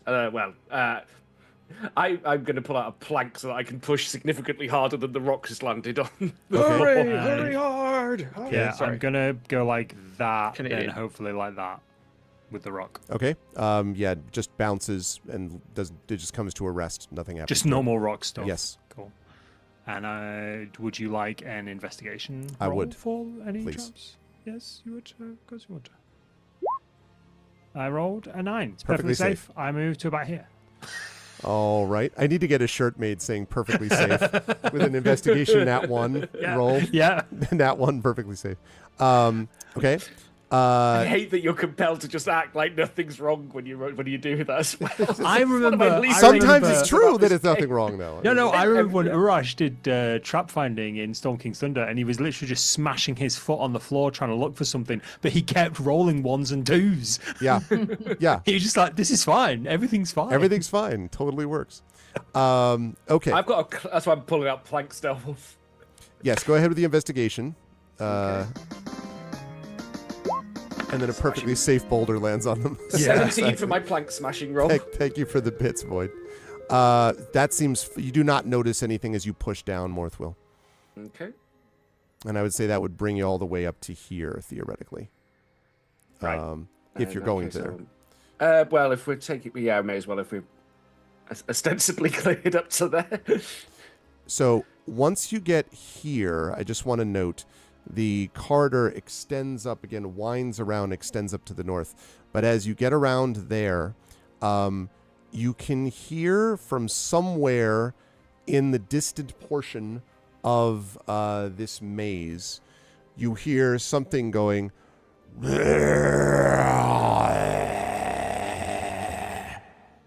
and several stomping sounds, which is where we will bring our session to a close. Goat folk. This evening. Goat folk, exactly. Yes. If you're going to set them on fire, please don't let me be in there at the time. As someone asked, how long has it taken? It's been a couple of sessions. That is true. But it's because the party's being careful and because there have been a lot of different things. Mostly. And they did get treasure. And, who knows what's happening elsewhere. But that's the deal. It's a proper dungeon. I'm glad we found the treasure because now everyone's less annoyed at me for insisting we come down here. There's actually treasure here, yes. There's of actually some a kind. payoff, yeah. That's right. And most important of all, I suppose, through this, is that while we were doing this, I think we started with 800, if I'm not mistaken, and we are now up to 1656. So we made $856.51, which is great. That puts this crew as the lead donation. Although, again, if there's more donations coming before they say goodbye, I'll certainly take that into account. But that was thanks to everyone's generosity watching today. So thank you all. We're continuing to move towards our goal of 5,000. That was amazing stuff. So, but I do need to let them go because I need to prep for the next one, which is happening at the top of the hour. But I will start with on the right. Bruce, really good stuff as always from Green. I was really enjoying the connection with Oceanus. Like, this guy's great. Oh, you noticed that, did you? Like, just because Oceanus is like, I would never harm you. I'm so sorry this happened. I love what you've done with the place outside. It was very funny that the house tour of here's where I got smashed and here's where I dissolved and here's where this pit fell apart. That was very funny. I don't know. I guess Green now feels like everything is going to be fine-ish, so to speak, now that there's been inner peace. How did you feel about today's session, Bruce, and where will the fine folks find you next? I think if there's anything we've learnt from Green's meditation sessions is that he does not believe that anything is ever going to be fine. Oh God, the meditations were so great. Yeah, that is sad reality of his existence. The obsessions are driven by fear, sadly. But maybe one day he'll find inner peace. And he definitely enjoyed meeting Oceanus, who is his best friend in the entire universe now. And if Oceanus were to disappear, he would be completely heartbroken.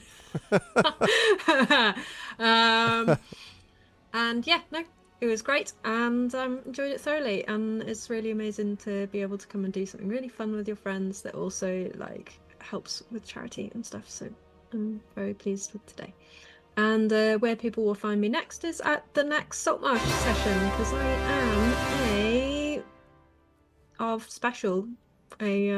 exclusive, I think is what we call it. That's right, and an ARV exclusive. I'm proud to be such.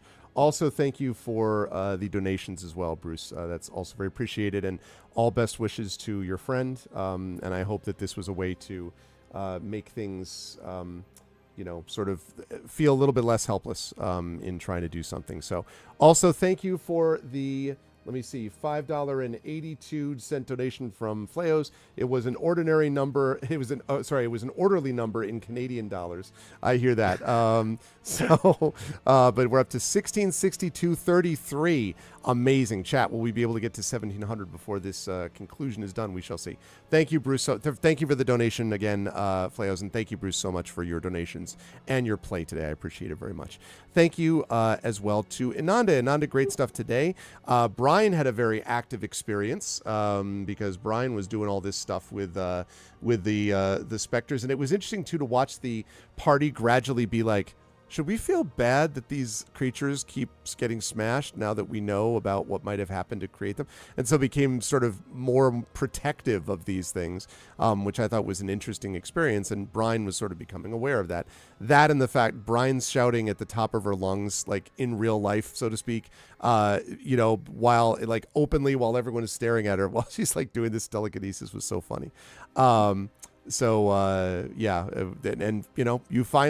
you did enough con saves that your wisdom saves caught up.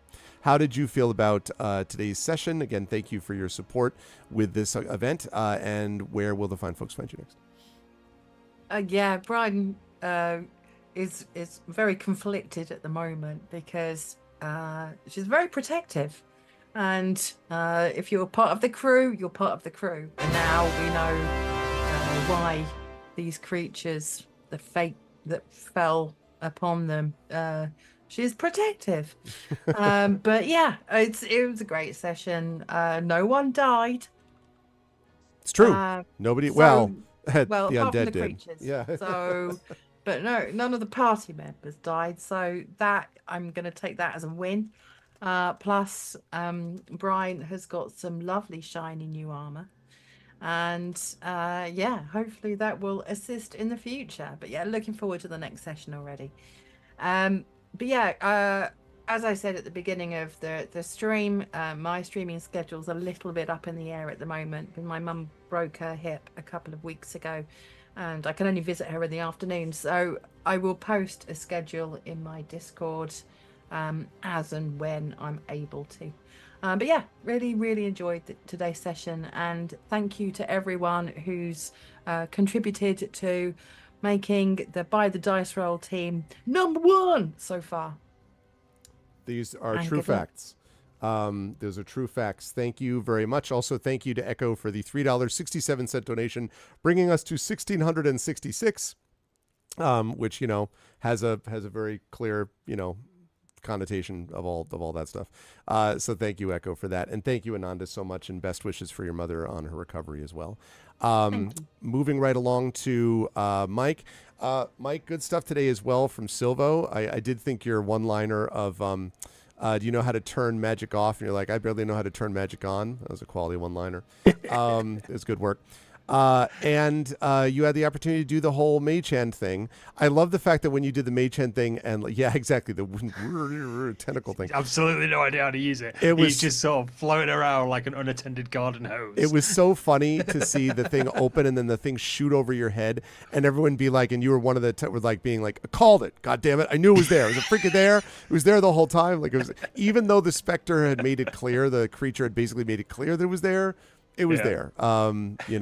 And so Silvo had the opportunity to sort of do some work with that mage hand over the course of this today. And I guess we're going to see what happens with what's left. I'm sure Silvo is happy, as seemed to be the case with the loot that was discovered as well. How did you feel about today? Thank you again for your support with everything and all that. But how did you feel beyond that about ArvCon and about session today, and where will we see you next?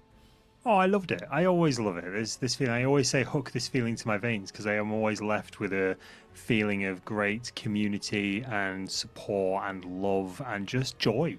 Like, it just get general, and those are just the normal sessions. This one adds extra special kindness to it because I'm doing stuff for a good cause as well. And again, thank you so much for everyone who's donated, who's taken time out just to watch, to share, to raid, everything. It genuinely means a lot. It's a never-ending battle, but hopefully, one day we will see an end to it. And everyone has been part of that, and it's a great journey. If you want to see more of my stupid voice face, you can absolutely check myself out over on twitch.tv/wholesome horror gaming, where we play spooky games of all shapes and sizes, so you don't have to. Every Tuesday and Thursday, 6:30 p.m. BST. So check me out there. Thank you very much, Wholesome Horror Gaming /Mike Smith. Thank you. Also, thank you for the anonymous donation of $1.01, which means we're now at $1667.01. I'm growing to the point that I don't actually know exactly what these numbers all connect to, but they sometimes do in some capacity. Although we do get, I guess, another 16. I don't know. Just keep the money coming is what I'm saying. But thank you, Mike. Great stuff today, as always. Saber, great stuff, as always, from Morthwheel. It was cracking me up when there were all these wisdom saves, and it was just like, you're like, what is with all of you people? Like, it's still hot back there. It was very, very funny. And of course, the sort of the perfectly safe investigations with everything else. At some points, you knew that stuff was there, and you were able to determine some stuff was there. Other things, not so much. But it may come of interest at some point, or may have value to know that this might have been older at some point, this construction that may come into play at some point in the future. We will see. Otherwise, though, everything seemed, nobody was dead at the end of it. So that was good. Everything was fine and nobody hurt, to quote Kurt Vonnegut. How did you feel about today's session? Thank you again for being part of it, Saber, and for the donations. And where will the folks find you next? I mean, it was a brilliant session, spending an hour going down a dead-end corridor. I know. So, of course, it's a dead end after all of this. Why wouldn't it be? But no, it's great. It's we had the full crew, even Flaos, and it's always a pleasure when Flaos is able to join us. It's like, you're always missed when you're not here, mate. It's great to have you again. And back here for a great cause. I'm blown away by everyone's generosity tonight. It's been incredible, and all the little games that we have with the donations and stuff like that. It's just a great time. Plus, now that we found a big bag of loot, I think people are less annoyed at me for insisting we come down here. so that's a benefit. As for where you can see me again, you can always catch me over my own channel, twitch.tv/darksaber2k. We're doing a playthrough of Promise Mascot Agency at the moment, which is charming and unhinged. I'm loving it. It's just an absolutely crazy game about running a mascot agency in Japan as an exiled Yakuza. And the mascots are actually creatures, right? They're not like people in costumes. They're actual creatures, like a severed pinky finger. Of course, Of course, right?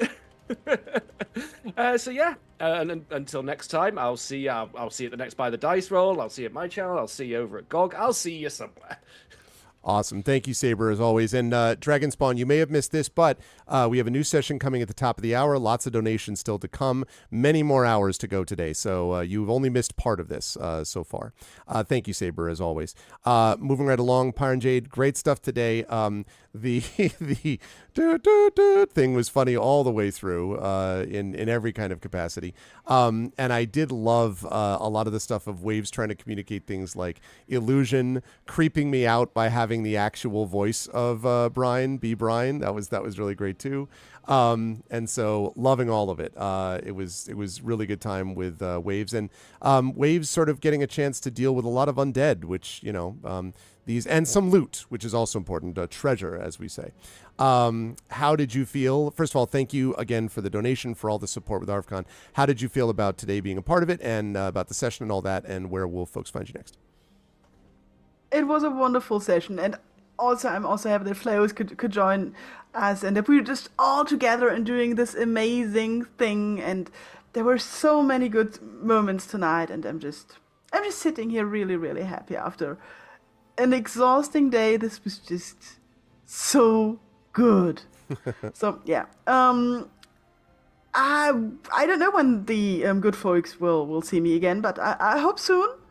And if you think this is funny, I have some more really cool stuff prepared for new sounds today, and I really hope I'm going to get to use them in our next sessions. And yeah, so good luck for ArvCon. It's already 11:15 p.m. here, so I won't watch much more, but I'm being with you there in spirit and all of that. I also want to know what spooky thing was happening at Flaos' house, because that was really, really scary. that was, I want that cleared up, please. What's funny is that every time you all brought that up, I was looking elsewhere, like, because I've got multiple things I'm running. So then you were like, what? And then I looked back, and every time nothing was happening, I'm like, what are you all talking about? And then finally I saw it flashing. I'm like, Jesus, how did that happen? Yeah, and also Mothwell now has a crystal freeze, so maybe we can get something like our own dungeon bomb robot or something like that to like just go through the aisles and disarm the dungeon. The dungeon disarming robot. Disarming robot. Yep. Yes, that's what we need. Thank you. Point out there is a homunculus as an option for artificers. Oh man. Don't make it look too human, please. Exactly. Just make it like a little waves, and it will super confuse everybody all the time. Like a little chicken. Everybody chicken. hates chickens. Thank you, Pyron. Great stuff as always. And last but certainly not least, Flaos, great work tonight. And again, yeah, same. Obviously, I'm really glad you were able to play with us today. I'm aware that schedule does not permit it that often, but although summer's coming up, so maybe a little bit during the summer will be hopefully. But in the meantime, it meant that we didn't have any combat going on, so it meant that Oceanus arrived to help everybody out, and we'll have to. Maybe, depending on what happens, depending on the schedule, we'll either have to vanish or not. We'll see how that all works next time. But how did it feel to get back in the saddle with Oceanus? Thank you for your support and contributions, as always, with ArvCon 2. And where will the folks find you next? Yeah, you're welcome. It's great to be here. I wasn't sure if I was going to be able to make it when you first brought it up, but my wife was able to help me out and make sure that the kids had someone watching them so I could hang out here. And it took me a little bit to get back into the saddle, I feel like, with Oceanus, but it was fun. I was really glad I could come and play again. And it was just like, as we're wrapping up, like it's only been like 20 minutes. What's going on here? Yeah. We got 3 hours. So I don't know if I'm going to be able to make it to the next session. I'm fairly certain it's scheduled for when I am at work.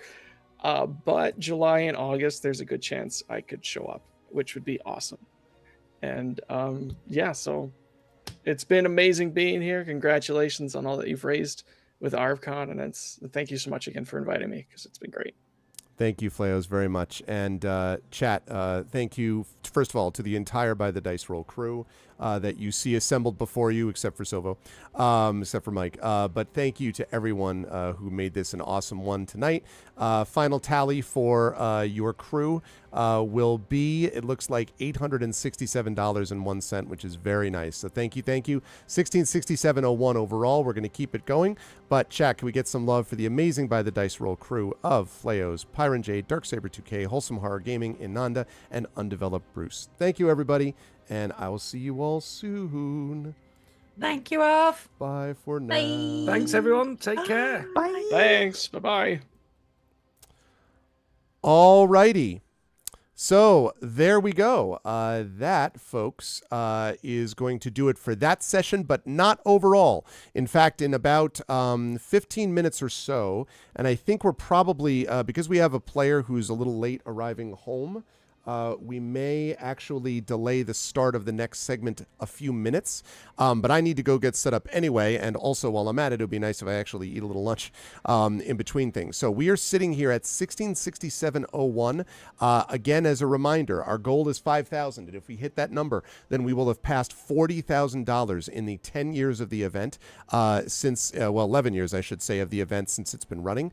So that would be pretty awesome if we could make it happen. And how could we make it happen, you may ask yourself. That's a good question. My answer to that is that you can make it happen through the donations that you were all generous enough to do today.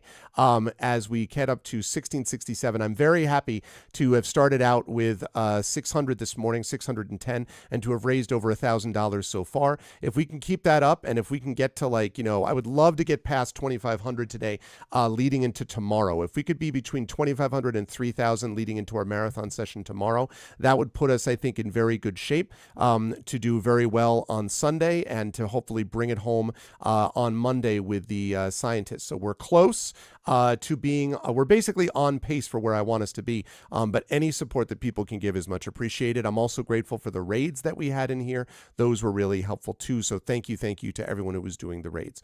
What I'm going to do now is I am going to disappear off your screen and I'm going to stop and restart the recording, but I am not stopping and restarting the stream. That is going to continue.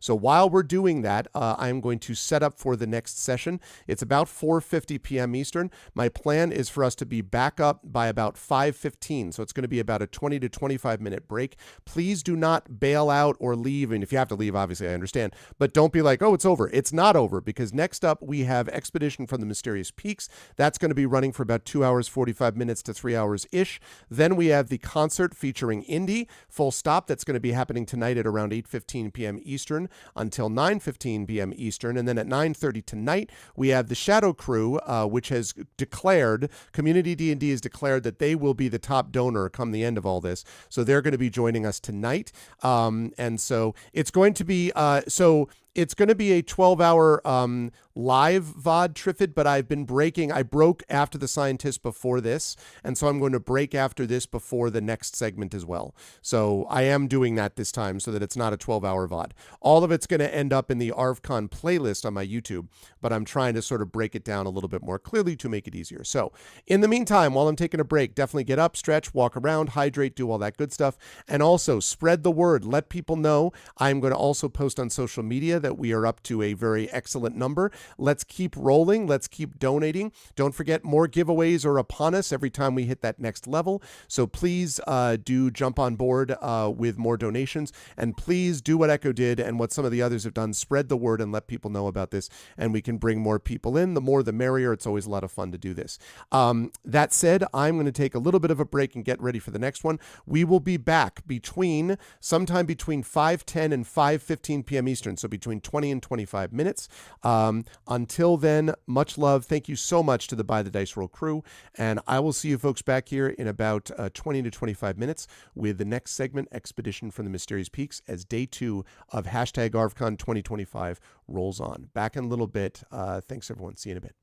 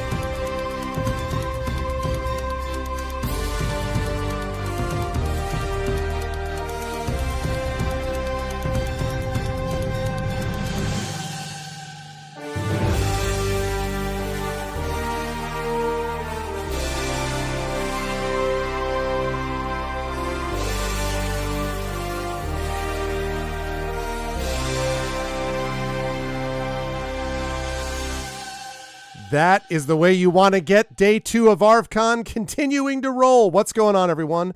Again, welcome, everyone, as we continue with day 2 of ArvCon 2025. I am very excited that we are all back here and that we are all, I hope, fired up and ready to go after that music as we continue our work to benefit ArvCon and to benefit the Damon Runyon Cancer Research Foundation. As you folks can see, hello, everyone.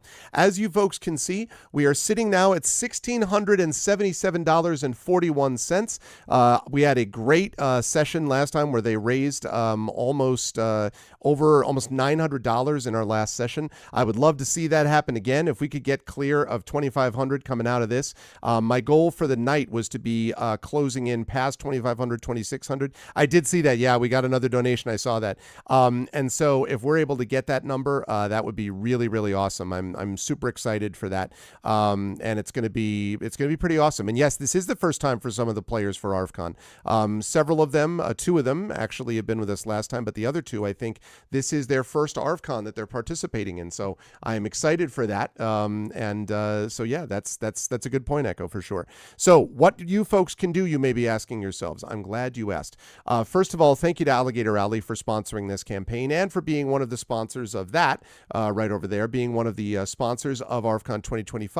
If you haven't already done so, and I know so many of you have, please spread the word. This has been a great day so far in terms of money raised, but we need to keep going if we're going to get to that goal. So please do donate. If you haven't done so already, you can see that donation command up there. There's been a lot of back and forth between Team Chaos and Team Order, and a new one into the chat of Team Balance. So we have that.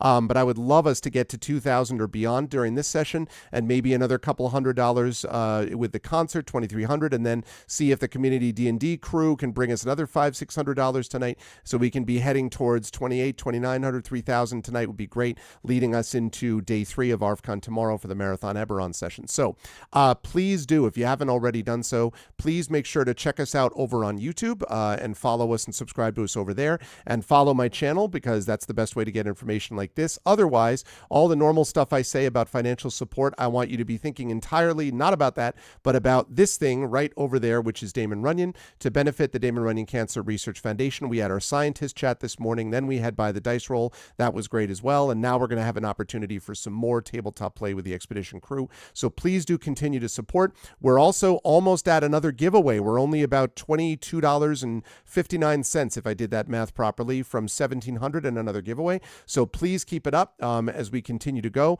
Currently, our leader in the clubhouse is at about $260, $270 donated, and that's Del Wolf, who currently is the leader for those things you can see back there, that painting back there. But that might change depending. We have a lot of time left over. So there's a lot of time. We're not even halfway through ArvCon yet. So please continue to get those, keep those donations flowing, and please spread the word. Let people know, bring people in here, let them know this is going on and that we're involved in this incredibly awesome community event. It is really one of my favorite events all year, and it's because we get to do this stuff and hang out as a community. So please do that. Oh my goodness. Speaking of that, speaking of the raid, Thundercats. Let's go. Thank you, Mitro. Thank you, Mitro, which, by the way, I never really realized if it was Mytrell or Mittrell, but either way, Mittrell, very entertaining streamer I've had a chance to follow. Thank you, Raiders. Thank you, Parrotwise. Thank you, Mytrell. Thank you, Big Boss, also not a Raider, but a good friend of this channel, of course. I am excited to have you here, Mytrell. I had a chance to go check out, watch Mytrell playing Legend of Grimrock. I said the first time, Mittrell. Got it. Not my meh.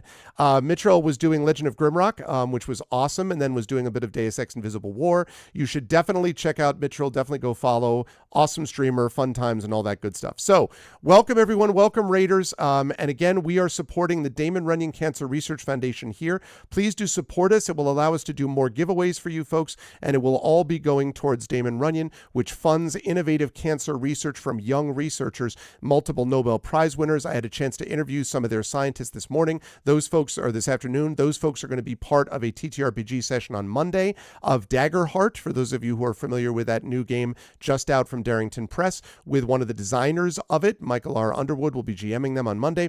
So they're a great cause, great foundation that we've supported for a number of years. And if we hit the goal of 5,000, we will be up to $40,000 that we've raised for Damon Runyon since this event began 11 years ago. So we're very excited about that. It's going to be awesome and great and exciting and all that kind of good stuff. But now I'm going to unmute myself and let the folks know that we are ready to go.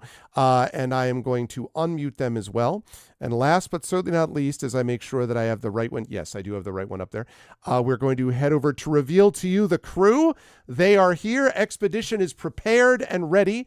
Yeah, they are, I hope, I believe they are excited and pumped up, and they're not usually here on a Saturday afternoon. So that should show you, chat, how excited and pumped up they actually are. And they have a big sort of hill in front of them in terms of the money raised, but I have no doubt that they are equal to the task. Most importantly, of course, I am very honored that they are willing to join me on a Saturday for this cause. So welcome, crew, and I'll start with Rhiannon on the left of your screen. Rhiannon, it's good to see you. And someone pointed out, I think this is your first ArvCon, I believe. Correct me if I'm wrong. Yep. So yeah, how are you feeling about your first ArvCon and all that? And who are you playing in our session tonight?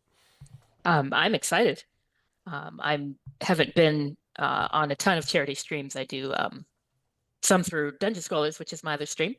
But so I'm playing Sataria Verban, half-elf healer, but sorcerer. So a little bit of different take on healing, which is a lot of fun. So very excited to have Rhiannon with us. Thank you, Rhiannon. Very excited as well to have Toya Kristen Finley with us. This is not Toya's first ArvCon. Toya has done this with us before. But Toya is back with us now for some awesomeness known as ArvCon 2025. So Toya, any feelings about ArvCon 2025 and all that kind of good stuff? And who are you playing today? Well, can I make a challenge to all the good folk within the sound of my voice? Okay. Last year at ArvCon 2024 during Expedition, one single person, that's right, dropped a $1,000 pledge. That's true. Now I am well aware that someone here can do much better than that this year. Let's see it. I forgot that was during that session. That's true. That was the largest single donation we've had. So yeah, can we do it again? That's right. I think During Expedition. Nobody else. That's right. Expedition. No, that's you got true. to better the person who did that last year. That's right. Okay? I know somebody can do it. Yes. And I will be playing Nals Darkly, also known as Nalik, a human bard. Let's get it. Let's do it. Thanks as always, Toy. It's a good point. You'll top that next year. Oh, Echo. A reminder to everybody, of course, do not donate anything you cannot afford to donate. That said, keeping that in mind, it is important to be able to support if and when you're able to. So for those who can, thank you. LaShawn, good to see LaShawn M. Wannick here. LaShawn is also ready. And LaShawn, this is also your first ArvCon, although it's not your first ever charity thing, because we did the one year only July Con thing to benefit the Octavia Butler, the Carl Brandon Society a couple of years ago. So you have done something charity oriented, but not this one. So how are you feeling about your first ArvCon, and who are you playing today? Yeah, that's right. I completely forgot about that. Yeah, we did do that, didn't we? Yeah. Yeah, I'm happy to be here at ArvCon, and happy to join everyone else, and hope we'll be able to tell you guys a great fun story full of exploration and fun. Yeah. I am playing Raven Galinar. And she is a Lorendi. Yeah, she's a Lorendi, who is yes, it's her background's kind of secret right now, but she's experienced stuff, and more of that is starting to come to the surface. So we'll see how long she can hold out and not telling anyone her background. There's going to be a time. There's got that 1,000-star stare, that at some point is going to come out. Always a pleasure to have LaShawn with us. Thank you, LaShawn. And last but certainly not least, you just saw this person last night as the GM of the ArvOculist crew, which was for a time the top money getter, but has been surpassed now by the dice roll, at least temporarily. But welcome back, Zach Clay. Zach, good to see you. And I hope that everything is okay with you. Thank you. I know, again, this is also like you have a ton of stuff going on this weekend. You already did stuff last night, so I know it was like running back and around, and I'm really grateful for that. But welcome. How are you doing? How are you feeling about this portion of ArvCon, the expedition portion, and who are you playing today? No, I'm feeling great. Yeah, I had the pleasure of DMing last night for the Arv Vocalists, normally our voice acting crew on the Arv Run channel, but DMing, including our own Indy, who is performing, I believe, tonight, right, as part of the Arv concert. That is correct. There is Indy's first time playing D&D. I got to DM him, which was such a pleasure, and also first time DMing Greg himself as Arv Everyone. Yeah. So yeah, it was a great time. But no, I'm hyped to be here. It's always, I mean, honestly, going all the way back to Esper Genesis, I think actually at this point I'm the only person now that has carried through all the way back since Esper Genesis episode 1, all the way to now as the sci-fi campaign has continued. That's right. And no, it's been such a pleasure and become a tradition at this point, honestly. So I'm really looking forward to it, and I will be playing Dr. Gildan Jaraxis, a Dendis cybermancer who is a bit of a celebrity and has a penchant for pensions, whatever a penchant is. It's a penchant for pensions. I love it. All right, that actually reminds me that I need to. One thing I didn't quite do yet was I didn't pull up the notepad with all of your specific character names on it, which would be helpful because you are definitely not the By the Dice Roll crew. That is a whole different thing. Okay, there we are. Yes, thank you so much, Zach, for multiple contributions this weekend and all that. And we are ready. So, chat, I'm going to talk a little bit. I'm going to do our little recap leading up to where we are now. But as I do that, just as a reminder to you and, of course, to the players that this will this may be a little disjointed at times insofar as I hope and expect we will be getting multiple donations, and when that happens, I'm going to have to acknowledge them. So just be aware that there may be a lot more of that going on during this one time, and I hope people will forgive me for that. But it's, again, all for the good cause, as they say. So yeah, let me turn on a little bit of music, and let's talk about what happened in our last session. Where is my... Not Desert Bazaar, Space Explorers. There we go. That's what I want. Great.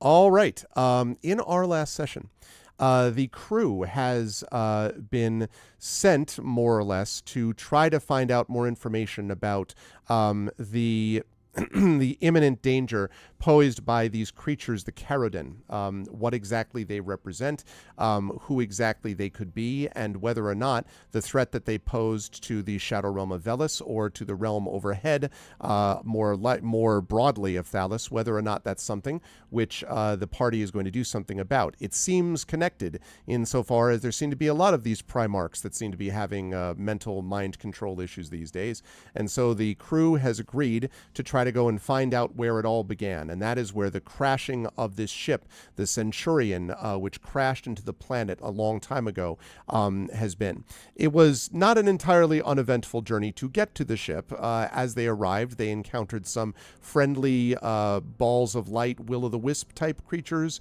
semi-friendly anyway. They had to avoid several trapped areas, and then, of course, they had to battle this massive stone-breaking thing, this machine, along with several of its guards and handlers. They were able to defeat it, and then with a little bit of searching, managed to find a lift which led them up to a foggy plateau deep within the mountain range, and a broken set of mining tracks leading from the base of that lift across this field of scorched and rocky terrain. They proceeded through that terrain and arrived at the outside of the entrance to this tunnel, where they found a monument on which there was an image of what it looked like some creatures or people or beings. It was hard to tell because it's been so worn away by time. But there was an etched plaque at the bottom of this image that said, "The mighty heroes of Thalos, Ultor, Ashavi, Nargrim, Petrus, Nisa, Philomela, Xanalthea, and Caliduri." And having gotten those names and sort of conjured a bit with them. The party then opened using cranks on either side of the door, opened up the cranks on either side of the door, leading them to a enclosed chamber with a windowed metal door on the opposite side. There were lighting panels in the ceiling, casting a dim light against dingy metallic walls. And beyond the window door is a large chamber with a network of hallways branching from it. And there is a 10-foot wide cylindrical metal column marking the center of the chamber. And with all that said, I'm going to bring us over to our new map, which is, line must be drawn here. So let me just unmark this and mark this. Hang on a second. Hold, please. There we go. There we are. It was not refreshing with the current map. Now it's there. Okay, so let me see. I think I can probably bring your tokens over here. Let me see if I can. Copy. Okay, this is probably going to be way too large. Let me see if I can fit everybody in, and then I'll get everyone to a reasonable level. There's Nulls, and there's Gamork, and who am I missing? Am I missing somebody? I think I got everyone. All right, great. Okay. All right, so yes. So this is what you see, and I can give you a little bit more, I think, to the left and right here. You can see a few things here.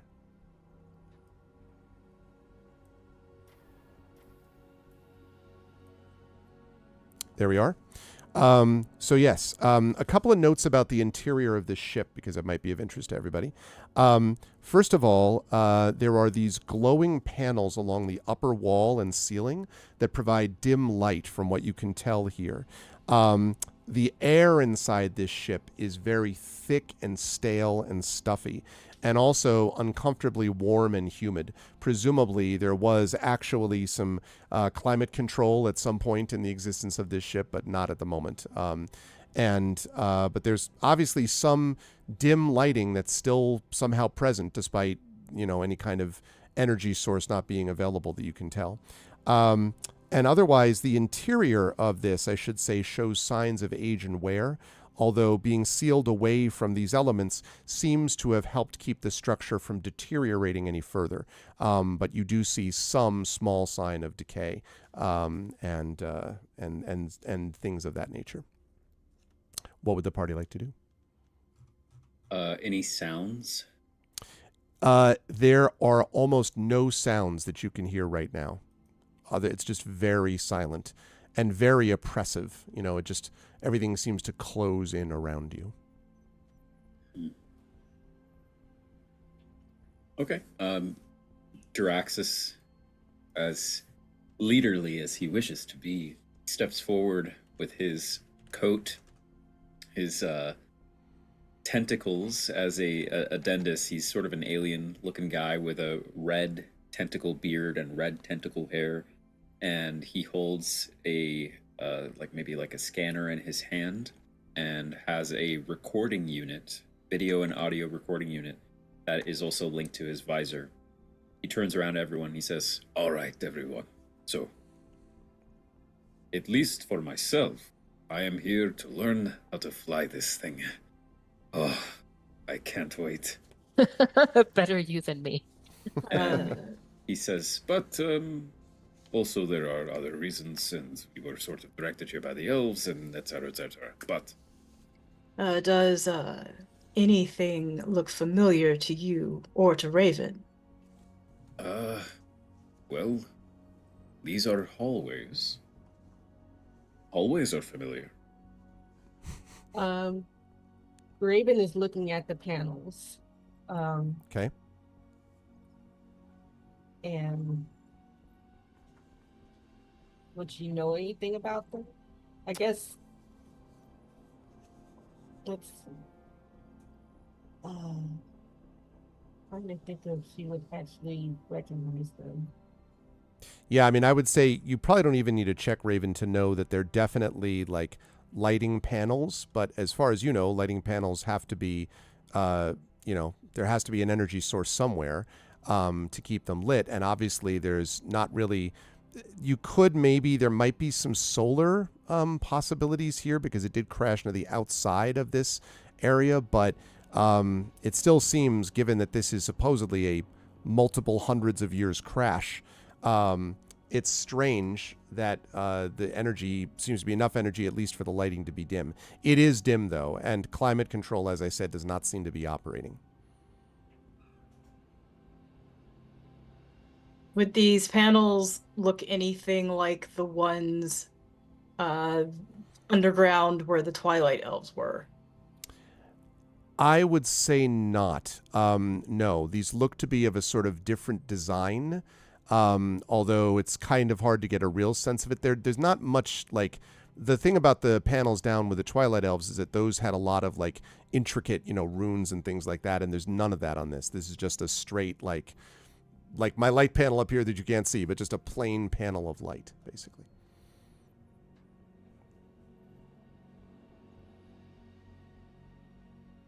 Well, we just choose a hallway, yes? And unless we wish to split up. are we sure we're alone in here? Probably not. Did we have to like open a door to enter this place, or yes, is it just open? You had to. There were two cranks on the opposite side of these doors, and you each had to operate a crank to open it. But you do remember that when the ship crashed, there were people going in and out of it fairly frequently for a while before this cataclysmic event. So yeah, because this was sort of like the seed by which they unlocked the secrets of Magitech. This was the arc, if you will. Yes, that's right. I see. So it may be likely that what is really, really valuable to find has already been taken or remains here if it can't be taken. But... All right, well, left, right, or forward? I say we go forward. I say whatever we It's do, as good as any. we don't split up. All right. He says, the shots tend to look best when all of you are... Oh, well, I guess I have to decide. Am I doing this? I'll go first. And I'll stride down the hallway. Okay. Which way are you striding? This way. That way. Okay. All right. And the three of you are following behind. There, I should say that there's enough room probably for you to fit next to each other at time. Two of you at a time. But having said that, it is a little uneven, and the walls, in some places it's clear that the walls have been kind of hollowed out, for want of a better term. Like, you don't think that they're all naturally appearing this way. Some of them almost look like cavern walls as opposed to ship walls, even though you know that they are actually a ship that you're dealing with. So I mention that only to say that at times it's going to have to be single file. So given that, does anyone have a sort of order they'd like to be in when that happens? Like if Jaraxxus is in front, do we have a sense of who's second, third, fourth? I'll be last. Okay. I can be second. Okay. Sounds good. Just moving Nulls out of the way. Where do you want Gamork then? Maybe kind of in the middle. Like behind Sitaria or behind you, Jaraxxus, or? Sure. I don't know that. I was also thinking, like, if anything creeps up on Raven, it would be nice to have him back there as well, but this would be uncharted territory for him. And for Raven. Well, Raven would be a little more familiar with the technology, whereas Gamork wouldn't. That's the only thing I was thinking about. Oh, I was talking about having Gamork next to Raven. So, yeah. Like having Gamork and Raven in the back row sort of thing? Yeah. Okay. Can do that if you want. Yeah, Raven's going to look down at Gamork with a look of, okay, I guess we're doing this. Sort of growls. You can see him snuffling. Sometimes if he's trying to clear his nostrils from the stale air. Okay. So, Sataria, why don't you put yourself behind Jiraxis? I won't make everyone do this all the time, but just to get a sense. And then, I guess Null's behind there, and then Raven and Gamork bringing up the rear. Does that look good, Raven? Are you able to control your... Okay. Yeah. All right. Okay. So, as you're going, by the way, Jiraxis, are you going incredibly cautiously and stealthily or attempting to? Are you marching confidently, or are you just sort of like going? Like, I don't, because there's so many of us, I don't think we're necessarily going to go out of our way to be super stealthy. Okay. We don't have like, you know, it'd be different maybe if we had a druid who could cast Pass Without Trace or something, but I think just walking forward and being slow and perceptive, but not necessarily ninja stealthy. Okay, fair enough. So, let's talk about what happens when you get here.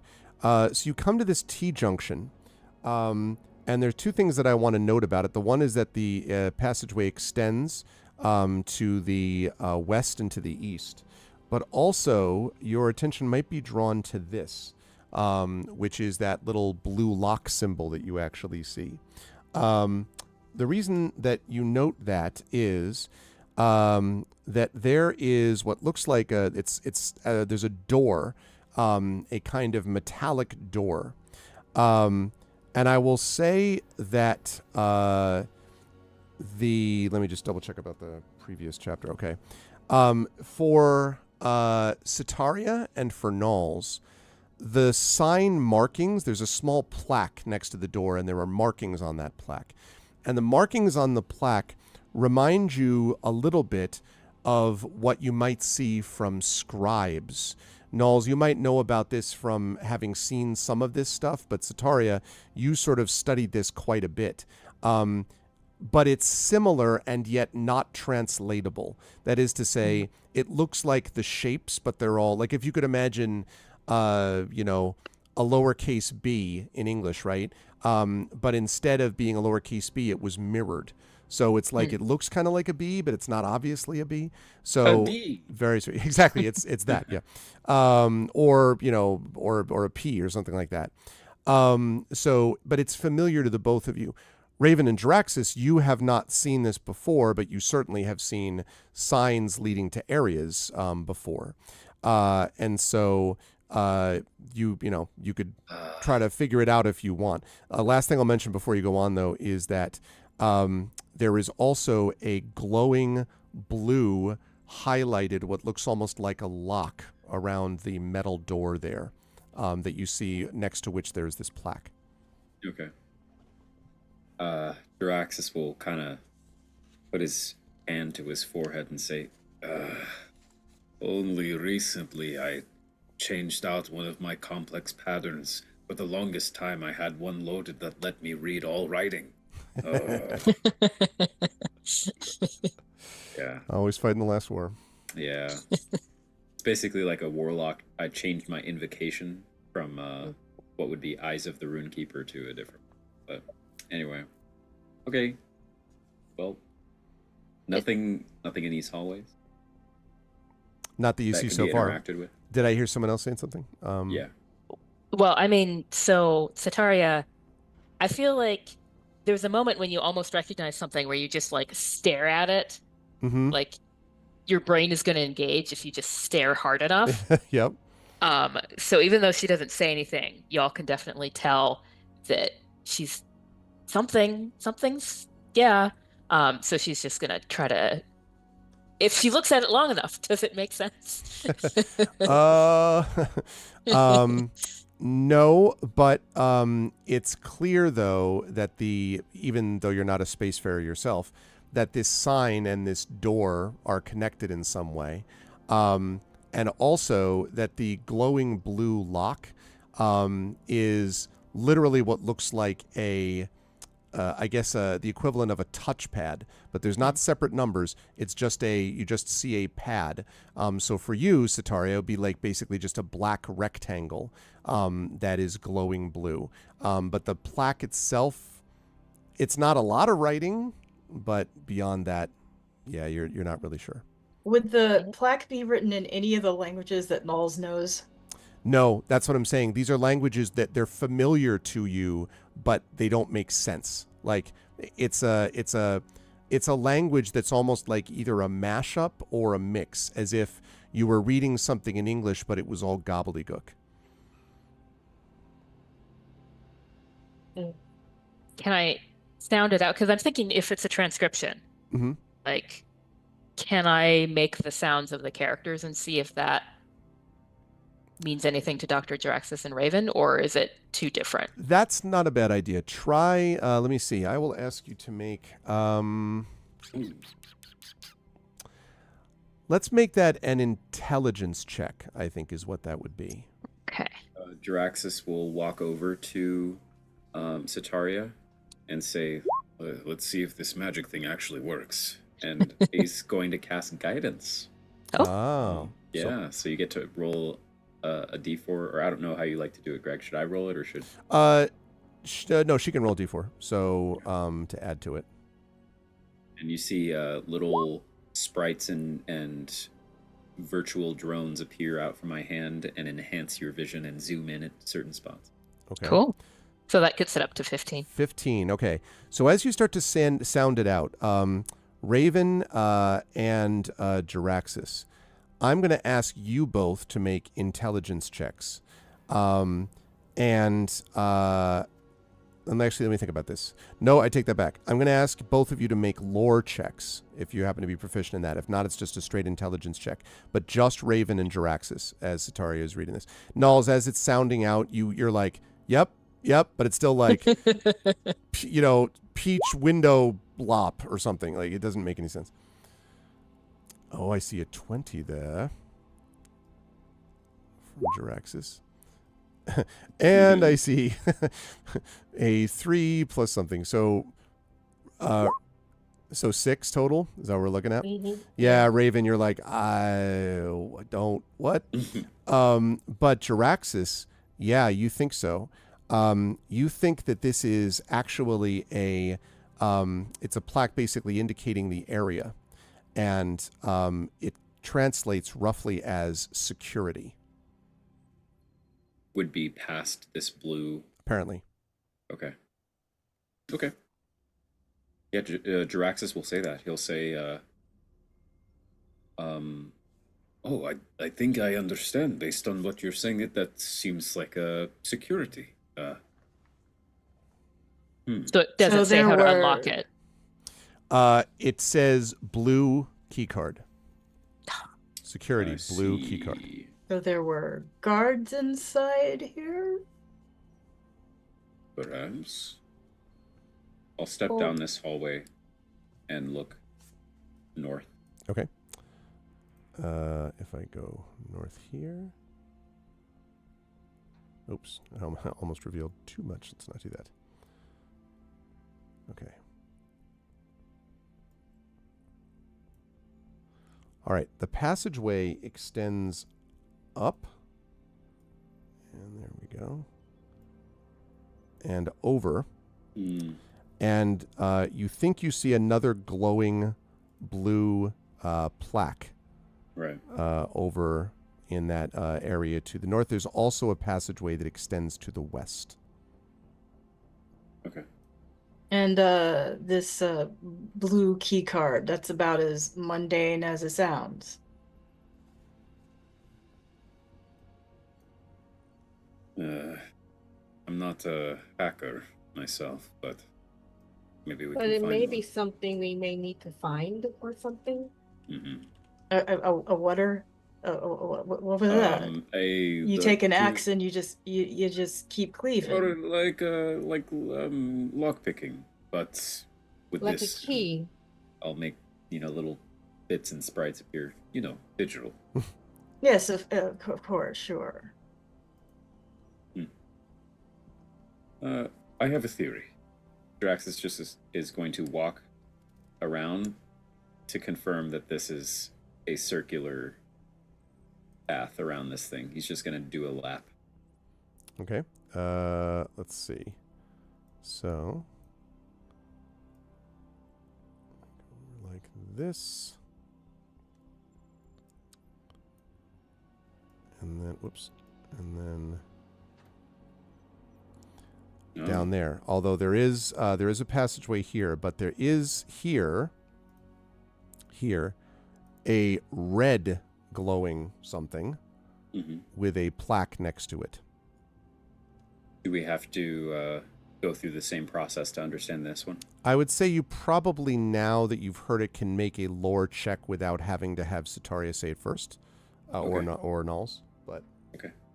No, I will also provide unless some unless guidance I here. should. Yeah, well, that's Okay, I was great. going to say. Actually, that's a good point. Sataria and or Nulls, not just guidance, but also you might actually now Sataria or Nulls be able to give a benefit to Jaraxxus, though. He doesn't need it, but it would probably be like, say, +1 or I'd say +2 if you read it out first. So I should say that. Great.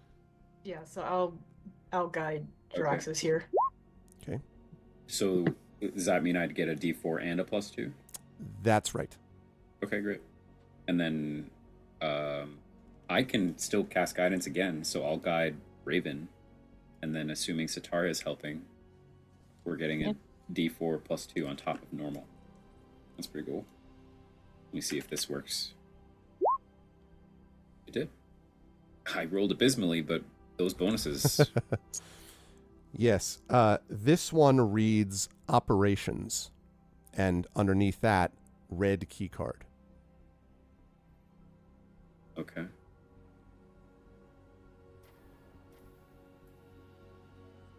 All right. Red key card. Did we see something like that outside as well? Yeah, maybe down into the west.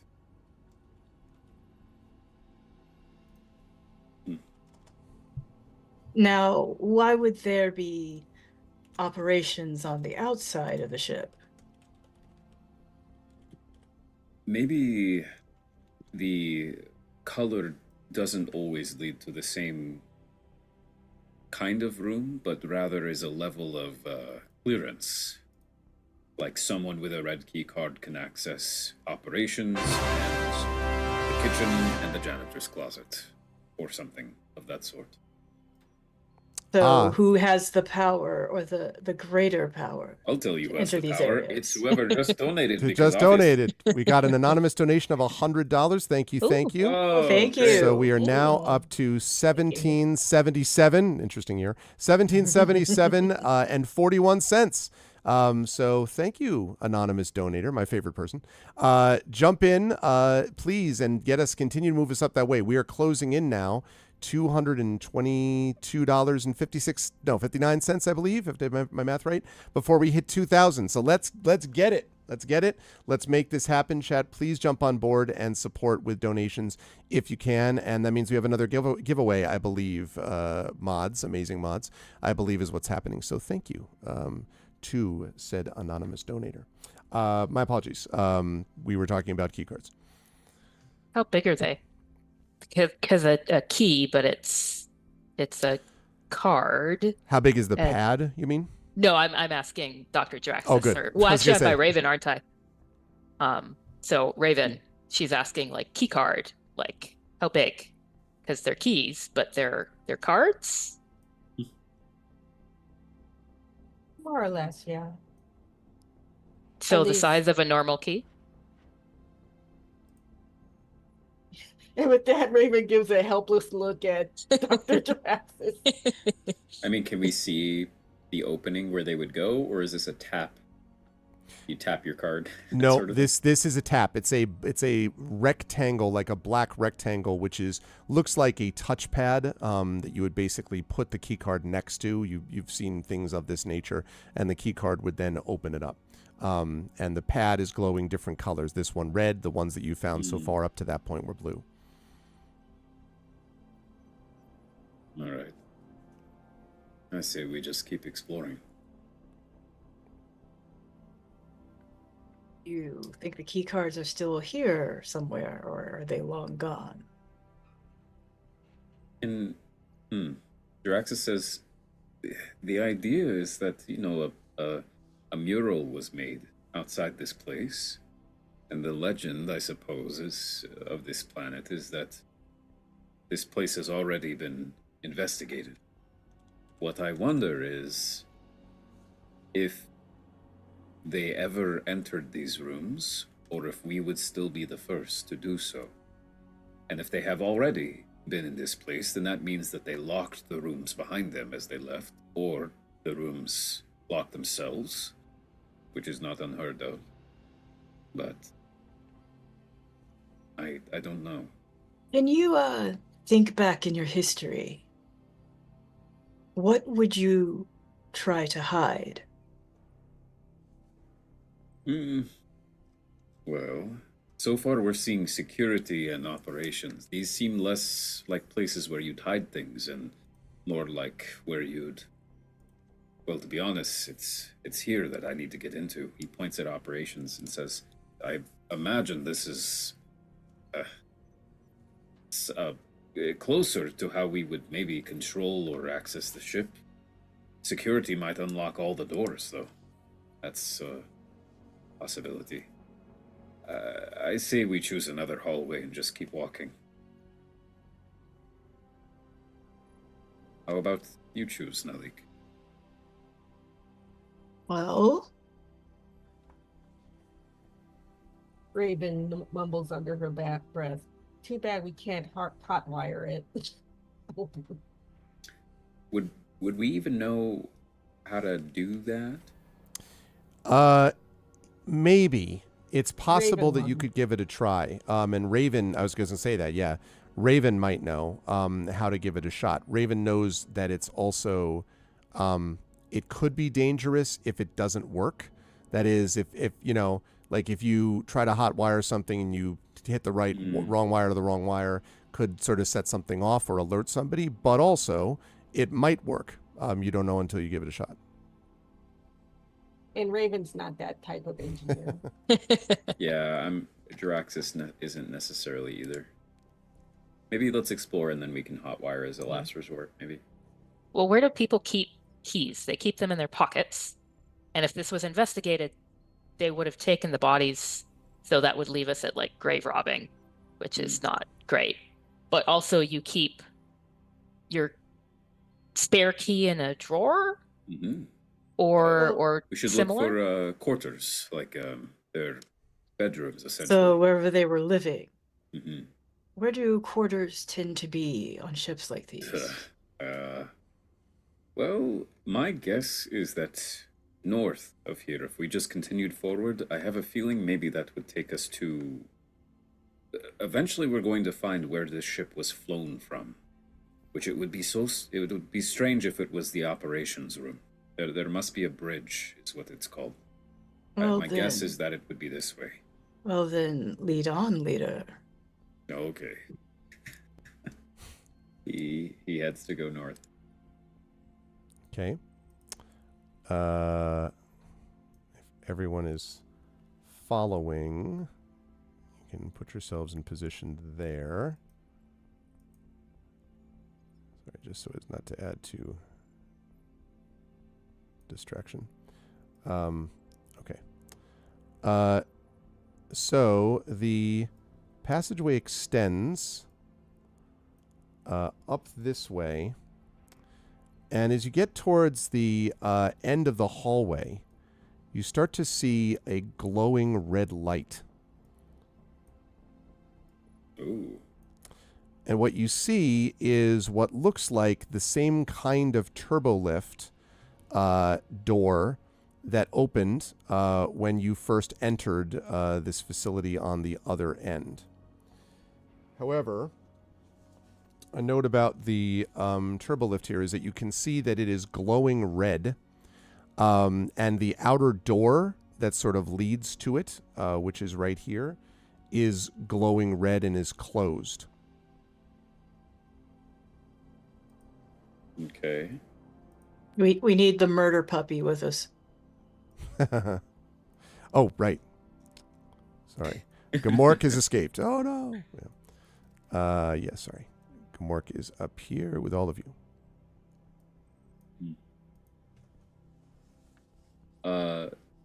Did the turbo lift implies vertical movement? Does the ship seem tall enough that it would have a second floor? Yes. Okay. Possibly a couple of floors. I see. All right, Jiraxis says as much. And then... Yeah, he says... let's just keep going. I almost think we should split up. This place is so quiet. I mean, we could all just sort of circle back, but that's when things go wrong, so... You don't know what ghosts are in here, and neither do I. Ghosts? Ghosts aren't real. I mean, you saw one. Uncle Bones helped him to his rest, remember? Well, yeah, he's it's different. He's a he's different. I'm talking like a ghost that is visible and attacks us, sort of ghost. Oh, so you think the only ghosts are phantasms, do you? If that's what Uncle Bones is, I guess. Ghosts are memories. Ghosts are things that come creeping back to remind you of the mistakes you made.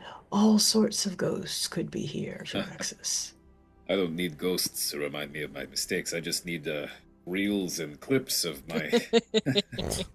Yes. There are some benefits to being out of network here. I'll just say that. Let's go this way. He goes to head west. Okay. Let me move that over there and get that back up there. Great. Okay. Before everyone leaves, Raven takes a closer look at the turbo lift. Is there anything she should see? That depends a little bit on what she's looking for, I guess, Raven. I guess any way to like open it or switch it on. There's the access panel, which is the thing that normally would open up or close one of those. But as you look at the panel, it does look as if it is locked, basically, and closed. So, and the whole thing's glowing red, which indicates, if you had to guess, it probably isn't activated from here.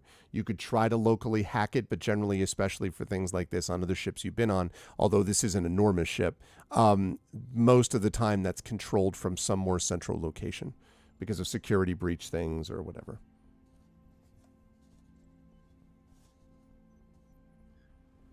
So you're going to the west, you said. Yep. Okay.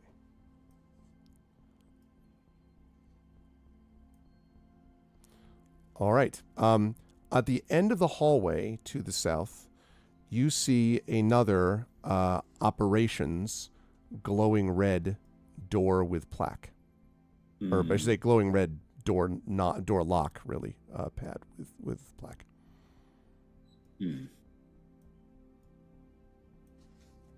Okay.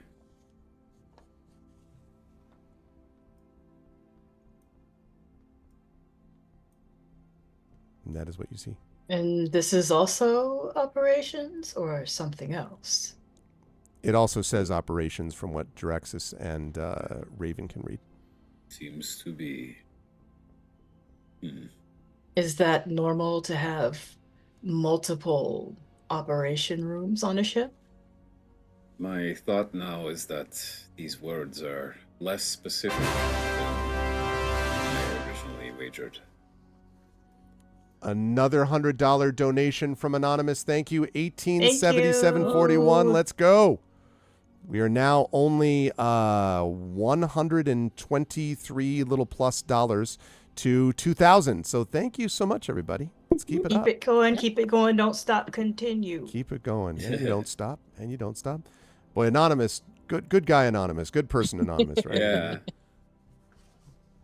Okay. Draxus will walk back and he'll say, yeah, there probably are more types of operations, but I don't see anything more specific. And what about this way? Does it also have a dead end? Over this way, not quite. Over this way, you see there is another door, but this one does not appear to be locked by a key card of any kind. Oh, perfect. Finally.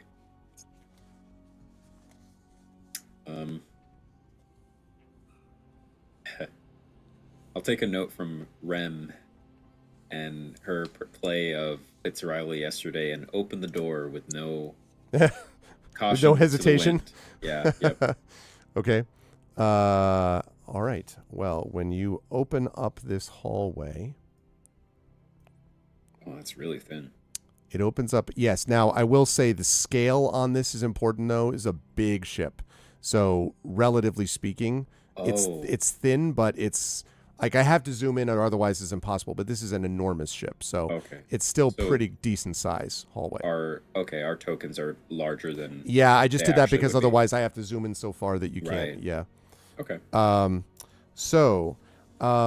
What you see here when you're coming in is that there's multiple, what look like multiple rooms around here. There's hallways, and there seem to be doors leading into a bunch of separate rooms along these hallways. And I will move that over there. Wow. Okay.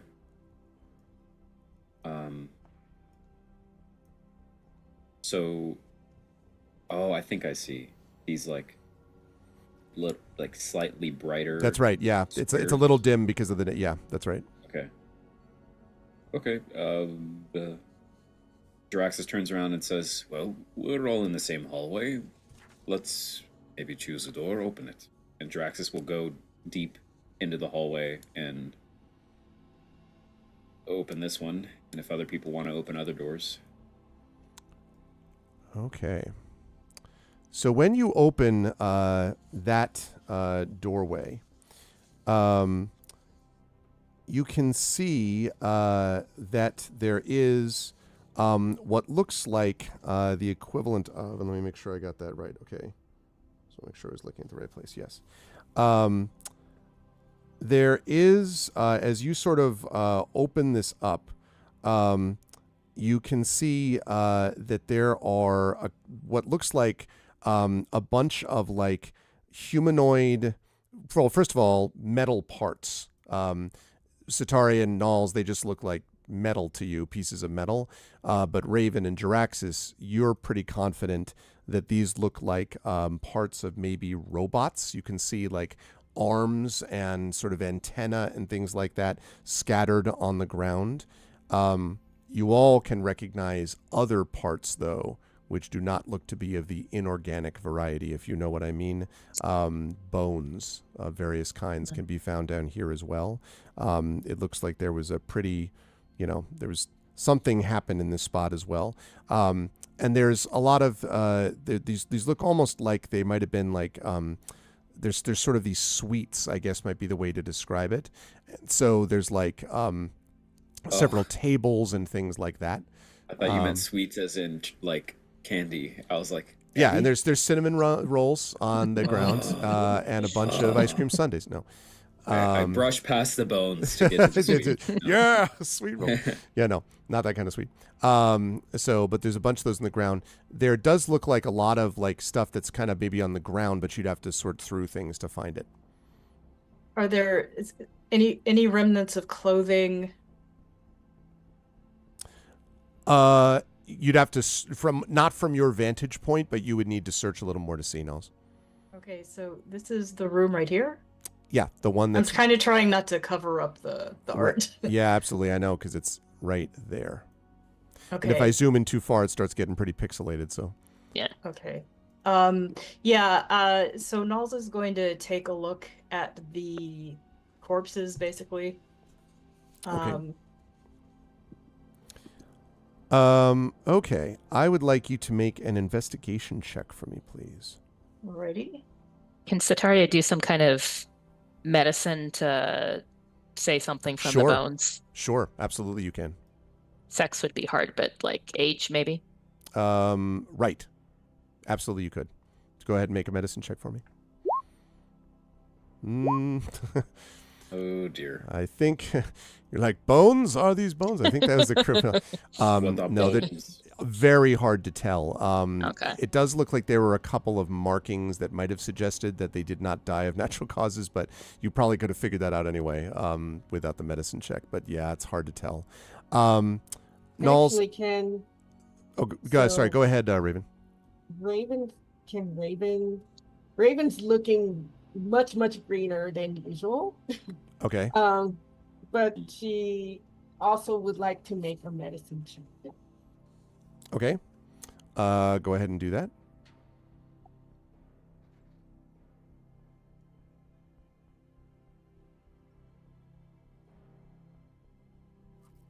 Seeing that Sataria hasn't found anything, Jaraxxus will offer Raven some guidance. Ooh. Oh yeah, not that you need it. Yeah, Raven, you do recognize this, and it's probably based upon, you've maybe seen things like this before.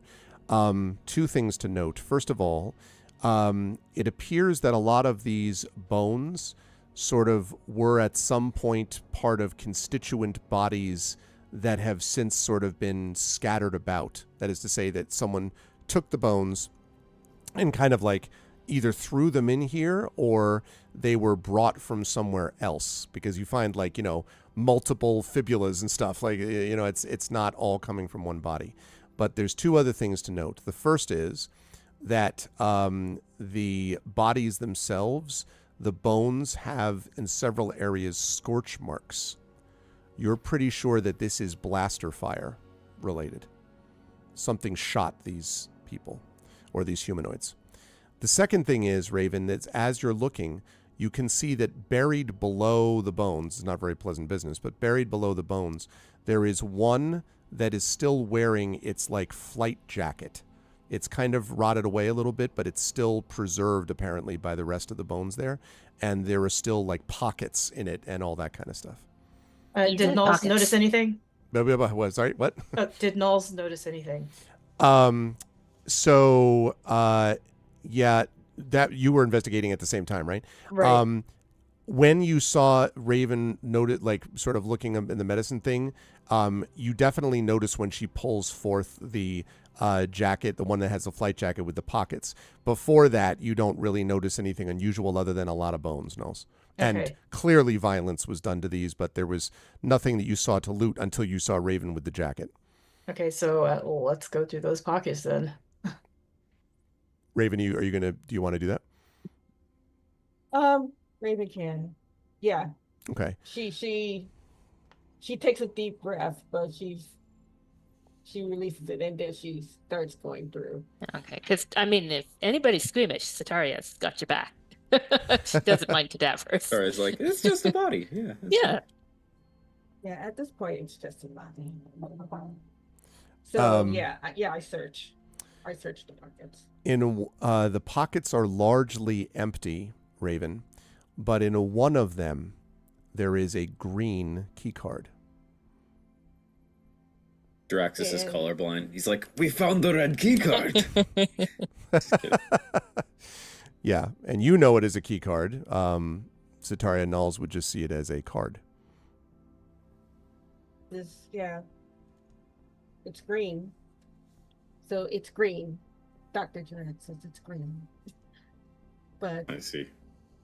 Well, is that higher than blue and red? I don't know your culture's color.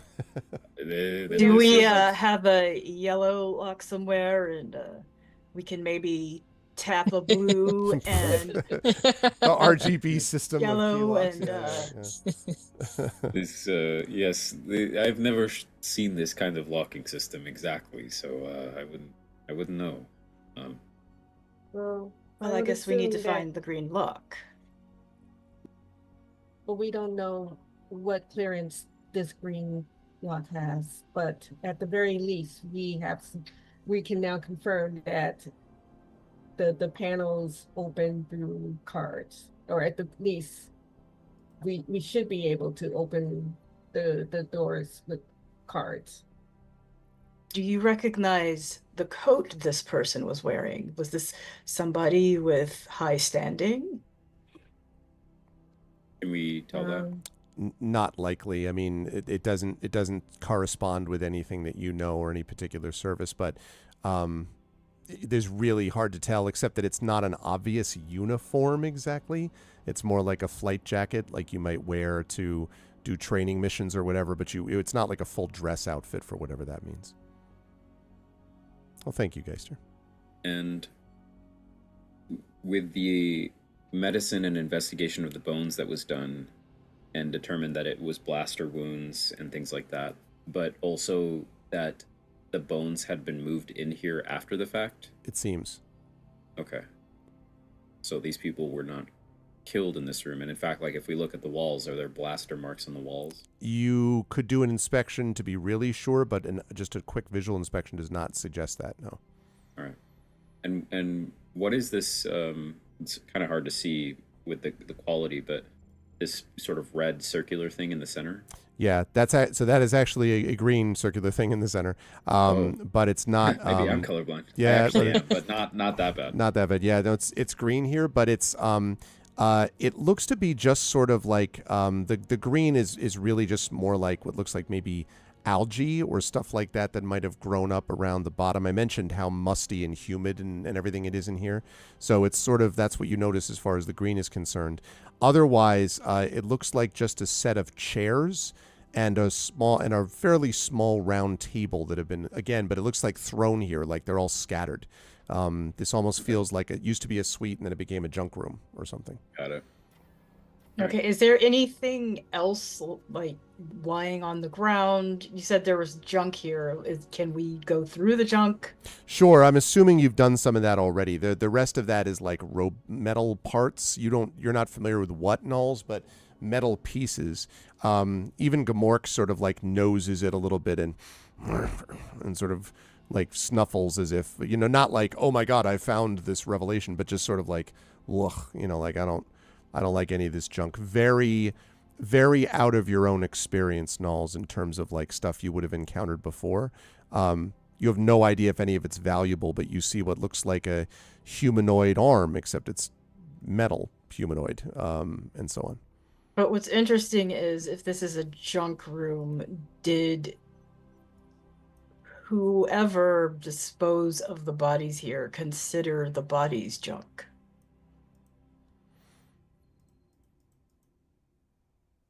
Perhaps. Yes, and also,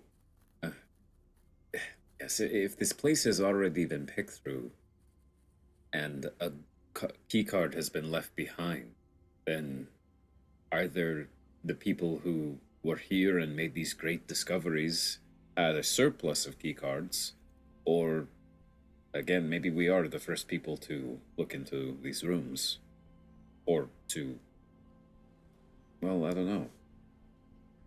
know. Draxus will go to open the room south of this one. Okay. All right. When you open that room,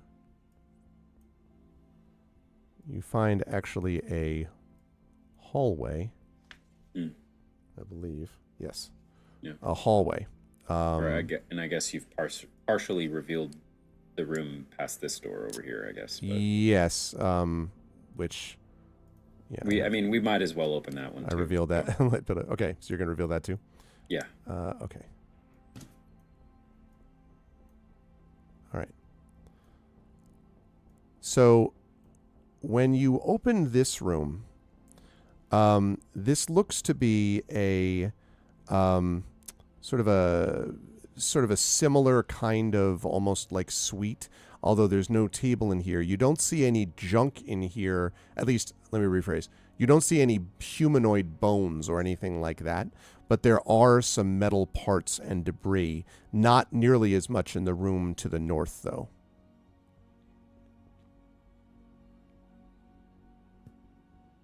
Stepping inside, can I tell, like, what the purpose of this room was at all?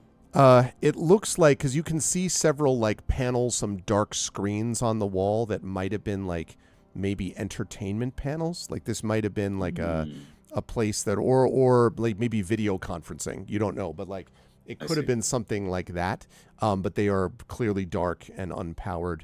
And you don't see any obvious control panel nearby to fix it. Just these sort of blank, what look almost like monitor screens. Okay. And nothing else of real interest in the junk that's scattered about. It does not seem. It does not seem so. Although you could spend longer looking at it, but there's a lot less junk, so you can see more of it from here, basically. Yeah. And then there's this room over here, which is off the hallway that I kind of half revealed. I will open it. Now this one is a little different because this one, as you're trying to, the sliding door to it is partially open already. And there is a kind of 6-inch gap basically between the door frame and the lock. It looks like it might have been locked at one point, but you can see the top is bent a little bit as if somebody tried to force this open. And so it's just there, and you can vaguely see just a little bit inside, but it just sort of looks like another one of these rooms. But it is the first room that hasn't been obviously opened in the same way. Okay. Can it be forced open? Yes, you can give that a try if you want to make an athletics check, and if someone wants to assist you, that would help too. I'll assist. Okay. Great. All right, so go ahead and make that check, and you can do it on advantage because Niles is helping you. All right. Eh. Okay. Okay, that's a little better. 11's better. And then you're also guiding 12. Let's see. Is that enough to open it? Not quite, Draxus. You feel like you and Nulls are not quite able to get it open. But it feels like it is within you, just that you were not able to do it. Raven and Satari could give it a shot if they want, but I get out of the way and say my arms are sore. If the two of you want to force it. Is there a way to like shine? Do we have a light? Is there a way to shine a light into the room first? It's a good question. I don't know if you have a flashlight. The issue actually is not being able to see in terms of light, though, Raven. It's more that the angle, like you can just basically see straight ahead of you, and it just sort of shows a wall. So it's lit in there, but you can't see based on where the door is open. You need to open more of it to get view of the rest of the room. It's more that than the light. Well, I mean, I can assist Raven. I don't think Sataria, with her, strength of 10, is gonna do it on her own. But... All right. Well, Raven is just as her strength is 10 as well. Oh well. Well, arms unite. If one of you assists the other, you'll still get advantage on it. Okay. Well, I guess I can give it a try. Okay. So just a 1d20 plus. With a 10, it's a 0 if that's what your strength is. Okay. Okay. Oh. 17, and you might as well roll the other one just in case. Another one? Yeah, because you're doing it advantage. Yeah, not the 2. Sataria gets in the way. Yeah, like no, the 17 works. And you, and it opens sort of rather suddenly to reveal and as you're staring at it, a seated metallic man, Sataria, is what it looks like, on the ground, but with no head. Raven, what you see is a robot without its head, sitting on the ground, its arms out.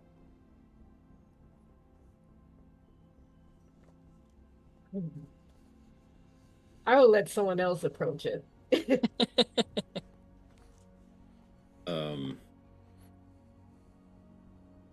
All right.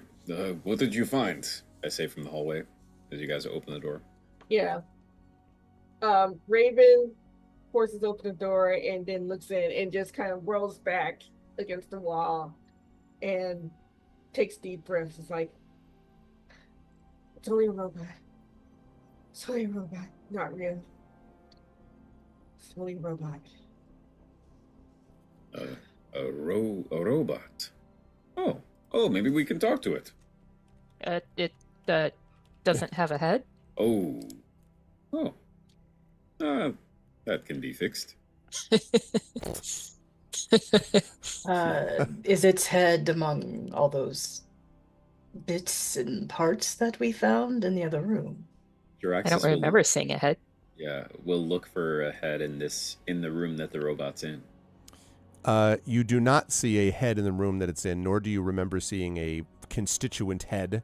There are like multiple little bits and bobs, but not a head in the other ones. However, one note is that there is a bed against the wall of this room, not that far from the seated headless robot. And there is what looks like, Jaraxxus, a small computer terminal that is located on the wall by the bed. And you can see the screen is slightly flickering. I approach and try to activate it. Okay. Make an intelligence check for me, please. Actually, computers, if you have it, yes. Mm-hmm.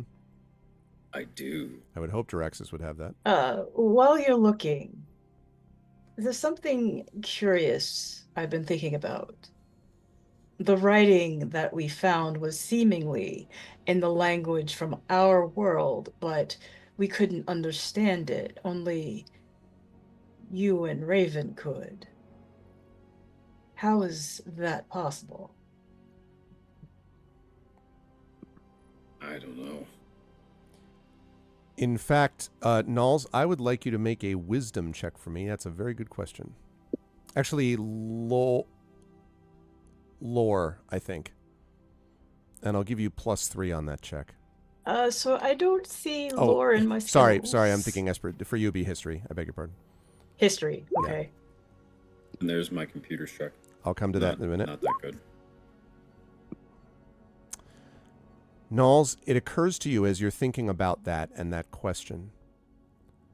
Part of the reason this reminds you of what you've seen when you've encountered several languages that you've explored for storytelling, when you've seen older ones and new ones. Some of the languages that you've seen may have had their roots in this. In this particular language? In this language. So this is the Latin of exactly the Silrain Arc? Well, of this planet. You don't know about the Silrain Arc, but that check actually is good enough that you're able to turn the thing on. It wasn't complicated, Jaraxxus. And suddenly you were saying the Latin of this world, but this ship is not from this world, so how could this ship's words... Precisely, but recall that when it crashed, it had a profound effect on this planet. Wow. So even that... Okay, interesting. And Nulls, I don't know if you share that with anyone, but Sataria... Oh yeah, no, I totally share that. Because Sataria, you could actually take that a step further. In fact, now that you... So this is a trigger. This is... For folks watching at home, this is what I like to call a trigger check, where the check that works for someone triggers someone else to give them a check. And so I want Sataria now, please, to do that same... to do a history check as well. History. Can I guide Sataria? Sure. Yes. Sure. With my knowledge, I will guide Sataria. Sure. So 13, and then you can roll that 1d4 for guidance from Nulls as well, Sataria. 14. 14.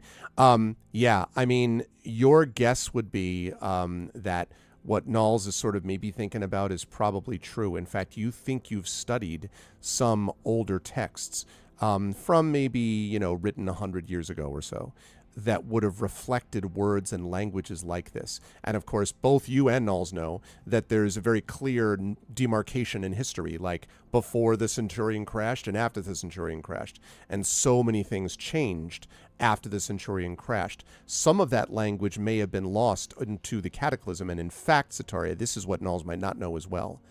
The language that this reminds you of is language that many of the current Thalesian races despise, because it is a reminder of the way that the magitech that was used that brought about the Cataclysm in their mind.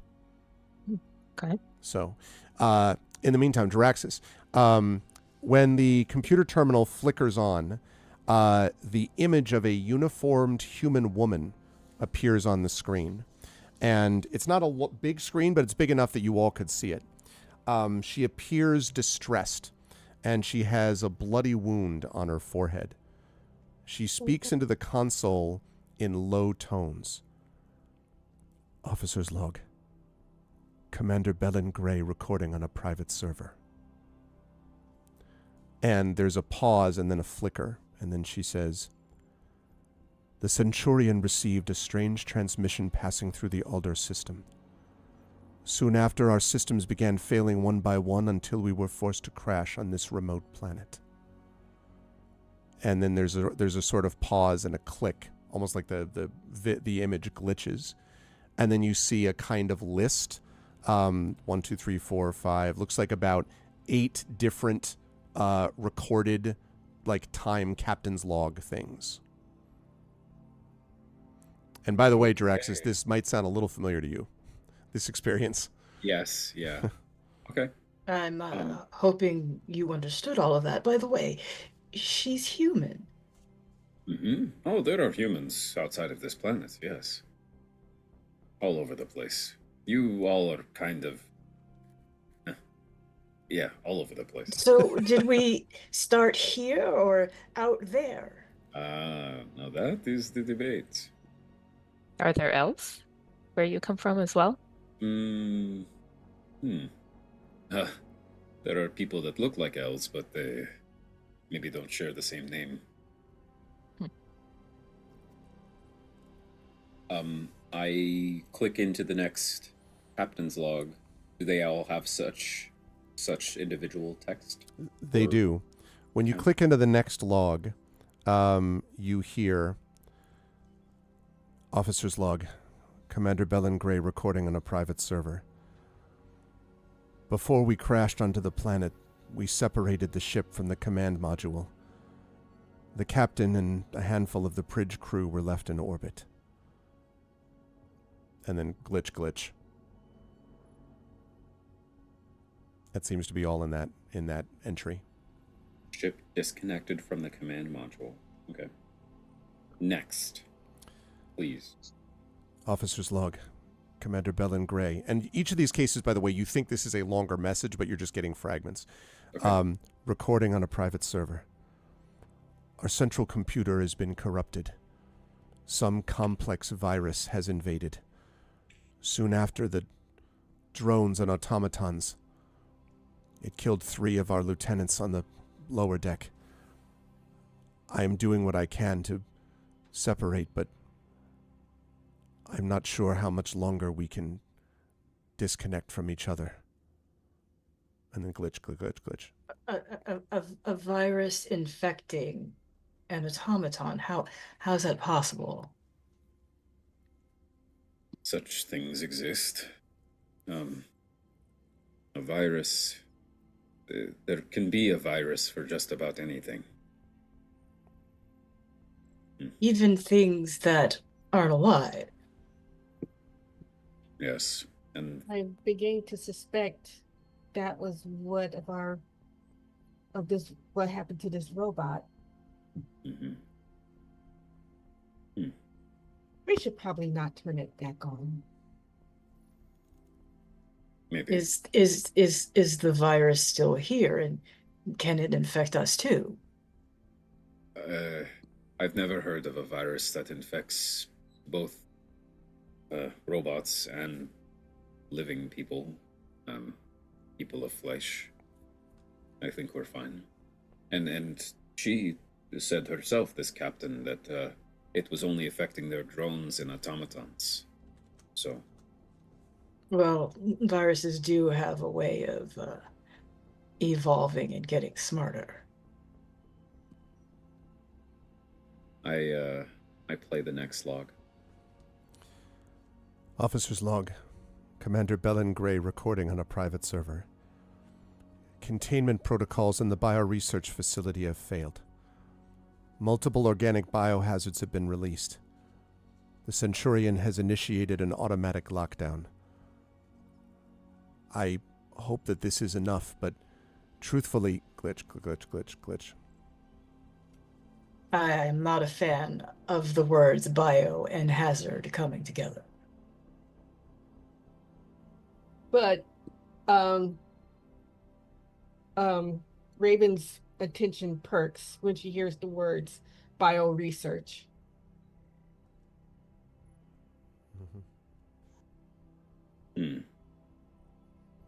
I played this the place next has- one. Oh, yeah. go ahead. Go ahead, Oh, I Raven. was going to say. Yeah. So this place has a bio research facility, and for the first time, she actually looks like she's relaxing a little. I say, Neat. You have an interest in this? Play the next one. I do. Officer's log. Commander Bellin Gray recording on a private server. Several of the technicians, including the chief, have begun exhibiting erratic behavior. This has begun to spread. 3 of the colonists had to be isolated yesterday, and the rest of the crew. And some of the colonists have been... I don't know that I know... Glitch. So about that virus that doesn't attack living organisms. Yes.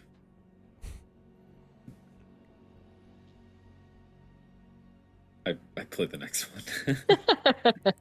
Officer's log. Commander Bellin Gray recording on a private server. She seems a little more out of breath here. Multiple attempts to contact the command crew in orbit have failed. Contact with all of the other colony ships, including the Warden, has gone silent. If what has happened to us has happened to the Warden, then none of what glitch. Should Malls recognize that name, the Warden? You recognize the word the Warden, but not as a ship name. The only ship name that you've heard of is this one that you're standing on, allegedly, because of what you've been through with this adventure, called the Centurion. But you've heard the term Warden, for sure, but not as a ship. Also. Would you mind reading the sentence that had Warden in it again? Contact with all of our other colony ships, including the Warden, has gone silent. Okay. There are 2 left. Jaraxxus will comment, colonists. The first log mentioned receiving a transmission that lured them here. Something similar happened to me, actually. But my ship was not a colony ship. They were colonists. Oh, what was the purpose of your ship? I think I was... What was I doing? It feels like so long ago. I was, I think, traveling... I think I was just traveling. When the galaxy is so big, you spend a lot of time on ships getting from one place to another. Oh. You know, I think what it was, actually, is when I heard that this strange transmission was happening, I saw it as an opportunity for something to document. So in a way, I'm still sort of doing what I set out to do. I did not plan for being stranded, though.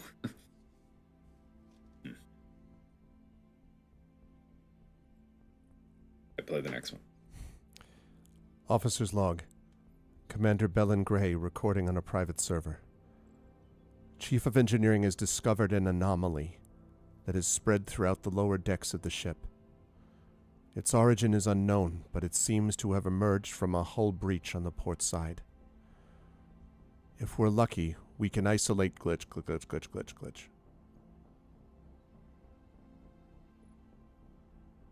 Are these playing backward in time, or?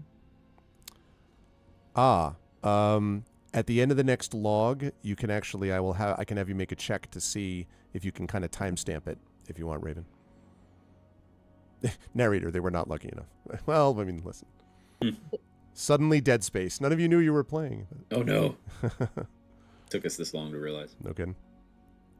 Okay, I'll play the last one. This one, she looks like very sort of at her end of her rope. Officer's log. Commander Bellingray recording on a private server. It came so fast. I'm heading to engineering to manually override the system and lock down the lower decks. If I can just separate this from the network. Glitch. What is the network she keeps mentioning?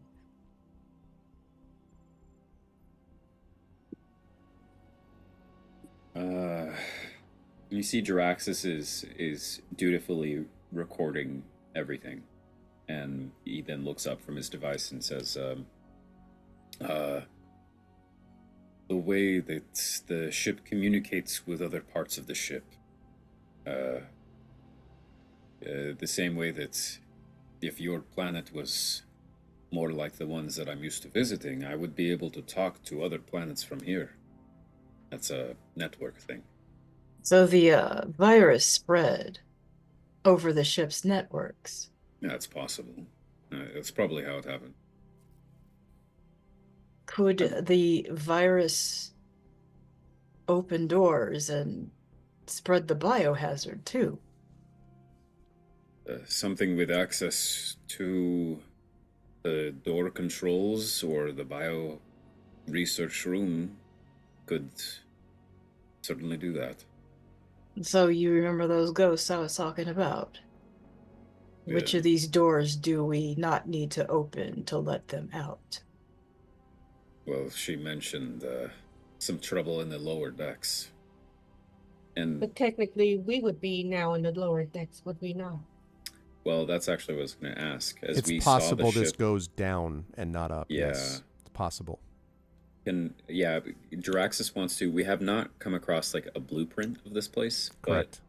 but in Jaraxxus, based on our approach of the ship from the outside, viewing it, and then I mean, I'm not sure how much the inside helps, but can I make like a Sherlock Holmes kind of trying to build a blueprint of this thing in my mind and determine if there might be a lower deck under us and what side would be the port side?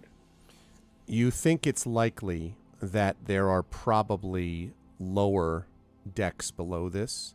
As far as the port side, the western side of this, so, more or less would be the port side, you think. Okay. Also, I'd like you to make a computers check for me, and then Raven, I'm going to have you make an astrophysics check about that time stamping thing you were asking about.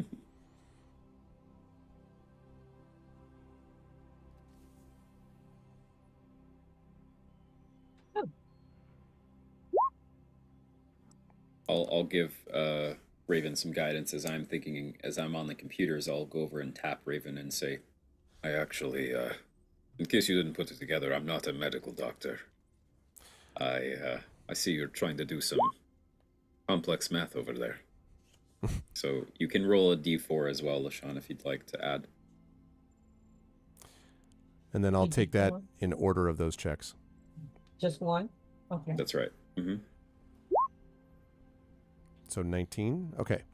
Jaraxxus, first of all, you as you're looking at this can confirm, based on the way that the logs are listed and everything, that you're pretty sure this terminal, was manually disconnected from the ship's primary computer network. So this is on its own. It's not part of the computer network. And it looks like, as you're examining it, there's a cable behind it that seems to have been ripped out by force. Something manually disconnected this forcefully. Raven, with that check, as you're looking at it, you can see that this is many, many years old. And if you're willing to translate, you tell me if you're willing to translate the years for the Thalesians, Sataria and Nulls, to get a sense of like relative time scale. You could tell them like what you found if you want to, which is just describing like the time dates of the messages. Do you want to do that? I'll do that. If what Raven is telling you, Sataria Nulls, is correct, this log is 425 years old.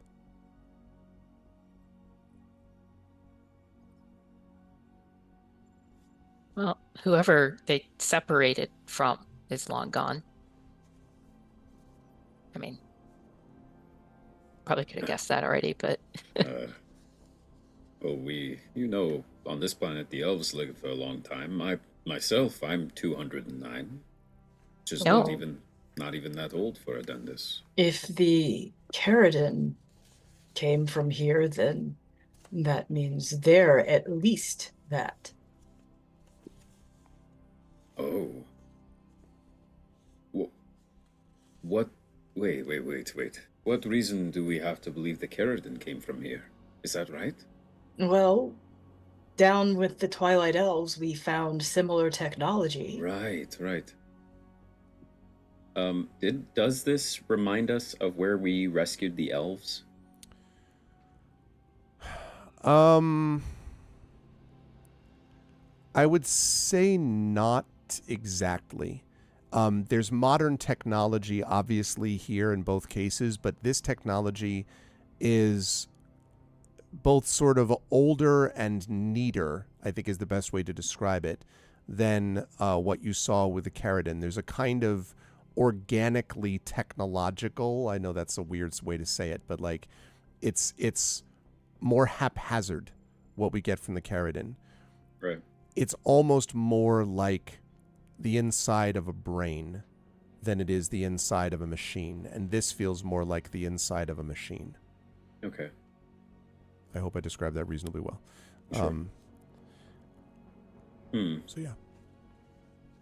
Draxus says, well, in the same way that the writing here seems to be a progenitor for language on this world in some way. Yes, that is a theory, Nolik, that perhaps... I mean, what if the Keratin are the thing that escaped from this bioresearch thing? Well, then we need to find out what exactly they were. That would be helpful. Have you heard of anything like this? That creatures, beings that the Keratin could have evolved into? Yeah, Ava. I do need to interrupt for a moment to announce that Hillness has just made a $251.99 donation, which brings us to $2,128.40. Hillness, Wow. Thank you. And Hillness already contributed. That means that Hillness is at about $500. And Hillness takes the lead from Delwolf. So right now, Hillness is there. Hillness, thank you. That is a big jump up. That is super awesome. Thank you so much. Also, I love the message, which is don't tell me the odds, because who needs these odds? 21-20, is it either 8? 21-29, 21-29-40.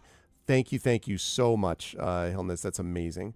And that means we got some giveaways too. 2,500 by the end of our session. That would be pretty slick. That's very cool. That means we're closing in on 50% through. Thank you so much, Hillness. That's awesome. Okay. Before, as you're all talking to each other, I do want to mention that I would like a perception check from everybody, please. $500.01. Yes, that's important. Your price is writing it, Hillness. Seriously, Hillness, thank you. Extremely generous. I have a +8 on perception. I rolled a 1. You're too focused on, like, wait a minute. You're the theories. You're like, Draxus has got a 16. Sataria with the 20. Raven is a little bit too preoccupied with things that have happened in the last, 5-10 minutes, understandably. All right. Sataria and Jaraxus, as you're sort of looking at each other and at the computer, you hear this, and as it's coming from behind you, both of you. I turn around. If you turn around, you can see right outside the door, growing, a glowing and slightly moving red light, as if something is coming. which is a perfect place to take our break. You are watching the incredible crew of Expedition from the Mysterious Peaks, part of ArvCon Day 2, which has already been a huge success, and I wanted to keep going. We are up to $2,128.40, $29.40. Is extraordinary stuff. Thank you, everybody, and let's keep the donations going. It is 6:57, so I'm going to give these people, these wonderful people, let's say until 7:05, so basically 8 minutes. And then we will be with you for another hour after that before giving way for Indy and his concert.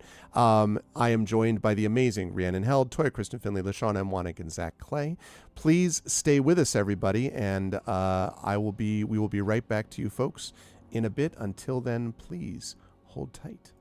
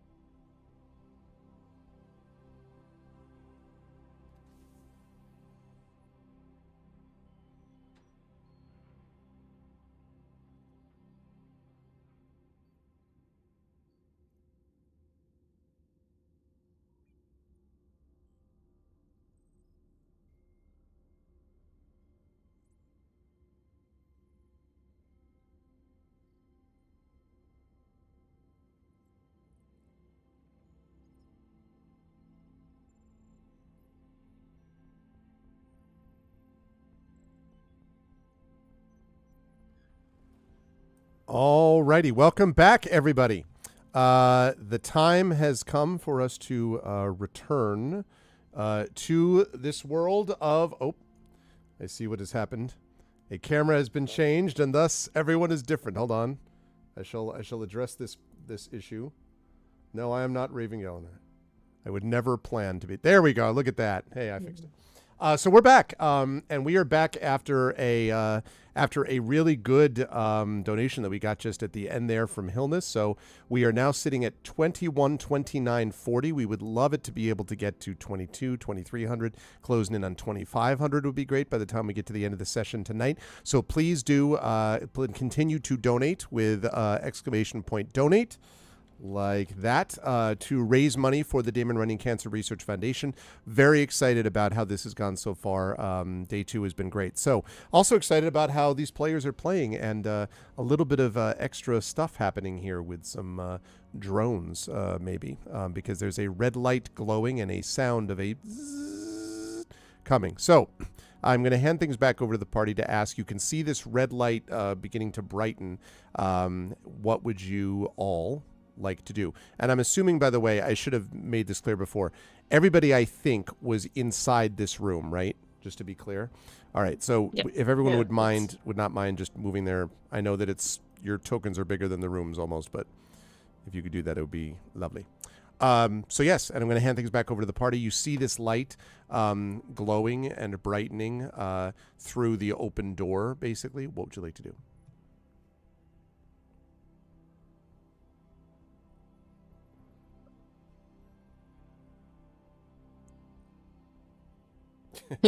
Everyone's like, we don't know.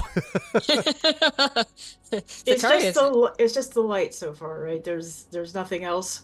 Well, whatever is holding the light is getting closer. That's the thing.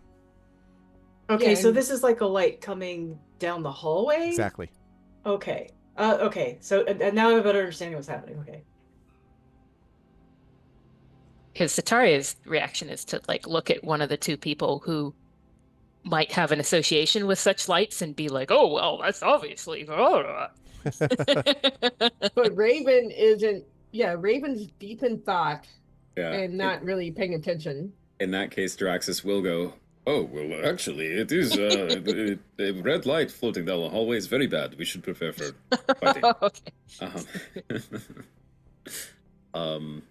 Wait, what? Yeah. Draxus is going to, we might as well wait for it to come in here and ambush it. How big is this room? It's a pretty good size. This is probably, this room is, actually, I think I have a description of exactly how big it is. Yeah, this is probably like 30 by, like 40 by 30 or something like that, I would say.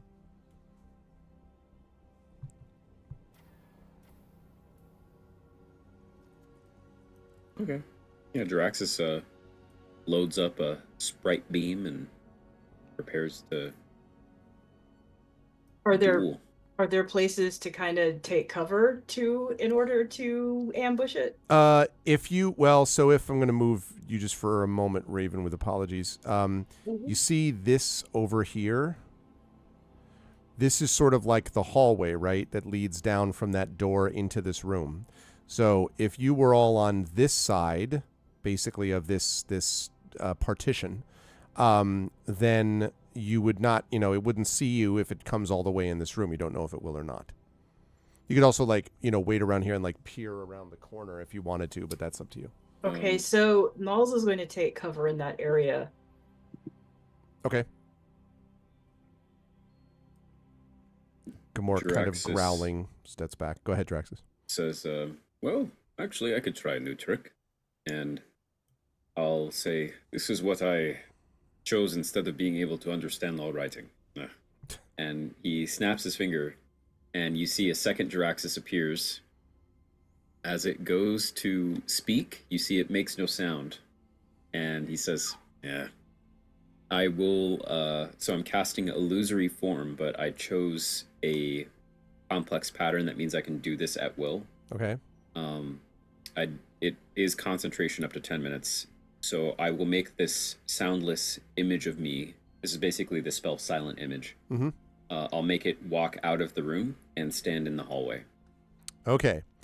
When you do that, what it see, or what the illusory form, is this a deal where you can see what it can see, or I don't remember if silent image does that. Okay. Nope. So I'll position it such that I can see. We all can see the fake Jaraxxus from the room, but we can't see what it sees. I mean, I guess I could. Yeah. No. I mean, my question is, like, do you want to sort of send it out in the hallway and then you're like hidden behind it because it's there, and you're looking out around the corner to see what's there? I guess is my question. Yeah, I'm not trying to give you an well, idea. I'm just saying, like, I didn't know if yeah. that's what you're looking for or not. I have a fear then, though, that maybe it like sees through illusions, so it wouldn't matter. No, I'm just gonna put a fake Jaraxxus in the hallway and have him stand where we can see him, so that if it does turn down this hallway and does something bad, then it happens to him first. Okay. Okay, See if the illusion takes fire. Yeah. Yeah, and as y'all do this, Raven finally realizes what's happening, and she kind of steps further back into the room and pulls out her light pistol. Okay. All right, and I'm going to put oh shoot, I accidentally copied Gamork. There's no way to copy Gamork. Sorry. We'll take 2 Gamorks. Yeah, I'm sure. An illusory Gamork. Okay, there we go. Except for this one, Jaraxxus, I'm going to put on. Let's see. How about? I'm an illusory thing. Okay. Yeah, he stands in the hallway doing the Home Alone. Right. Okay.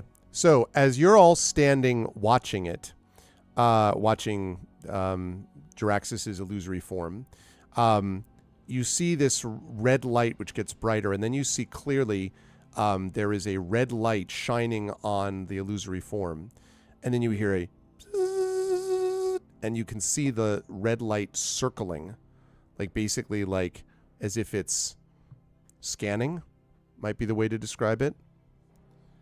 And then you hear a redo, redo, redo, redo, redo, redo, coming from right outside the hallway. You can't see it, but you can certainly hear something.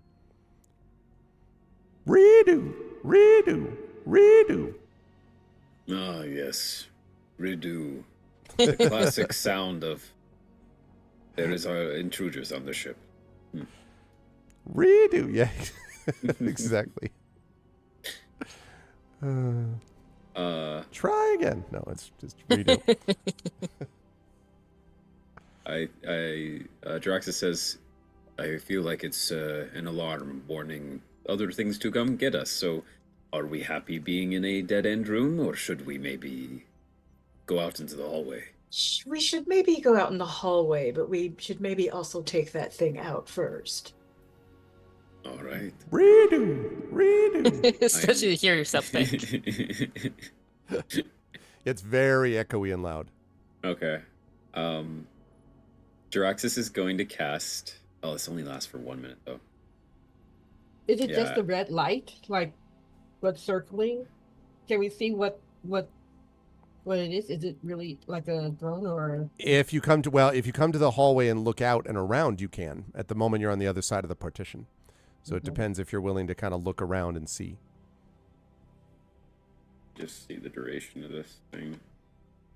1 hour. Okay. I'll step out into the hallway, and I have a picture that I'm going to show you, which will be popping up on Roll20 momentarily. Redo. And its name is Redo. Okay. Okay, here we go. And I will show you what it looks like on stream right now. That is what you see is on the other end of it, a floating device with a red light. And the red light is shooting out scanning, but right now it is just hovering, stopped.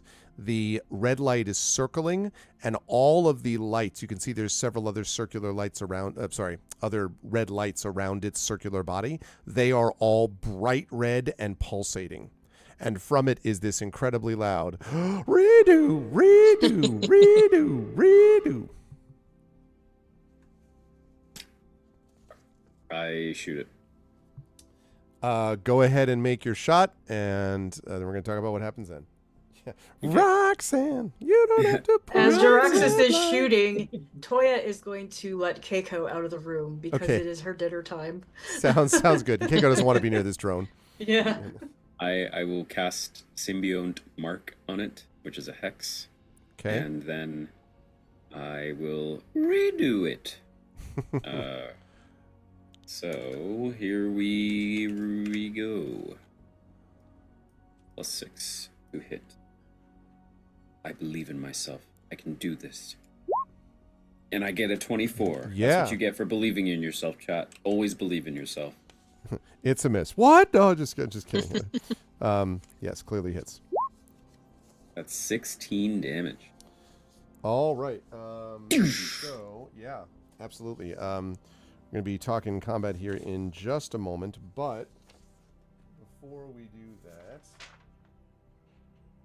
Okay, that's what I thought. So, fortunately, I have the reference that I need.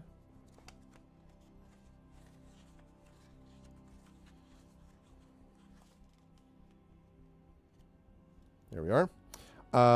Okay, so you hit it for sure. How much damage? Did you 16. say? You blow it the hell up. Redo. It just blows up. There we and the so it does that. However, the lights are still sort of dim in the whole ship, but you do hear faintly from elsewhere in the ship. Redo, redo, redo, redo. Oh, it's like a scavenger hunt. Which direction is the redo, redo, redo, redo? Hard. It's hard to say, except that it's definitely coming from outside the room and elsewhere. It's on this deck for sure, but like it's a big, big deck, so it's hard to know where exactly on this floor it would be. But because it's some distance from you. You know, so it's not immediately where you are, but it's hard to say what direction. I mean, pretty clearly somewhere to the west and south, that's for sure, because you're pretty far north and east, but that doesn't help very much to give you specifics.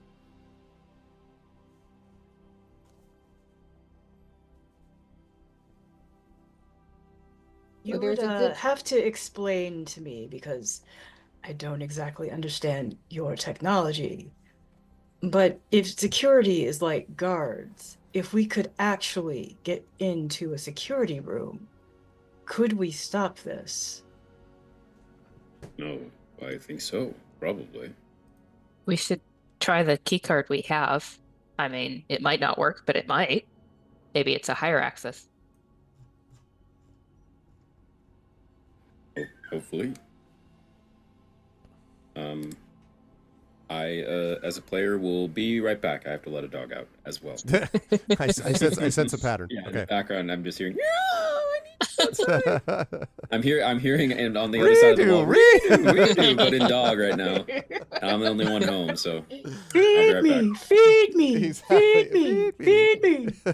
You all love this klaxon. You all know it. You all love it. It's funny. Okay.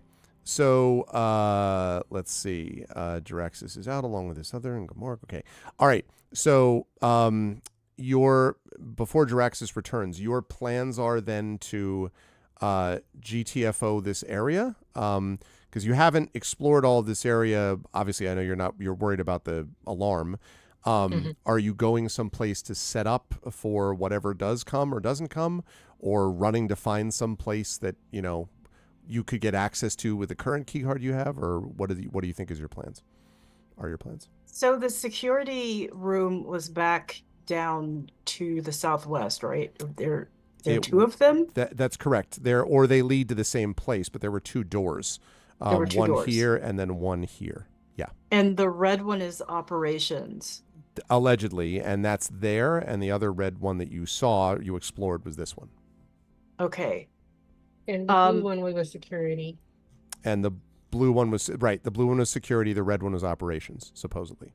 Raven, could you also possibly control all of this from operations? It's closer.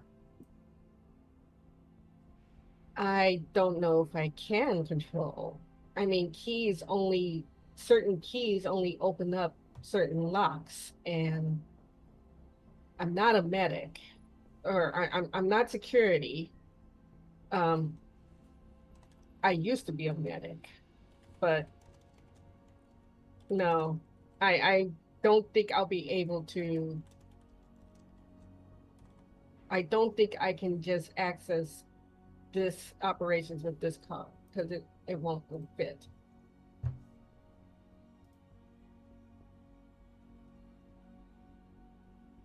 Earlier you mentioned something like lock picking. Is that still an option? I'm not a lock picker. I can tell you that right now. I don't have the skills for doing that.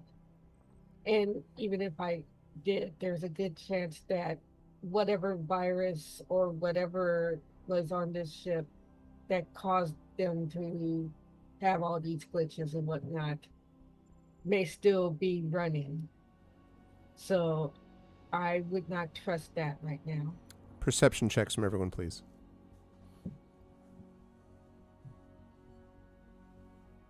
Hesitated too long. You've waited too long. Okay. Oh, geez.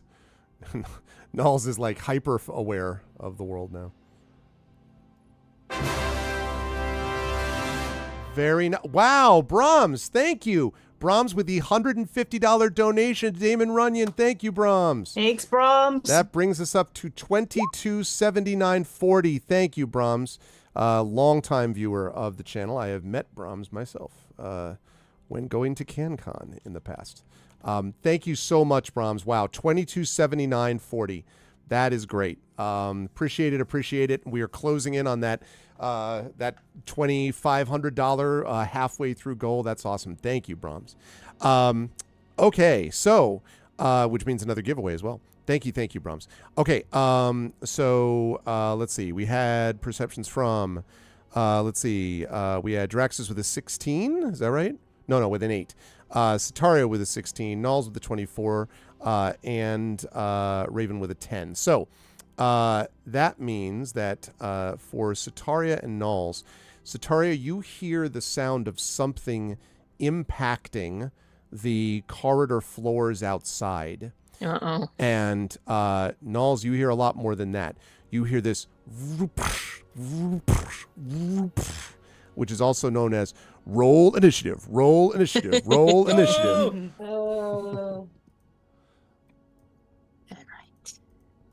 Let's roll initiative. Let's get some combat music up in here.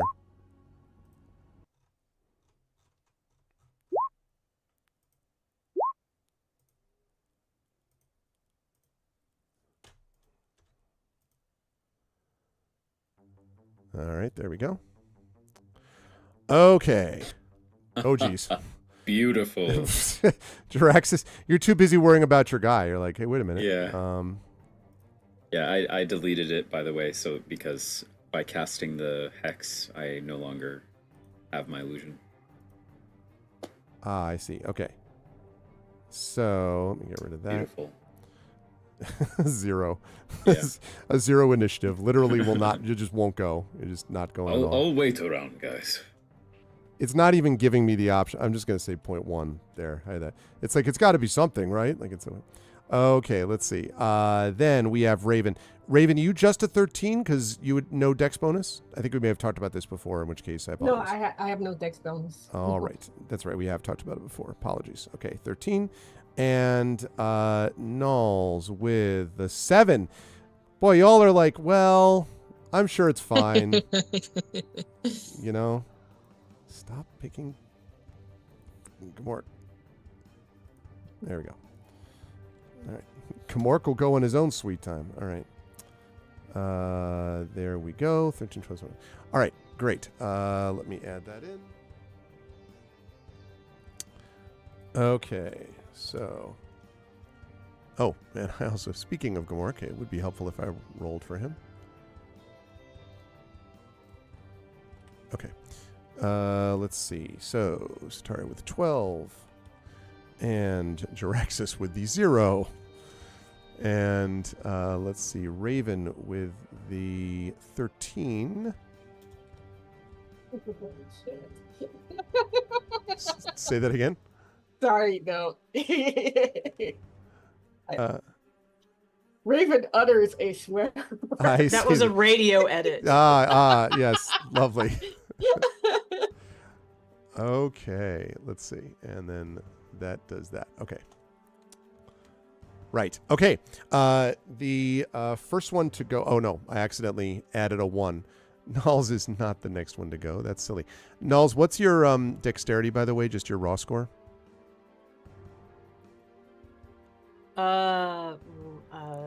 Well, I have a plus. Wait.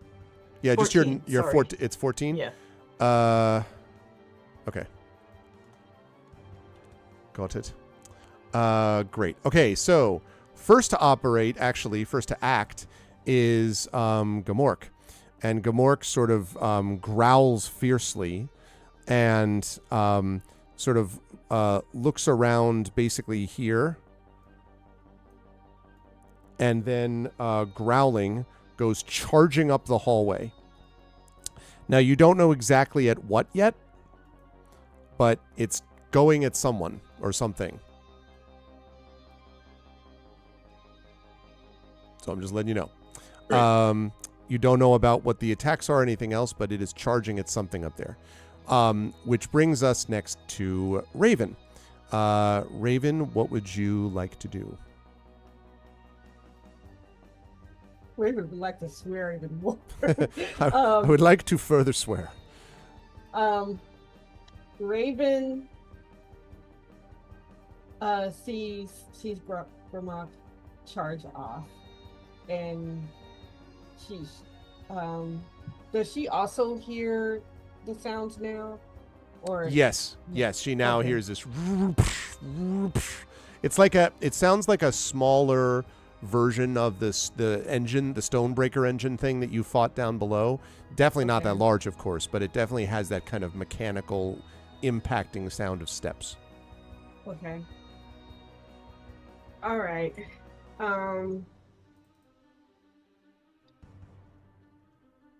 Okay, well, Raven has her light pistol, and she also is going to head down the corridor after Gamork,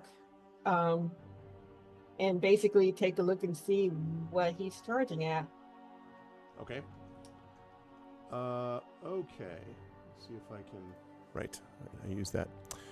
Okay. So when you come out, you don't see anything immediately, and you also don't see Gamork. But if you were to go at like pretty much top speed, Raven, you could turn the corner of the hallway and look what's down this hallway to the right, to the east, because that's obviously where Gamork went, because the other way was a dead end. Okay. All right. Yeah. I will take that look. Okay. All right. Let's see. Hang on a second. I'm going to bring this forth. Yeah, I'm right here, but I'm just moving it up so people can see the hallway. Okay. What you see is not that big, although tempting. You see Gamork charging at what looks essentially like a small, what you would define as a mech, Raven, like a small mech that's clearly not big enough for anything to be riding inside it. Thank you for the follow on my channel. It's clearly not big enough for anything to be riding inside it, but you see something like it has the same design as a mech with these two metallic legs to jump out of game for a minute. Star Wars wise, looks like an STAT, right? Like as it's coming towards it, and Gamork is charging towards it. Gamork will have reached it in the next round, or it will have reached it at that point. Okay.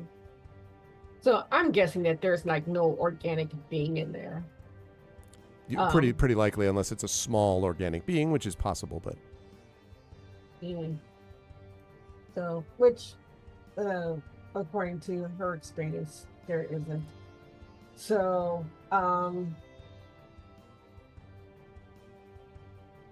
is Gamork blocking the corridor, or No, can you could shoot over it. This thing is a Okay. little bigger, a little taller than Gamork is.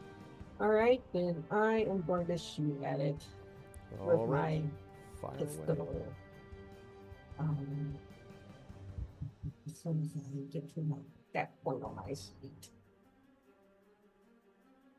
Weapon, light pistol, 1D20. Whoops. you one-shot Gamork in the head. No, I'm just kidding. No, you missed though wildly, and also widely. So unfortunately, that is a miss, Raven. Do you want to stay at the end of the hallway, or be like Homer Simpson, like move out of the way, out of the hallway? Yeah, I'll duck into. Oh wait, no, I can't. Or can I? Can I duck into the other room? You could duck back into this hallway here. Okay. This Then room I'll is do actually a that. wall here, so the door is not in that spot. Oh, no, I take that that's back. I take that back. There is a door there, and you already opened it. Yes, you could duck into that room if you wanted. I take that back. Yeah, I'll duck back into this room. Okay. And Mother and Breath, they're long dead.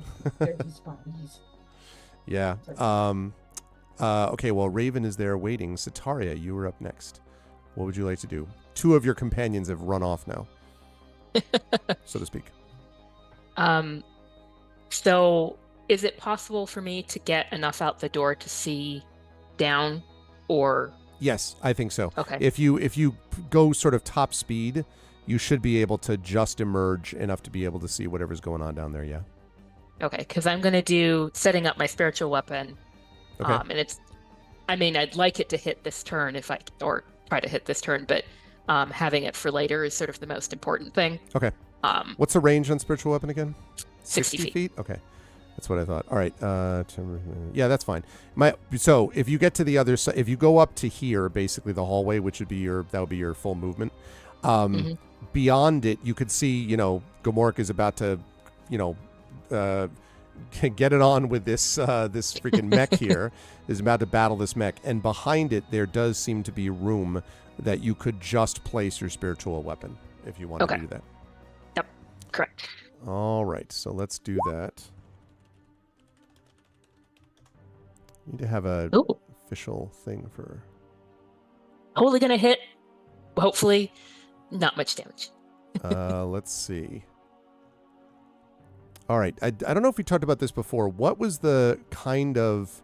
Do you imagine this as like a sword, or as a glaive, or as? It was a scalpel. It was a scalpel. This sort of like white light, kind of like very precise. It wouldn't be quite the same as a scalpel in our modern times, I imagine, but like this tiny little blade that's very clearly for sort of surgery. Like, for example, too big. The Buster Sword. No. All of you are obliterated. All right. There we go. Like that. Yes. Right? Okay. It is there. Although if this starts actively slicing. Actively slicing. Actually, you know what? I can't do that. That broke the last time I tried to do that. It broke. It's really annoying because I like it. I think it's a cool look. But what it does is cause the whole of Roll20 to flash, and it was driving me up a wall. So I can't do that. I'm sorry. You're just gonna have to imagine what that was like. I will bring you a an ordinary looking thing that does not move, but has the same idea. Okay.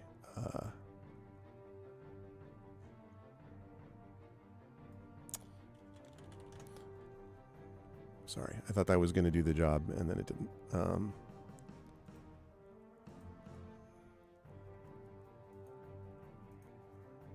my god! All right, I'll figure this out. While I'm figuring this out, in the meantime, you're attacking with this thing, and you've hit with it. I wasn't looking because I was busy doing this. You Well, hit, 25 to hit. yes, definitely So- hits for sure. Okay, that's what I thought. Then 8 damage, Okay. which is piddling, but oh well. Hey, listen.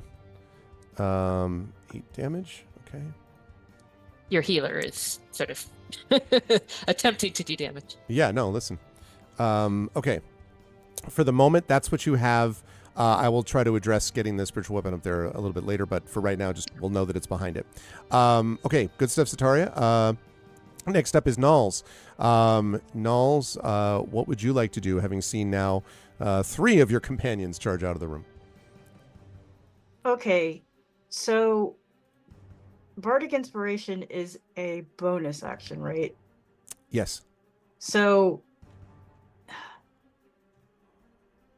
what I would like to, I can't really do anything that won't get Gamork hurt or Cetaria. And I don't think I can shoot at this thing with a crossbow either. Because, yeah. Where would I... So I could move and then I could inspire Gamork. But then would my turn be over, basically? If you move up all the way behind Gamork, oh, I don't want to do that. well, or close enough that you could inspire him, yes, that would be your turn, because you would basically be double moving to get there. Okay, and I couldn't cast like I could do the inspire Because that's a bonus action. As a bonus action. So if I move once, could I inspire him? I don't think so, because you won't get close enough to see him, is the problem. Okay. Yeah. I think I'm gonna have to double move. Yeah, seems likely. I should have asked Sataria, by the way, if you're staying where you are in that hallway, because it's going to affect what I said to what I say to Nulls. Well, do I have the ability to, in one turn, still get back? If you came up here, I'm just shrinking a little bit so I can see what I'm doing. If you came up there, you'd be able to maybe just step back into the hallway. Yeah, let's do that then. Okay. So that means that, Nulls, you could just get past Sataria.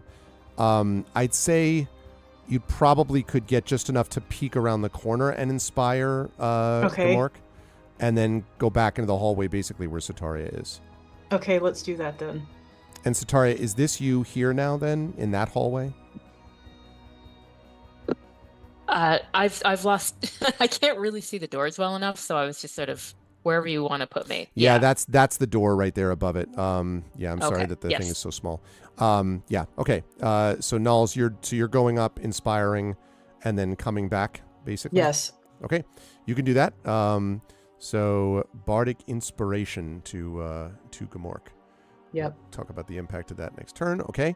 Nulls, why don't you move yourself right to below Sataria, just so we know where you are, please. Okay. And now it is the bad guy's turn, specifically these bots. So the first bot here sees Gamork coming up and raises its arms. And then coming above the arms are 2 mounted blades. And as Gamork charges up, the bot like tries to basically slash down at Gamork, at everyone's favorite murder puppy. All right, so let's see. First attack is a miss. Second attack is a hit. Okay, and it does it really slices into Gamork, who kind of like yelps slightly. He's not like close to death or anything, but that was a quite a hit. Then, as it slashed Gamork, it then moves forward with its powerful legs, and Gamork is forced to give ground. So just a few feet, basically. And at first, you're not 100% sure why it's doing that until you see a second one emerge in the hallway behind it. Great. And you can see on the top of its body, and actually, I guess it's Sataria is just peeking around the side, who I'm going to say is your spotter for everybody. So Sataria, you see on its shoulder a panel open, and then coming up, a long-range rifle is what it looks like. A big rifle, heavy rifle.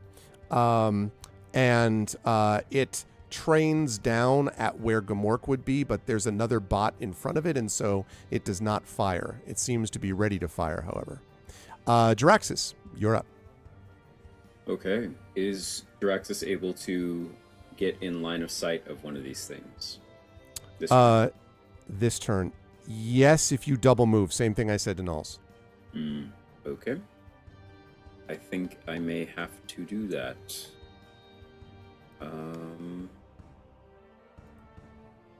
Yeah, I will dash.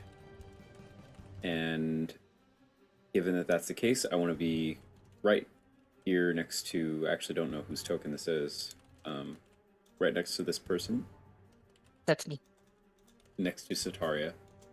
And not in line of sight quite yet. And that's where I'll end my turn. Jaraxxus will run up and say, "What's happening?" That's his turn. Okay. Top of the round, we have Gamork, who, let's see.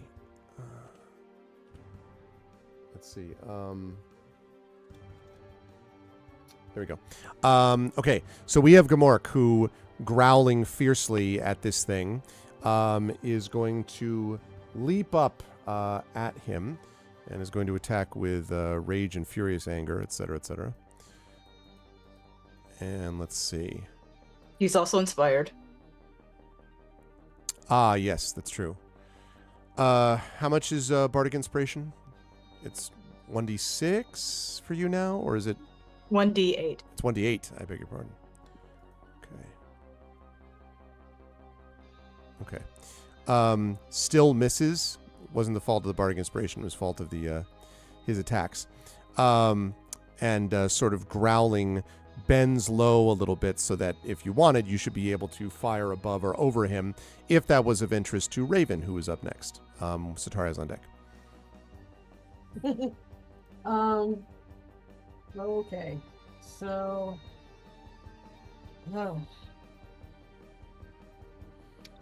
Raven is going to... These are machines. Machines still take psychological damage to them. No, they don't. Machines.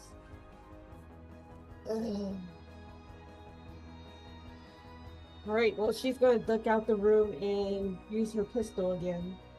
Okay. Yeah, it's exposed. 12. 12 will hit. These things are not very agile.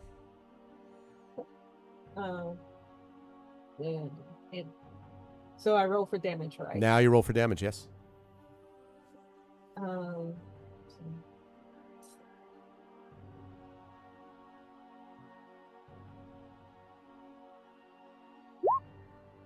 So 5.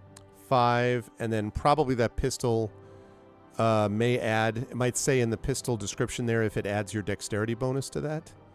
Or is Which it just 0? which I know, I'm sorry, I keep forgetting. Okay, so 5 points. Right, 5 points. Okay. All right, still though, zap, okay? You hit it, you damage it. Do you duck back into the room after that? Yes. Okay. That is going to lead us to Sataria with Nulls on deck. Well, so I'm gonna tell tell Jiraxis about the second one. Okay. And then And your spiritual weapon's in between them, by the way, Sataria. Now the two mechs, basically. Yeah. 2 bots. Now there are 2 of them. So normally I'd concentrate its fire on the one closer to Gamork. But that's the one that's spoiling the other one's shot. So maybe we don't want to get rid of that too quick. You won't be able to hit the one behind it either, though, because the other one is in front of it. So it's a good call, but it wouldn't make much difference because the one behind I thought you is said there. my spiritual weapon was between them. Oh, So you could do it with your spiritual weapon. I beg your pardon. Yeah, you personally cannot hit it with something, but your spiritual weapon could. No, you're right. So yeah, up to you. Yeah, so I'm going to use my spiritual weapon, this bonus action, on the farther one with the gun. Okay. So, and this is That will hit 11 damage. Nice. Okay. Okay. Yeah. And Slams then into it. Gamork hasn't particularly taken any damage, right? Which one? I'm sorry. Oh, Gamork. Gamork has taken some damage. Yes. Okay, I'm just his support crew. I mean, it's what I do. Yeah. So let's use a Cure Wounds on Gamork then. Okay, sounds good. 10 points. Okay. Very nice. Okay, so he sort of growls. Now, are you going out to sort of touch him, by the way? Because this is technically a touch unless I'm missing something about them. No, I use my sorcery points, and I remember that I have That's some right, left. to do that with about. Okay, great. So you use your sorcery so points. I just marked one off. Got it. Cool. All right, yeah, that good stuff from Mark looks much healthier. And then Sataria, you duck back out of the way if that's okay.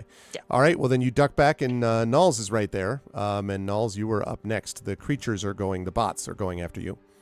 Now, if I kind of duck into the hallway, can I aim at the one? You're here, right? You're here, right? Yeah. I basically just ducked right. Okay, back that's fine. into yeah.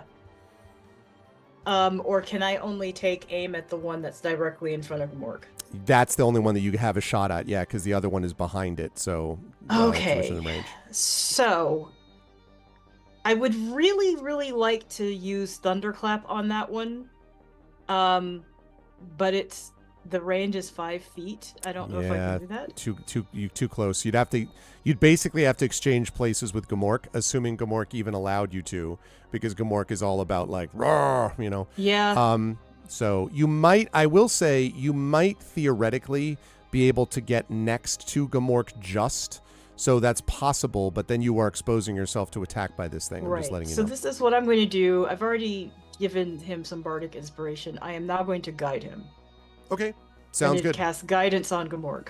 Sounds good. Yeah, and Shadow points out when you roll poorly and only get a 1 with Cure Wounds, that's a clerical error. Nice job. That's well done. Thank you, Shadow. I like to subscribe to your newsletter. Okay, so you run around. You basically come out, touch Gamork, who kind of growls, and then you jump back in to the hallway. If I understand this. Yes. All right, that sounds good. All right, it is the bad guy's turn. This first one is again going to try to slice and dice Gamork. And that is 1 hit and 1 miss.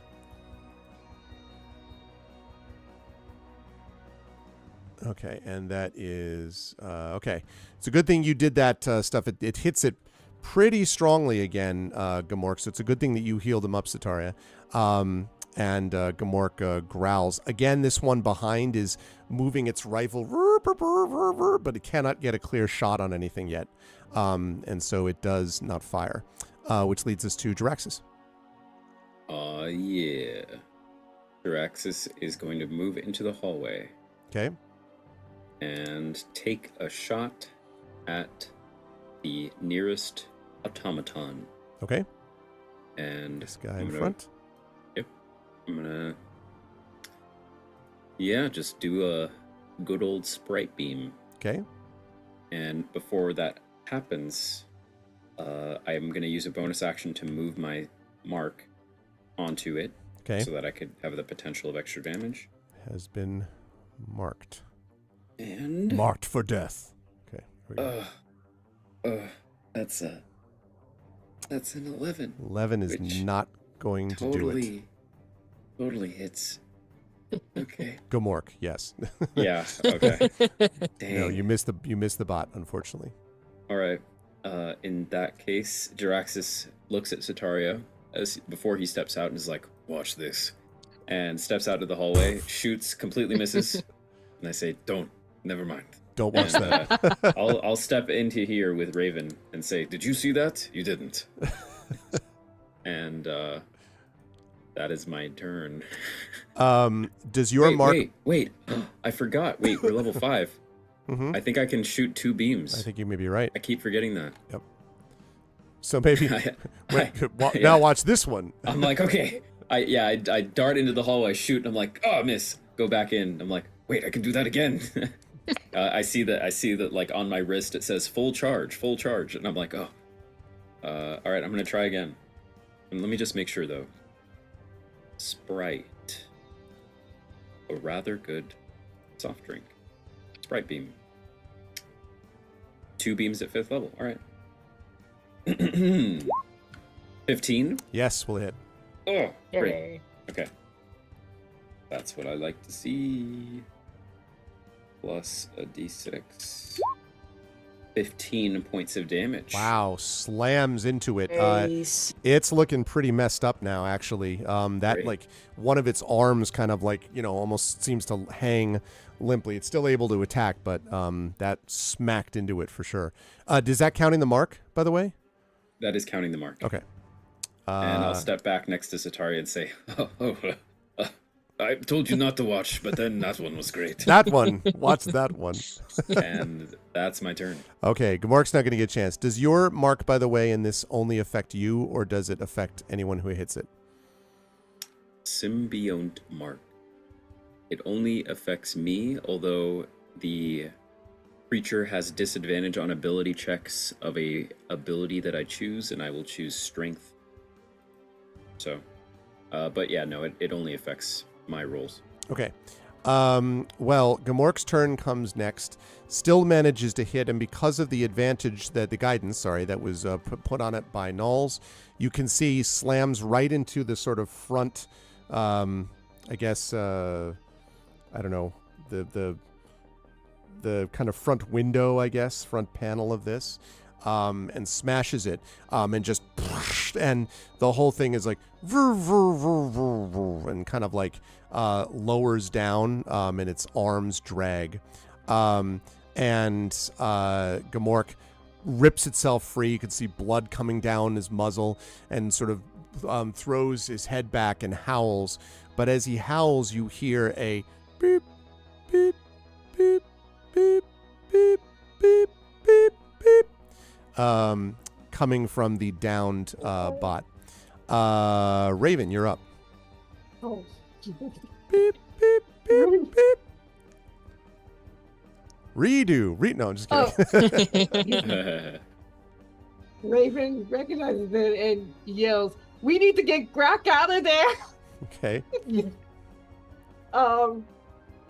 And I don't have anything. Shoot.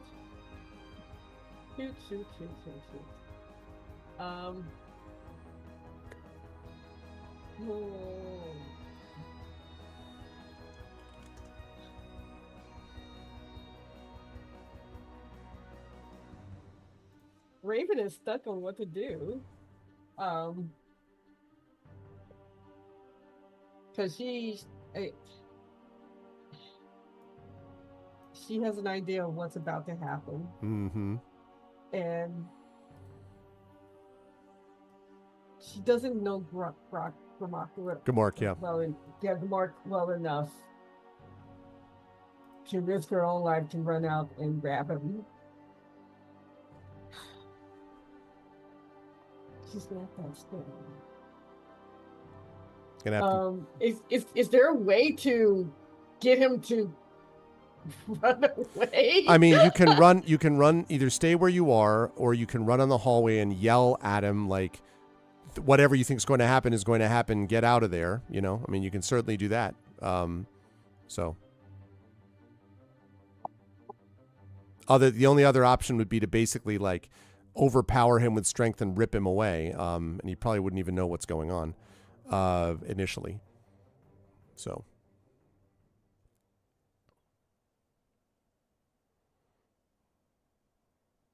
Oh, crap. Yep. You have to make a call, though. Okay. She has an idea. She has an idea on what to do. Okay.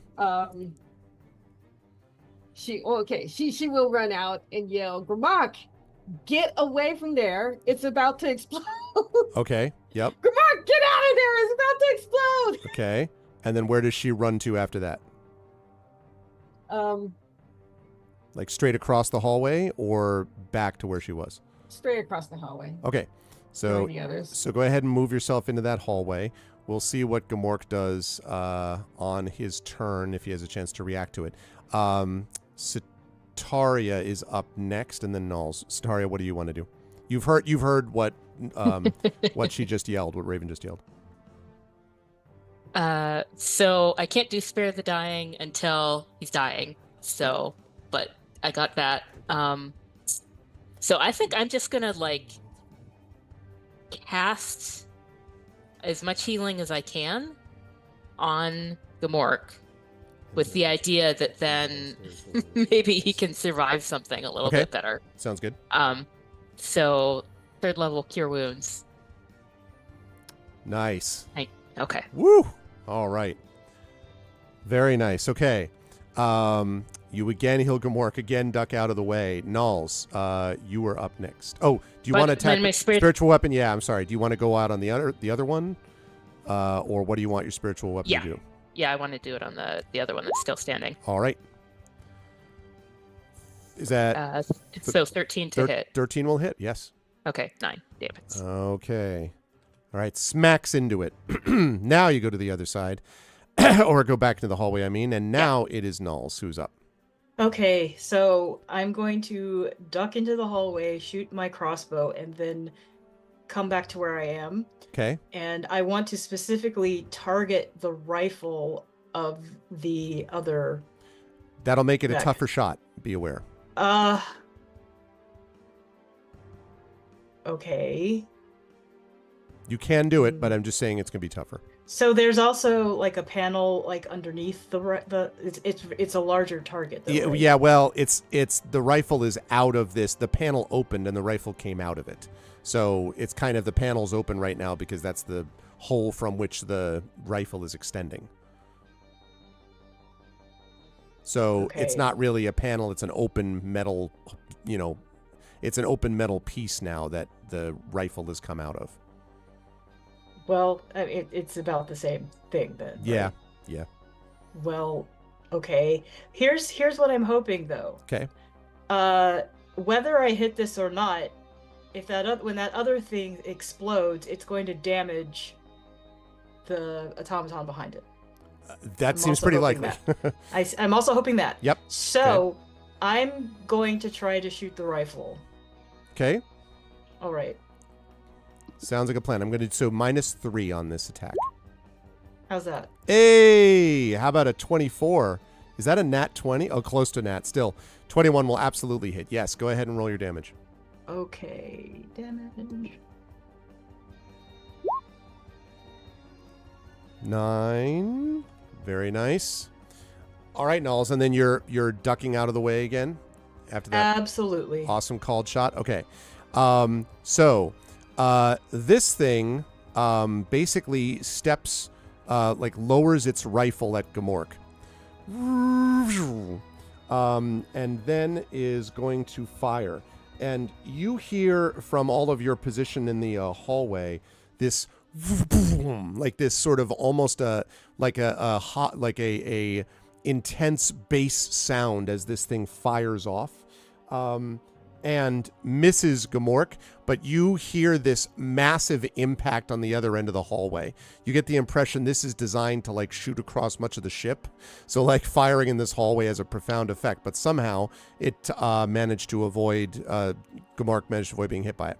Jaraxxus, you're up, and then the next round's going to hit, which will be close to the end for us. So what are you going to do? Okay. Jaraxxus is going to move out in the hallway and say, I'll do you one better. No, two. And he'll shoot 2 sprite beams. Not before, of course, marking the creature. Did the first one explode already? Not yet. I mean, maybe it won't. Maybe it's just going beep, beep, beep, beep, beep. Okay. Yeah, Jaraxxus will mark the new one and then shoot it twice. Okay. Marked for death. You know what? I'm gonna just... I have this ability that I rarely use because I try to save it in case we're in real big danger, but I'm just gonna guarantee a hit. Okay. So I have perfectly balanced once per short rest. It's part of my Cybermancer subclass. It says, when you are a creature within 30 feet of you makes an attack roll, basically a d20 roll, I can use my reaction to have the roll be treated as if it had rolled a 10. Oh, I can do that after the die is rolled. I could have done that before, but good to know. So actually, you know what? I can save it. I can wait until after the die is rolled. All right. Here we go. Like that.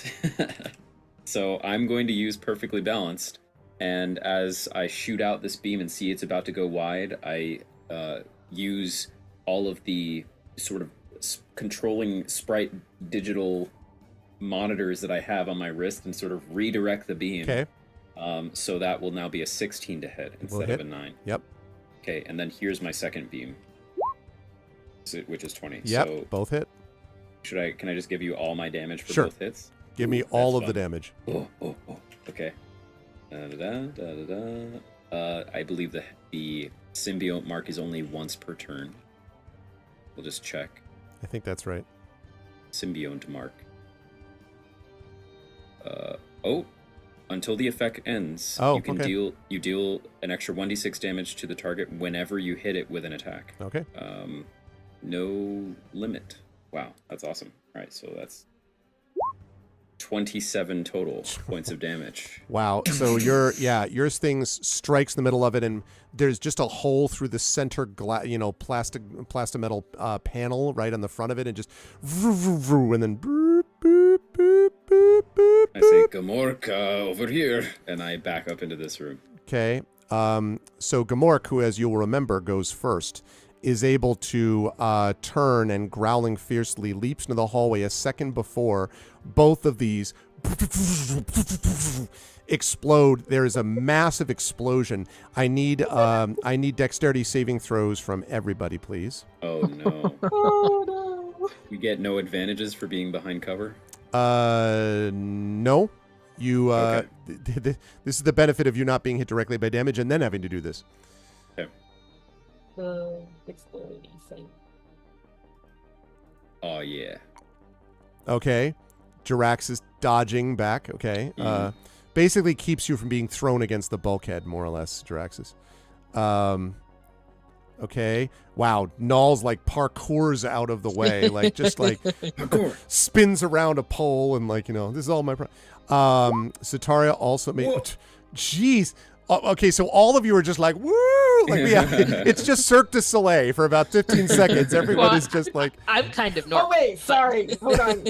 I did the wrong one. But we could take that first roll. Let's just have 3 20s. It's the first one's a 20. I'll take that. Like a 20 plus whatever you had the no dex, but still. Yeah, no, you all just like parkour out of the way. So there's this moment where we all see slow-mo, except for Sataria, who manages to just avoid it. But everyone's like, oh. Like as you manage to avoid the John Woo shot, as you all and it'll avoid never happen again. being hit by flying debris and so on. And then there is an eerie silence, and as you sort of look out, you see some smoking wreckage on the ground of the hallway, and Gamork comes up, growls, comes up, stands up, walks over, sniffs, and then and turns from the destroyed bots. And that is where we will bring our session to a close for tonight. Good stuff, people. Good stuff. Got rid of a couple security bots. Got a captain's log with a doomed ship thing going on. Yeah, we got some redo. That is what it is all about. And yeah, exactly. And some redo. We got a real murder puppy. Yeah. Well, listen, but you were all boosting, and that was actually a pretty big deal. That if that rifle had connected and Sataria had not been keeping Gamork up, I'm here to tell you, that rifle does a lot of damage if it hits. But you do not hear any alarms or anything else on the ship, just silence. So for the moment, you're safe. But for how long? This was great, everybody. And not only was it a lot of fun session, but we also raised some serious money for Damon Runyon, which is really great too. So I will start with Zach on the right side. Zach, again, thank you so much for running around so much and accommodating us for the flexibility of your schedule twice during the weekend. I really appreciate it. How did you feel about today's session, and any final thoughts about ArvCon and where we will see you next? Right. No, it was my pleasure. I love ArvCon. Love performing as part of these and playing these games and raising money. The cause is very personal to me, as I lost my mom to cancer and several other family members over the years, extended family. So yes, it's amazing that you're funding for this. I think it's so awesome. It's a tradition I look forward to every year.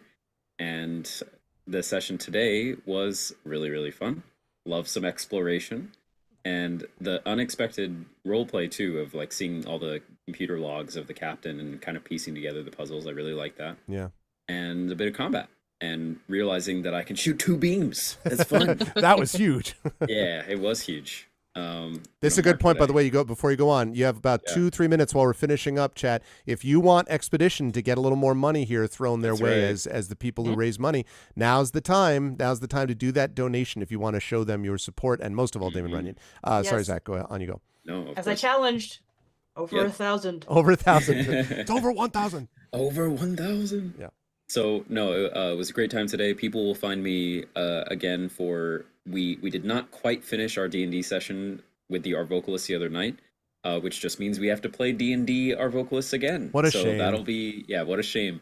That'll be sometime in June, and we're also playing Citizen Sleeper as the crew there, which is a lot of fun so far to get into that game.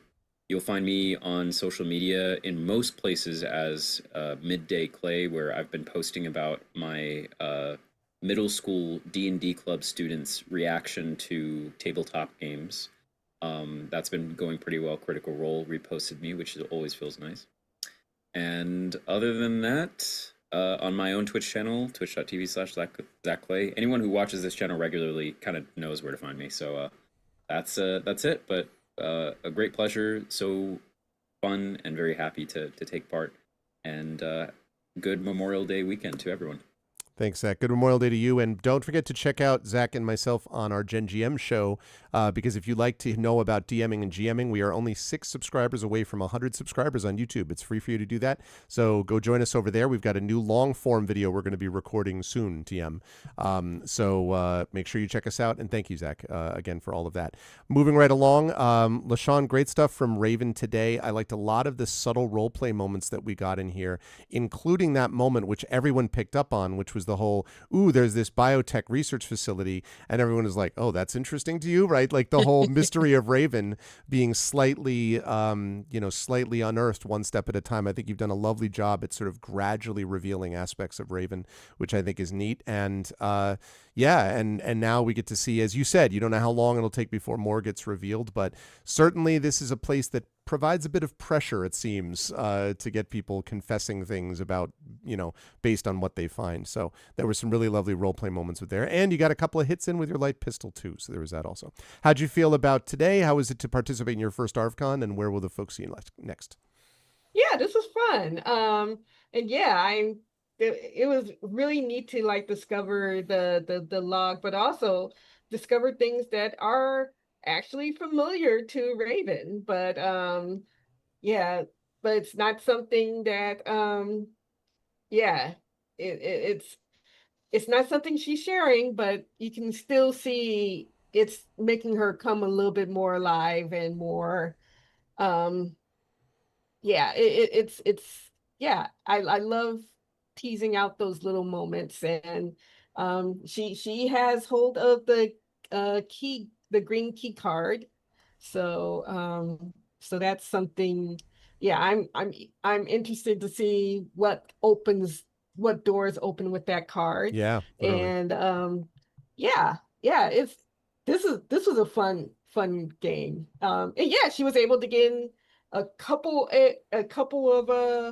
of hits, and she warned Vermont. Yeah, that was so funny. Like, I think I know what that is. It's like, yeah. So yeah, so that was fun too. So yeah, I'm looking forward to the next game already to see what happens next.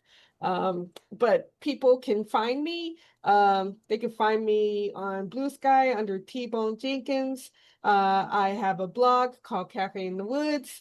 You can go there. I'm on Patreon. Yeah, I'm all over the place. So feel free to look me up and support me if you can. Thanks, LaShawn. Appreciate it very much. Thank you. Thank you. Toya, as always, great stuff from Knowles as well. I loved all of the questions that you were asking that were related to someone not from space being like, so this virus, this thing, are you sure that it doesn't like affect everybody? Like, that was great. All of these things was really, and it's exactly what you would expect some to be able to understand. And the fact that you and Sataria know a little bit about the lettering only because of your familiarity with your own societies, and yet obviously don't exactly know what it applies to because that's the technology that Raven and Draxus would know. I think you sort of played off that balance and that sort of understanding a little bit, but not a whole lot about these things very well. And then obviously some big things for guidance at the right moments, which was very useful too. How did you feel about this version of ArvCon and our session today, and where will we find you next? Yeah, this was a lot of fun. Not that it's not fun, but it feels like there were a lot of major revelations packed into a very short, maybe 20-minute span, with the language and this being a root language, and then having the captain's logs, and then they're seemingly maybe the Keratin are somehow connected, and the magic tech has come from here. Just like wide-ranging repercussions for this planet just came in like 20 minutes or so. So that was really cool. And like a lot of great rolls from everybody tonight. Spectacular rolls. Yes. I have never hit anything before. I've always failed before, so that was nice too. Yep. So this was a very joyous ArvCon for me. I have lots of free time right now because the games industry has lit itself on fire and refuses to put the fire out. So if you have any projects, I mean any projects from prose fiction to video games where you need some editing or some writing, please let me know, because like I said, I am very available right now. Yeah, and really do.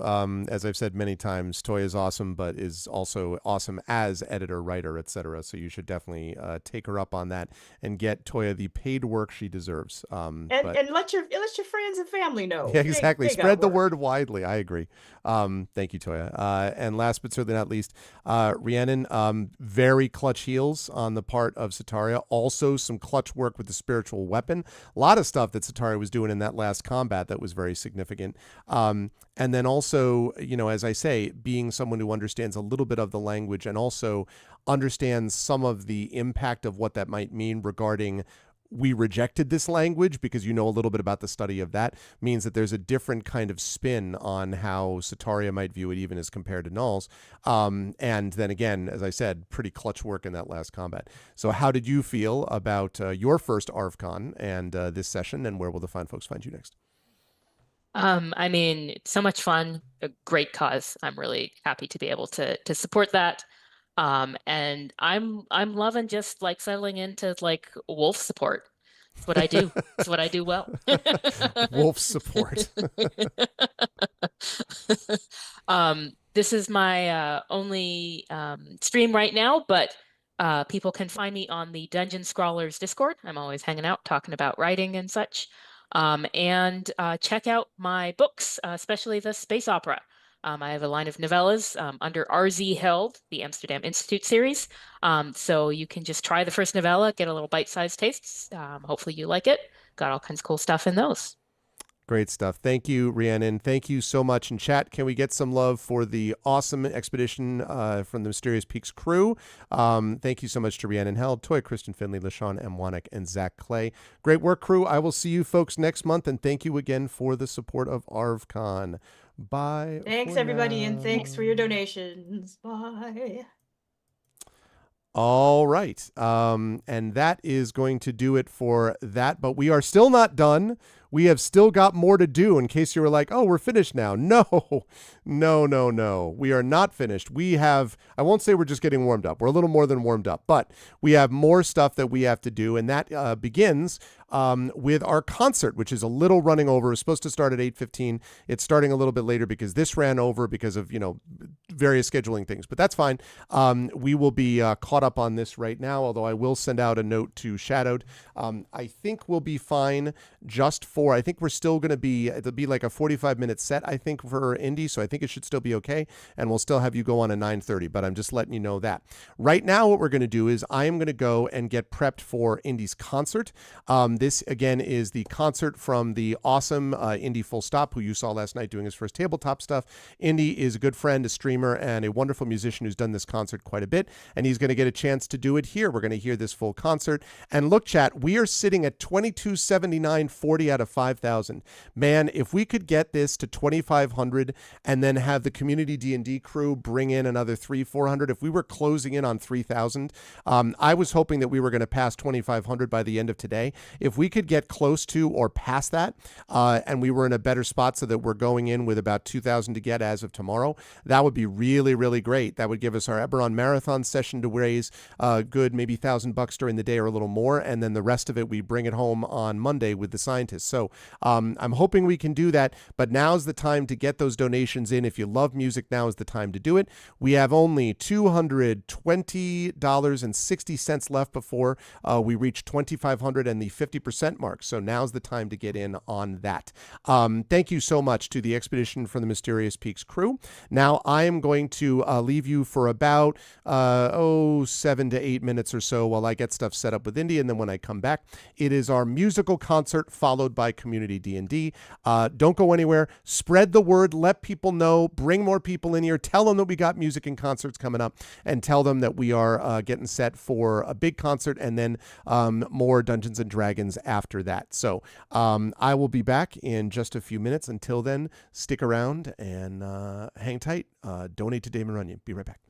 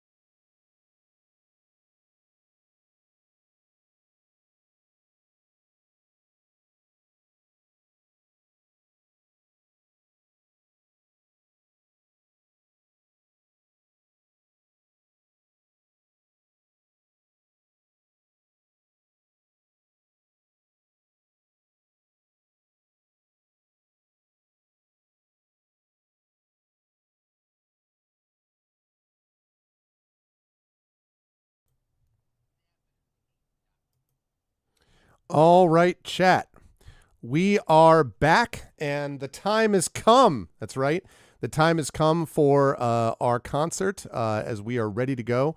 I'm super excited for this. We have had multiple musicians who have been responsible for this over time, but we finally have the opportunity to have someone play for a very, very long time because for a variety of reasons, Kilgore is having surgery, routine surgery, but still was going to put him out for a while. And so he said he wasn't able to do it. With great apologies. I'm sure he will be back. Last year we had Zach Clay doing it, but this year we had Zach doing 2 things for us already. So Zach could not do a 3rd thing. And Chrono Wolf, who usually plays with us, could not do it this time, did it last year, will do it in future years. So that leaves us with the incredible and amazing Indy. And so I am going to transition over now to show you that Indy is ready to go. And we've got music and we are set to go. When I say in the song, our love burns, we're a wildfire. I need you to join in, okay? Go.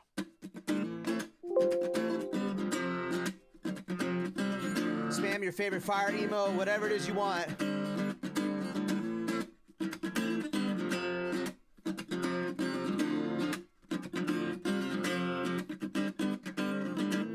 Baby, I can't seem to get you off my mind. Lately, I've had a question for you. Are you free tonight? With your body close, place your hand in mine. As I look into your eyes, and I whisper, boy, let's go for a ride. You know we will never be the same. This night is where it all will change.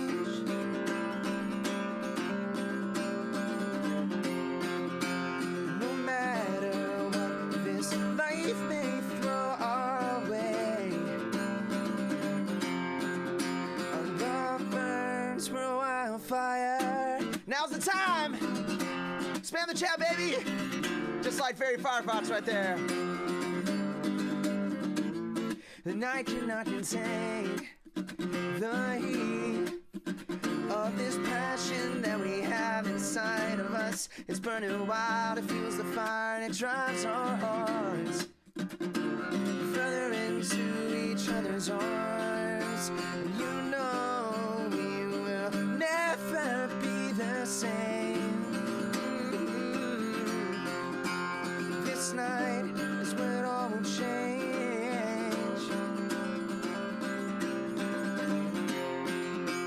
No matter what this life may throw our way, our love burns, we're a wildfire. All right, here we go, chat. Here's the part where I need your energy the most. We're gonna build up here.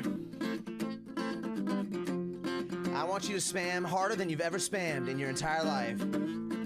Any fire emojis, any lighter emojis, whatever it is you got. Honestly, you just spam a pickle if you want to. I really don't care. As long as you're spamming with me. Here we go. You'll know. Love burns, love burns.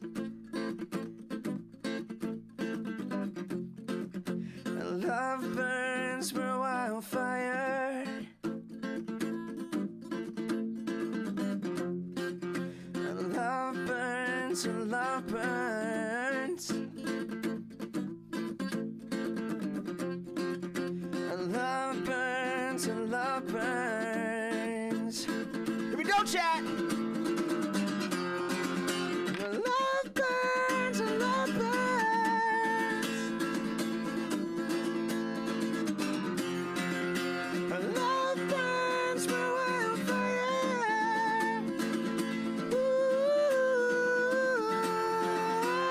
Love burns, love burns. Love burns, love burns.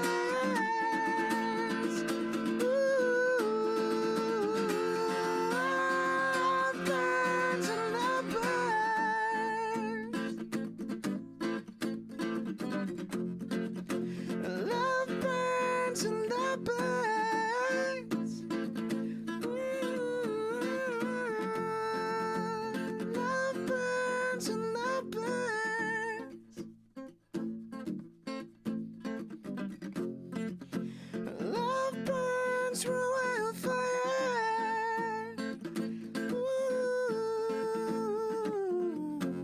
Love burns through wildfire. ArvCon, how we doing? This chair is in my way. Let's go over here. Stay. There we go. Much better. You have to donate. Who's the we in that? It's everybody in the chat is what it is. Jeff, anyone hanging out in my chat, by the way, we are hanging out over on twitch.tv/Arvin Aleron. I think !Arv should give you the link to head on over there. Hello, Mackenzie. Hello, hello. How we doing, ArvCon? You guys have a good night? Last night, I got to play my first D&D game. That was pretty cool.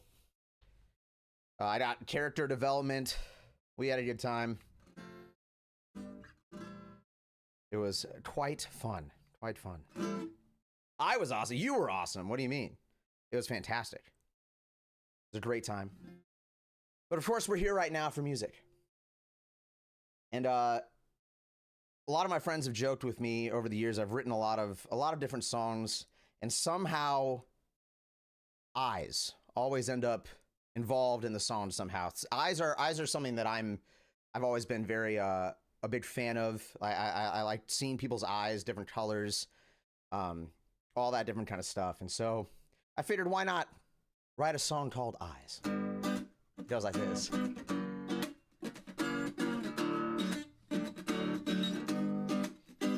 Baby, if you wanna go and have a fun time, we get hot in the sauna. And you and me, girl, doing things unseen. Dirty look eyes, but a face so clean. If you gotta swim out on the water, when you go, I'ma follow. Yeah, we cannot wait, take a little more time. Look in your lips, but it's in your eyes. Eyes. Yeah, it's in your eyes. Eyes. Baby, if you wanna come a little closer, darling, let me hold your hand. There ain't no other who love you like I can. Tell me that you want me, acting like you want me, pretending like it was your plan. Hands all on me, I don't look so lonely in your eyes. Eyes, eyes. Yeah, yeah, yeah, yeah, yeah. It's in your eyes, no surprise, the lies came alive. Forget that, my mind's on the fly when you ride with me in that front seat, girl. Yeah, high like the tide on a beach, girl. Living ecstasy next to me, beautiful bodies living carefree. Yeah, we can run away, we got so much time. Don't hold back, cause it's in your eyes. Yeah, it's in your eyes. Eyes. Girl, it's in your eyes. Yeah, it's in your eyes. In your eyes. Woo!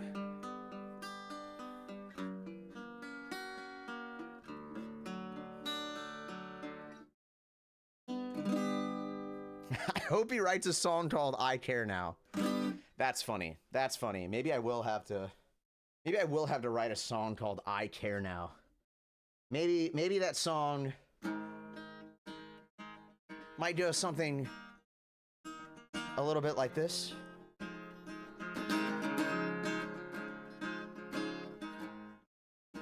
I joined a D&D game last night.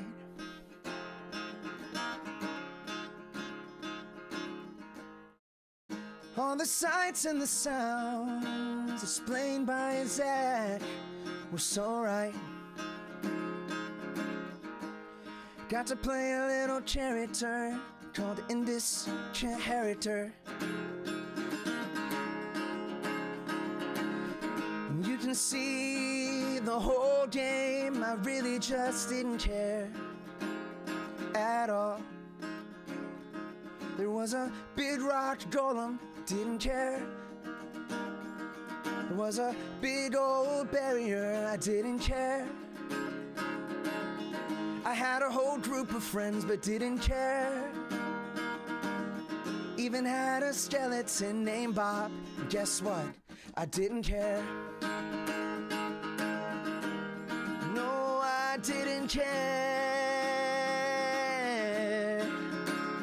No, I didn't care. Ooh. No, I didn't care.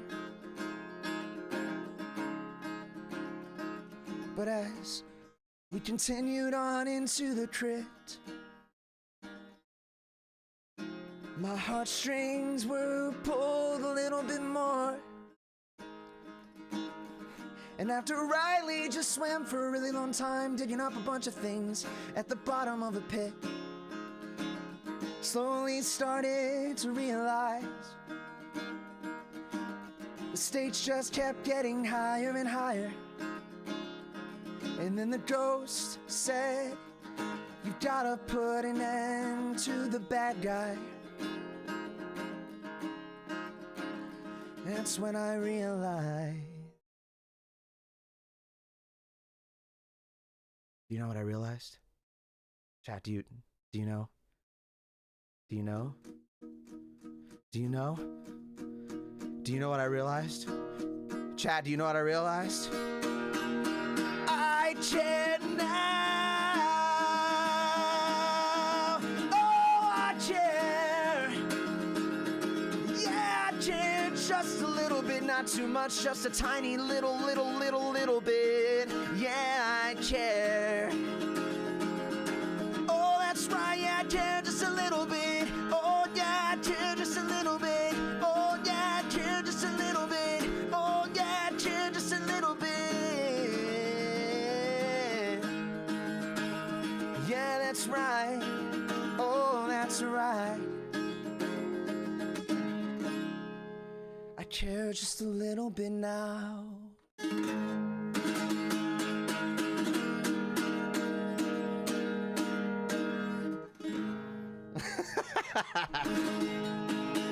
All right, that's an ArvCon exclusive right there, chat.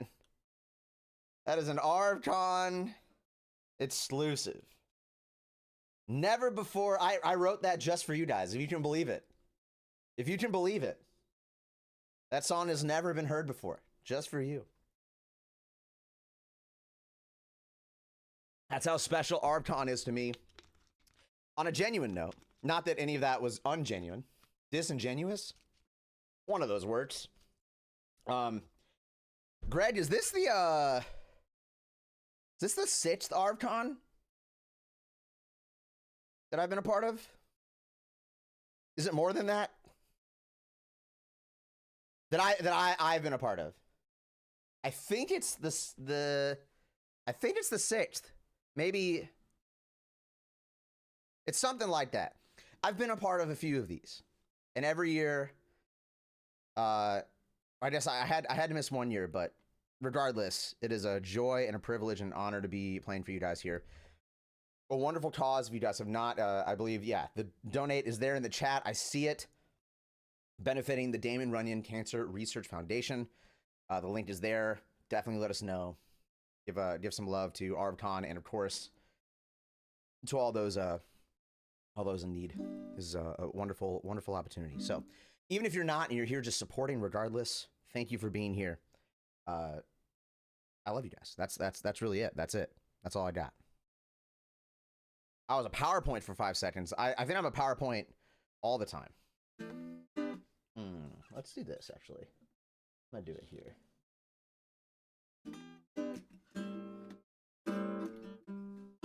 The song is called Say. And I'm realizing now that there's a very, very decent chance that I might forget the lyrics. But I'm gonna do my best. For some reason, this is a song I forget, but here we go. Say what's on your mind, mind. I swear this happens every time, yeah. Say what's on your mind. We run out of days and the word slips away. There's nothing left.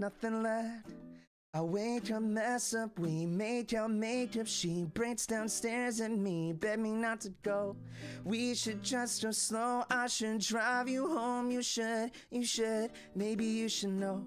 I love you and hate to be told, but I want your true colors to show up.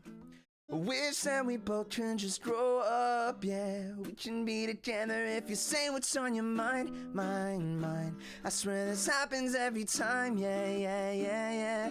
Say what's on your mind. We run out of days and the word slips away. There's nothing left to say. We both made mistakes, look the other way. What more can I say? You don't need to go. Time to face the truth, don't know what to do. All I want is you. I feel you losing your faith, yeah. Wiping the tears from your face, yeah. Do we both want the same thing? I don't know, but only way we'll know is if you say what's on your mind, mine. I swear this happens every time, yeah. Say what's on your mind. We run out of days and the word slips away. There's nothing left to say.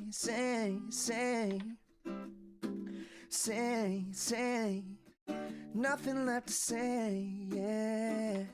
Nothing left to say.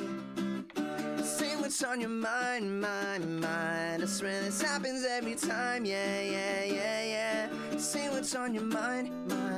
We run out of days and the word slips away. There's nothing left to say. What's on your mind. I swear this happens every time, yeah. Say what's on your mind. We run out of days and the word slips away. There's nothing left to say.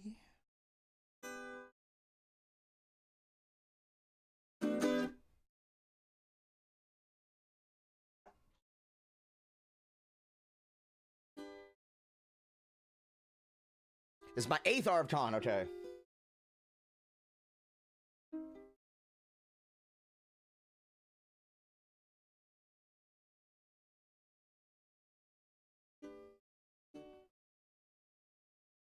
I'm doing this on a different tuning real quick. This should be fun. All right, here we go. This song, 9 years, but I missed one. How could I? How dare I? It'd be like 10 or 11 years. Yeah. At least a decade now. At least a decade. Which is pretty wild. Pretty wild. So again, if you guys don't know who I am, my name is Indy. Happy to be here as part of ArvCon 2025. If you're checking in from my stream, twitch.tv/Indy, go check out twitch.tv/ArvinAlaron. I believe this does it. Beautiful. Go right there. What's up, Bean? What's up, Master? We're hanging out over in that chat. This is a charity stream for ArvCon, so I'm broadcasting here, but bringing people over there. So go check us out over there. Regardless, thank you guys for being here. My name is Indy. Happy to be here playing some music for you guys. This song called Memory goes like this.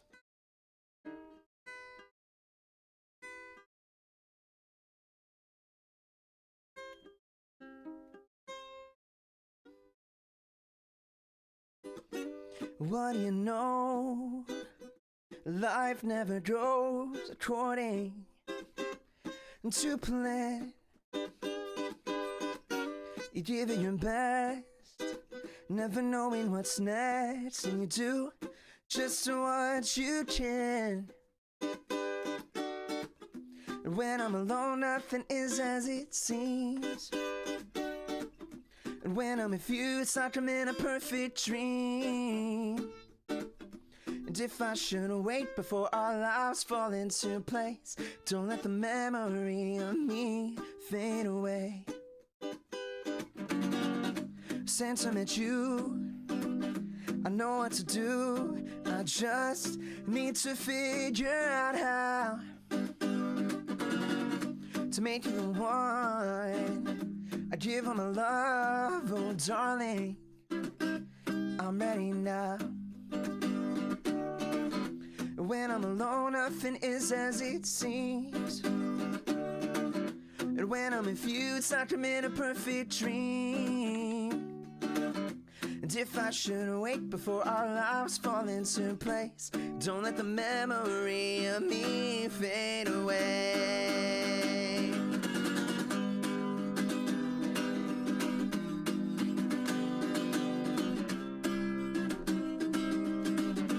Yeehaw! That's a little bit of my Nashville coming out.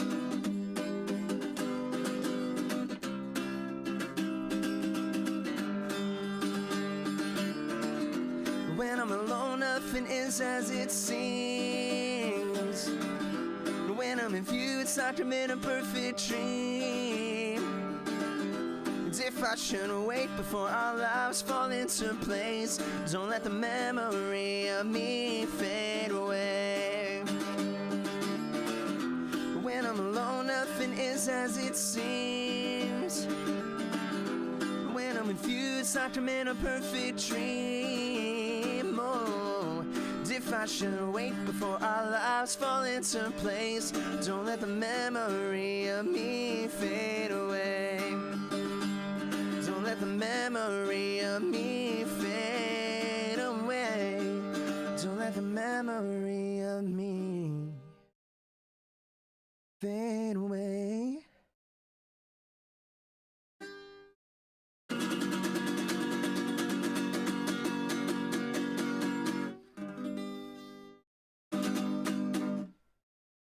Thank you, thank you. I think actually, that was either the first or second single that I did for my first full-length album. Currently my only full-length album. Still the first. I think it was that. It was either that or there's another song called Losing You. Can't remember. Pretty sure it was that one, because that was the one that was the pre-order track, I think. Then if you pre-ordered the album, that was the one that you got. Crazy, huh? Time flies when you're playing music and having fun.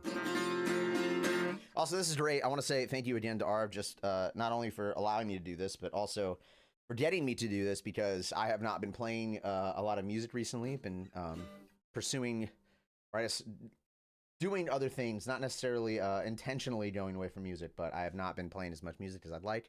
So this is an honor, and I'm very, very happy to be playing right now for you guys. So thank you. All right. Just to double check, how long do I actually have, Arv? I heard you were saying something about, was it 45 minutes? Is that what we're doing?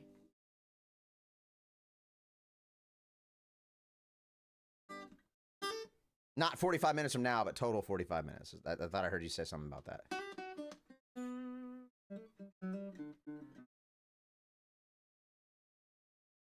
Okay, so another 25-ish or so. Beautiful. All right. I think that will perfectly round this out then.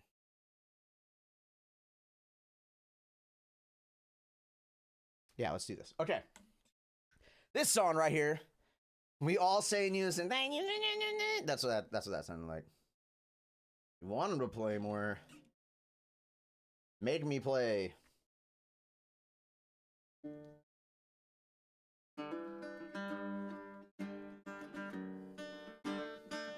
So this is a song that was also off my album. But it's taken on a new special meaning for me. Well, for one, it's a song that's very near and dear to my heart, very personal song. But I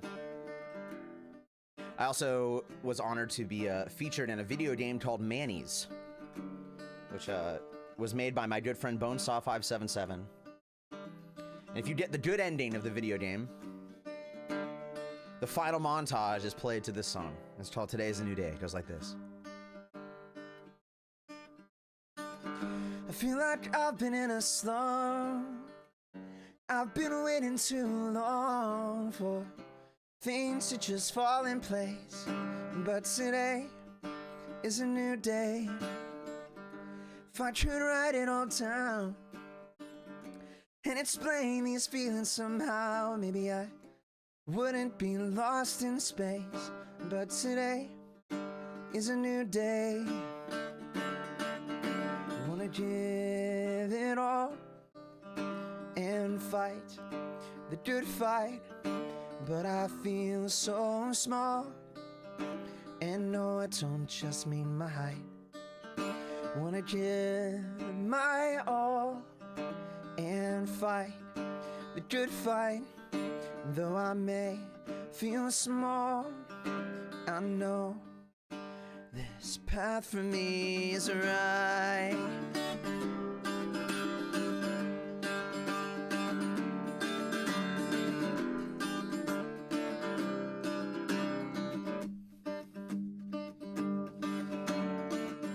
I'm never trying to give this up, 'cause I'm just doing what I love. It's my joy to sing and play. Yeah, today is a new day, and I know that I'll make it. Can give my all every single day and never quit, not until I can find my place. I know today is a new day. I wanna give it all and fight the good fight, but I feel so small. And no, it don't just mean my height. Wanna give my all and fight the good fight. Though I may feel small, I know this path for me is right.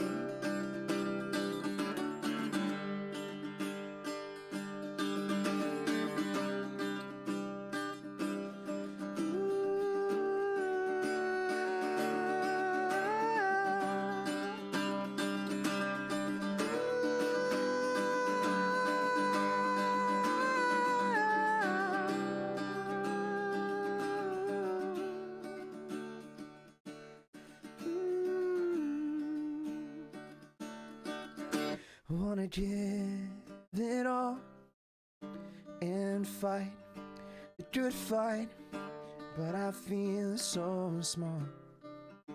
And no, I don't just mean my height. Wanna give my all and fight the good fight. And though I may feel small, I know, yes I know,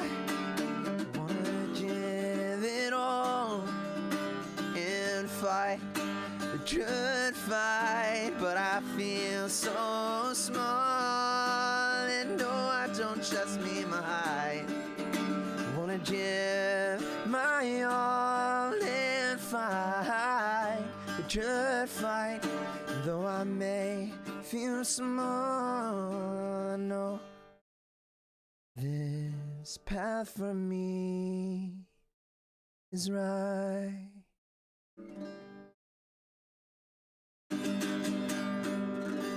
Thank you, Shield. Is that Gaia Shield? Is that how you say that?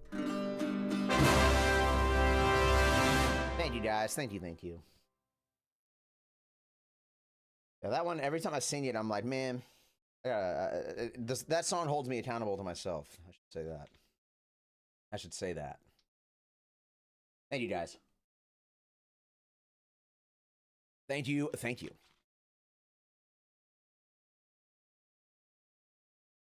Anonymous donation of $20. I have my sounds turned off, otherwise I'd hit that for you, but I'll do it. Do it this way. Hold on.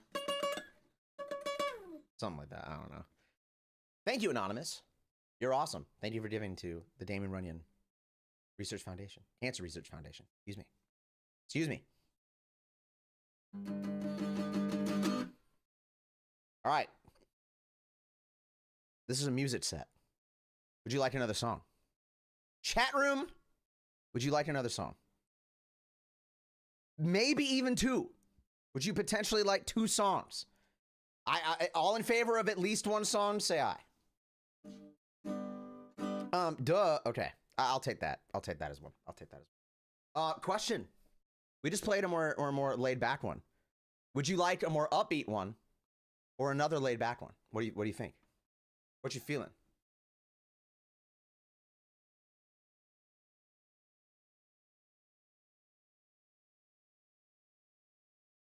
What does the chat say?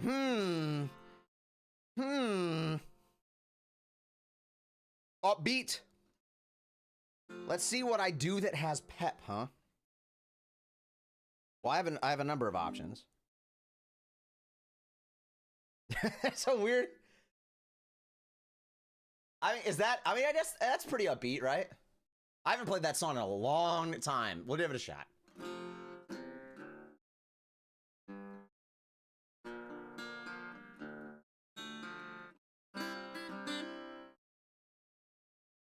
A long, long time ago, in a galaxy far away, Naboo was under an attack. And I thought me and Qui-Gon Jinn could talk the Federation into maybe cutting them a little slack. But their response, it didn't thrill us. They locked the doors and tried to kill us. We escaped from that gas and met Jar Jar and Boss Nass. We took a bongo from the scene and we went to feed to see the Queen.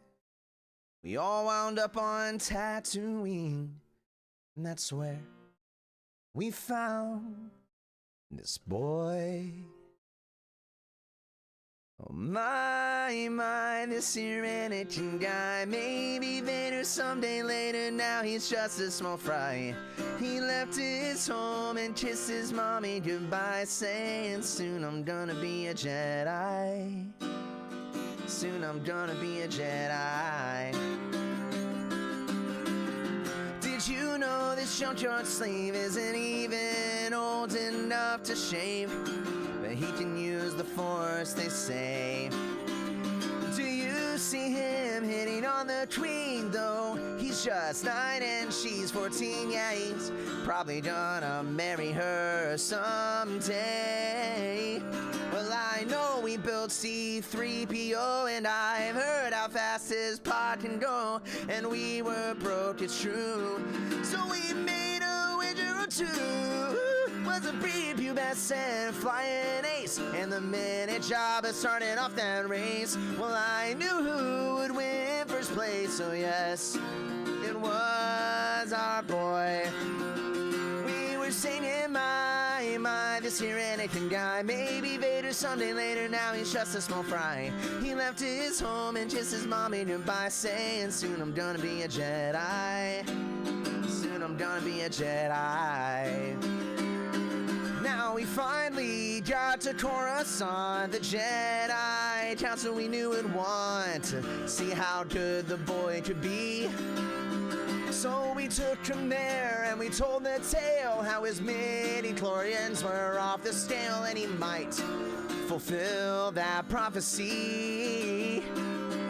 Oh, the council was impressed, of course. Should he bring balance to the Force? They interviewed the kid.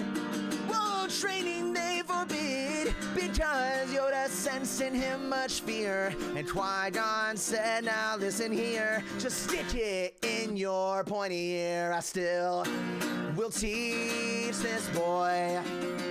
We were singing my, this here Anakin guy. Maybe Vader someday later, now he's just a small fry. He left his home and kissed his mommy goodbye, saying soon I'm gonna be a Jedi. Soon I'm gonna be a Jedi. We can't ride back to Naboo, 'cause Queen Amidala wanted to lie. Well, I frankly would have liked to stay. And we all fought in that epic war, and it wasn't long at all before a little hotshot flew his plane and saved the day. And in the end, some Gungans died, some ships blew up, and some pilots fried. A lot of folks were croaking, the battle droids were broken. And the Jedi I admire most met up with Darth Maul, and now he's toast. Well, I'm still here and he's a ghost. I guess I'll train this boy. Oh my, this here Anakin guy. Maybe Vader someday later, now he's just a small fry. He left his home and kissed his mommy goodbye, saying soon I'm gonna be a Jedi. Soon I'm gonna be a Jedi. We were singing my, this here Anakin guy. Maybe Vader someday later, now he's just a small fry. He left his home and kissed his mommy goodbye, saying soon I'm gonna be a Jedi.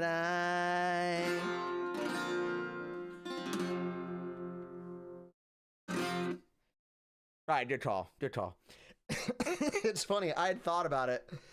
Excuse me, I'm dying. I had thought about playing that one when I was downstairs like a little bit ago, like thinking through the set list. And for some reason, I didn't have it right here. So thank you. Well, I mean, it combines two of my greatest loves in all of life. Hydrate. Dr. Pepper is the best hydration you could possibly have. Excuse me. Two of my great loves, music and Star Wars. Two of my great loves. So sometimes you gotta do it. Also, my third great love, Weird Great Al. Weird Al. My third great love, Weird Great Al. That's the one. You guys know Weird Great Al? Good guy. Love that dude.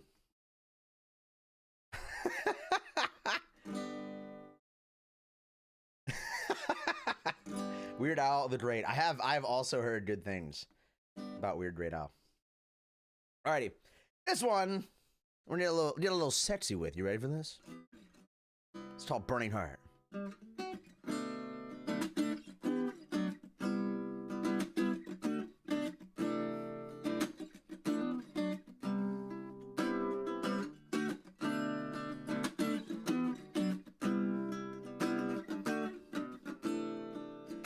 Say you never wanna leave. We both know it's not that hard to appreciate the simple things like our intertwined arms.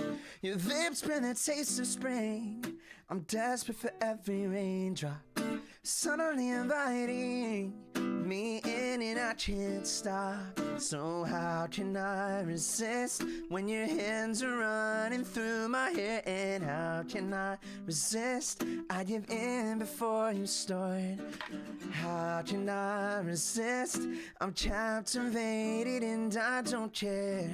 How can I resist the fire of your burning heart?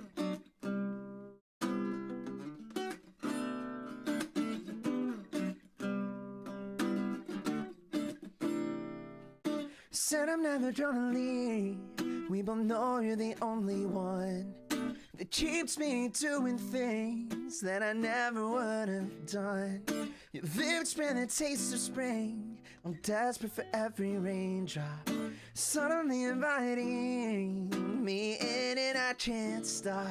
So how can I resist when your hands are running through my hair? And how can I resist? I give in before you start. Oh, how can I resist? I'm captivated and I don't care. How can I resist the fire of your burning heart?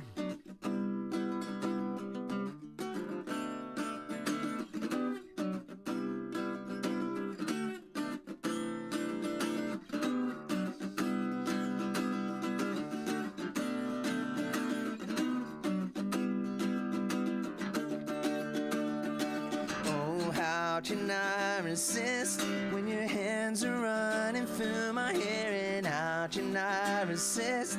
I give in before you start. How can I resist? I'm captivated and I don't care. How can I resist the fire? How can I resist the fire? How can I resist the fire of your burning heart? Of your burning heart.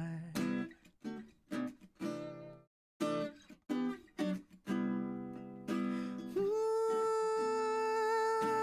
yeah.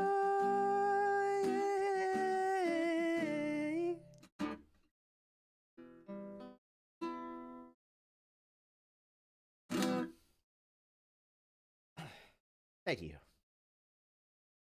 You love this one. Awesome. Well, thank you. Thank you. That's one that I I still consider, I guess I've remade it twice. I had like a demo version, and I put it on it was a single that then went on to the album. And then it's one that I've wanted to like redo again in like a newer style. It's a lot of people like that one. So you know what? Maybe you guys are onto something. Maybe you guys are onto something. Maybe we'll just do that.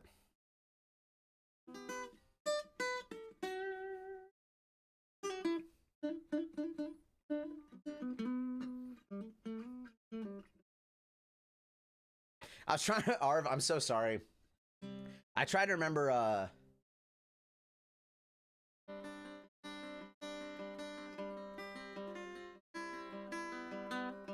maybe it just came back to me. Hold on.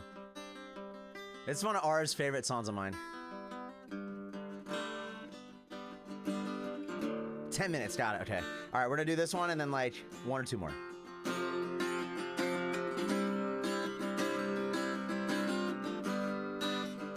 I'll see if I can do it.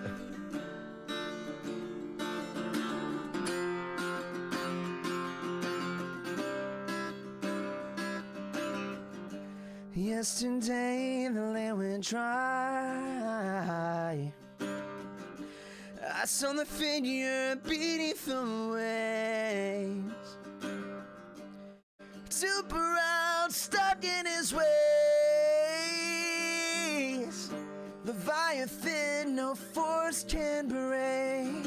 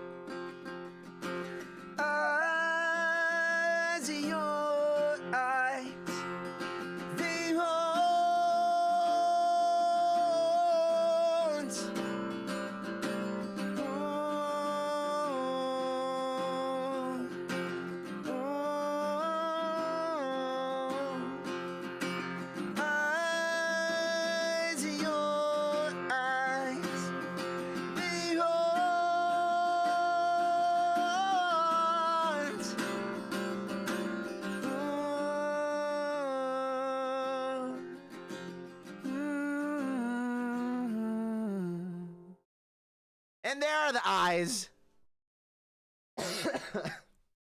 That's funny. Okay. So 10 minutes. Wait, hold on. Let me just actually verify. I am fine to stop right at that after two more songs. I'm also good to go however long do you need. So let me just clarify that real quick. Do you want two songs? I'm fine with that. But the answer to this question, okay, two songs would be great. Perfect. The ayes have it. I say that because it changes the order if we were to do three. So doing two is fine. I just have to know. All right. This one is a song called Gone.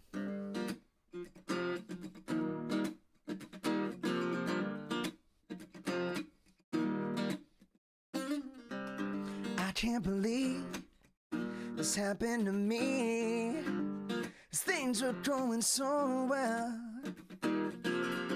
I should have known you'd be the one to rip me apart with the lies that you tell. Everybody's telling me that I should just get up and leave. It's all too easy now to see that you're never gonna be with me. Don't worry, girl, I've seen the light. I'm leaving tonight, move on my way. Don't care what you're trying to say, move on my way. As I'm going, As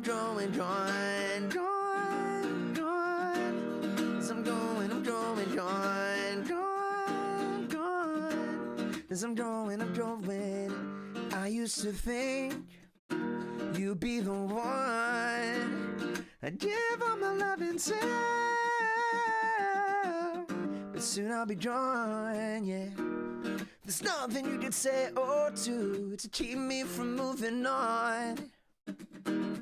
Everybody's telling me that I should just get up and leave. It's all too easy now to see that you're never gonna be with me. Don't worry, girl, I've seen the light. I'm leaving tonight, move on my way. Don't care what you're trying to say, move on my way. As I'm going, gone, gone. As I'm going, gone, gone. As I'm going, gone. As I'm going, gone. Yeah. Everybody's telling me I should just get up and leave. Everybody's telling me I should just get up and leave, yeah. Everybody's telling me that I should just get up and leave. It's all too easy now to see that you're never gonna be with me. Don't worry, girl, I've seen the light. Leave it tonight, yeah. Don't care what you're trying to say, move on my way. As I'm going, gone, move on my way. Don't care what you're trying to say, move on my way. As I'm going, gone. As I'm going, gone. As I'm going, gone. As I'm going, gone, move on my way. As I'm going, gone. Normally I would end with that, but I like ending with this song instead.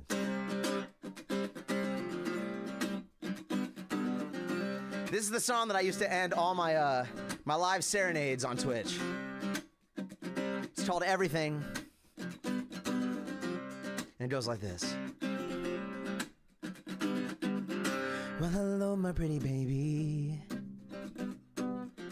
It's so good to see you smiling right back at me. And if you could just give me a second of your time, I'd love to let you know that you are the most beautiful thing that I have ever seen. And you are so very precious to me. And you are the very thing that keeps me going. Eyes again. It's every moment I'm awake. You're everything. You're everything to me. And even when I sleep, you're the only thing I see.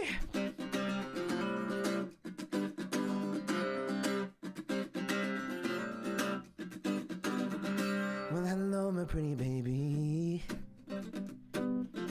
It's so good to see those brown eyes staring back at me. And all I wanna do is hold you right here in my arms. There they were. And never let you go. 'Cause you are the most beautiful thing that I have ever seen. And you are so very precious to me. And you are the very thing that keeps me going. It's every moment I'm awake. You're everything. You're everything to me. And even when I sleep, you're the only thing I see.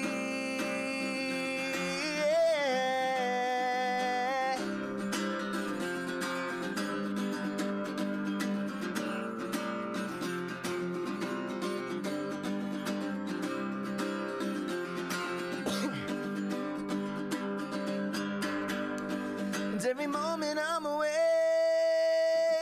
you're everything. You're everything to me.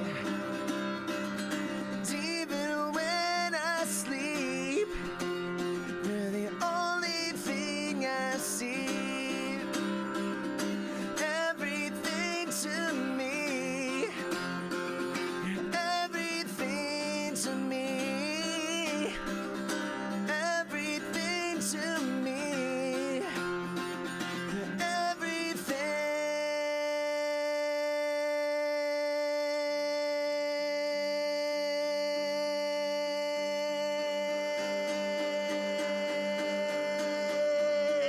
to me. ArvCon! Thank you guys so much. My name is Indy. I love you all dearly. Give money to the charity now! Do it! Give in to peer pressure for a good thing. Do it now! Money! Give it to the charity! I love you guys. Thank you. Peace out. God bless everyone. Bye! That, folks, is great stuff. Thank you to Indy. Unbelievable. So amazing. So incredible. So spectacular. Who would have thought that it could be that great? Well, I could have, because I know the drill, because I've heard him do this before. Thank you so much to my dear friend Indy for that work. It is hard to believe, actually, that this is his 8th ArvCon. Like, I was thinking about that. I'm like, that is crazy talk, that this is actually his 8th ArvCon. So absolutely awesome stuff. Thank you. Finally, a good singer's on this channel. Very funny, Dragon. I see what you did there. But that was awesome. Thank you so much, Indy. Amazing set as always. And I'm glad that you got back into it. I never want to be that guy to sort of be like, oh, you never do this thing that you always used to do. Because, you have a lot of things you do, and it is what it is. Like, but it is great to see you doing some music. So like, having you back doing that again in some of those songs that I without getting into details about this, I've talked to Indy back channel about the possibility of doing some other musical things down the line or whatever. So I would love it if that were actually to happen down the line. We will see. But anyway, that was amazing. Thank you, Indy. And we, folks, look at this. We are sitting at $22.99.40 out of 5,000. Now, I'm not going to shame anyone here, but it would be great if we could. We've had a great day two. Don't get me wrong. We have had a great day two. We are close to $1,700 that have been. Oh my God! Thank you, Indy. We have made $1,700 so far today, and we're not done yet, which is awesome. However, we're not quite yet to halfway, and of course, we are not quite yet to the end of halfway of ArvCon. So we're online, we're on track, but would love to see that number go up. So this would be a great time to donate a little bit for the ArvCon charity that Indy was kind enough to sacrifice not one but 2 evenings for. Friday night last night with his tabletop debut, and then Saturday today with his amazing concert. So again, Indy, thank you so much for the raid. Thank you so much for the concert. It was awesome. Now, you may be asking yourself, oh, it's too bad that day two is over. But guess what? It's not over. There is still one thing left for ArvCon for day two, and that is, of course, Community D&D with the Shadow Crew that are going to be playing more Waterdeep Dragon Heist. It is not over, and I have on good authority that Community D&D is determined to take over the crown as the top-raising segment of this. Now, that is going to be a tough call because the Buy the Dice Roll crew raised like $800 on their own. So that is going to be a tough call. Nonetheless, it is possible to be done. If anyone can do it, I'm sure Community D&D can. So I am excited to see whether that actually happens, but would love to see that number get up to like 2,700, closing in on maybe 3,000. That would put us in a really good spot going into the big Eberron Marathon session tomorrow for day 3 of ArvCon. So if you have not already done so, please consider donating to the cause and please spread the word. And I want to thank again all the amazing mods who have done such incredible work. Dragon Spear, who worked on that spreadsheet to begin with, Triffity Mats, who has been working tirelessly today, Prince Justin has been doing tons of this stuff today. We've had Hilness, who has jumped on board as well. Obviously, Shadowed Mage, I already talked about. We've had all these people jump in that have really helped here. And thank you guys, Shield, for that. And yes, one big thing is, of course, donating. The second big thing is spreading the word. We've had a number of raids today. We've had good turnout all day today, which is wonderful. We want that to continue to benefit these people. Damon running Cancer Research Foundation. So I am now, what we're going to do is it's 9:24 p.m. So Shadowed is watching. What I'm going to do is I am going to cut stream and adjust the title. Do not go anywhere, because Shadowed is going to be coming online in literally 5 minutes. He's going to be on at 9:30 p.m. Eastern to continue with day 2 of ArvCon, and is going to be closing out ArvCon. So do not adjust your sets. I am going to be cutting the stream, but I am only going to be doing so long enough for me to, I'm going to be doing so to adjust the titles, make sure I have that set to go, and then the Shadow Mage and the Shadow Crew is going to go from there with their segment of day 2 of ArvCon. And if you have not seen Community D&D with the Shadow Crew Waterdeep Dragon Heist, you are missing something. These folks are a lot of fun. They have great chemistry with each other, and it's been a great amount of fun to watch their shenanigans with each other. It really does put a smile on my face every time I see it. It's really awesome. So that is going to be happening. So please, while I am closing up shop here, I'm not closing up shop for the channel, just closing up this particular stream, my particular part of the stream, but he will be back in 5 minutes. 5 minutes. Do not leave. Bring people in. And while we're doing it, please continue to donate to that link. I want to see that number get up there. We need to get past 50%. I know that we can, and I have faith that we will do it. So Tilted is in fact pro chaos. Exactly. So whoa, geez. Bubba, something just happened. What was it that dramatically occurred? Aha. We have just had someone jump on board, and it was Mrs. Dunsel who dropped in with $10 to bring us over 2,300. That is what I like to see. I will count that as part of the music donations.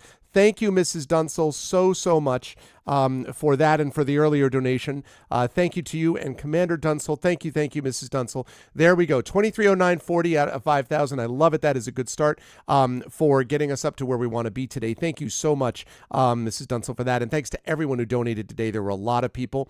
I will also update people right now that currently the leader in the clubhouse with the most donation money at the moment, the top donor is Hillness, who I know is gunning for that thing right there, drew the damager photograph.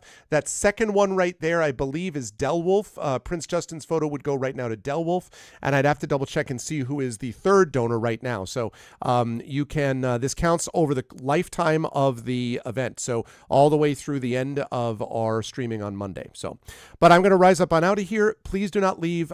Just in a few minutes, we will be back with the rest of day 2 of ArvCon 2025. Please spread the word. Let everybody know. Donate, and thank you so much for being here, and stick around. Community D&D is coming in just a minute. Until then, I will see you folks, by the way, myself back here tomorrow at noon Eastern for day 3 of ArvCon with Eberron Oracle of War. But stick around. Day 2 of ArvCon continues in just a minute with Shadowed Mage and the Shadow Crew with Community D&D Waterdeep Dragon Heist. Thanks again to Indy for the concert. I'll see you folks in just a little bit.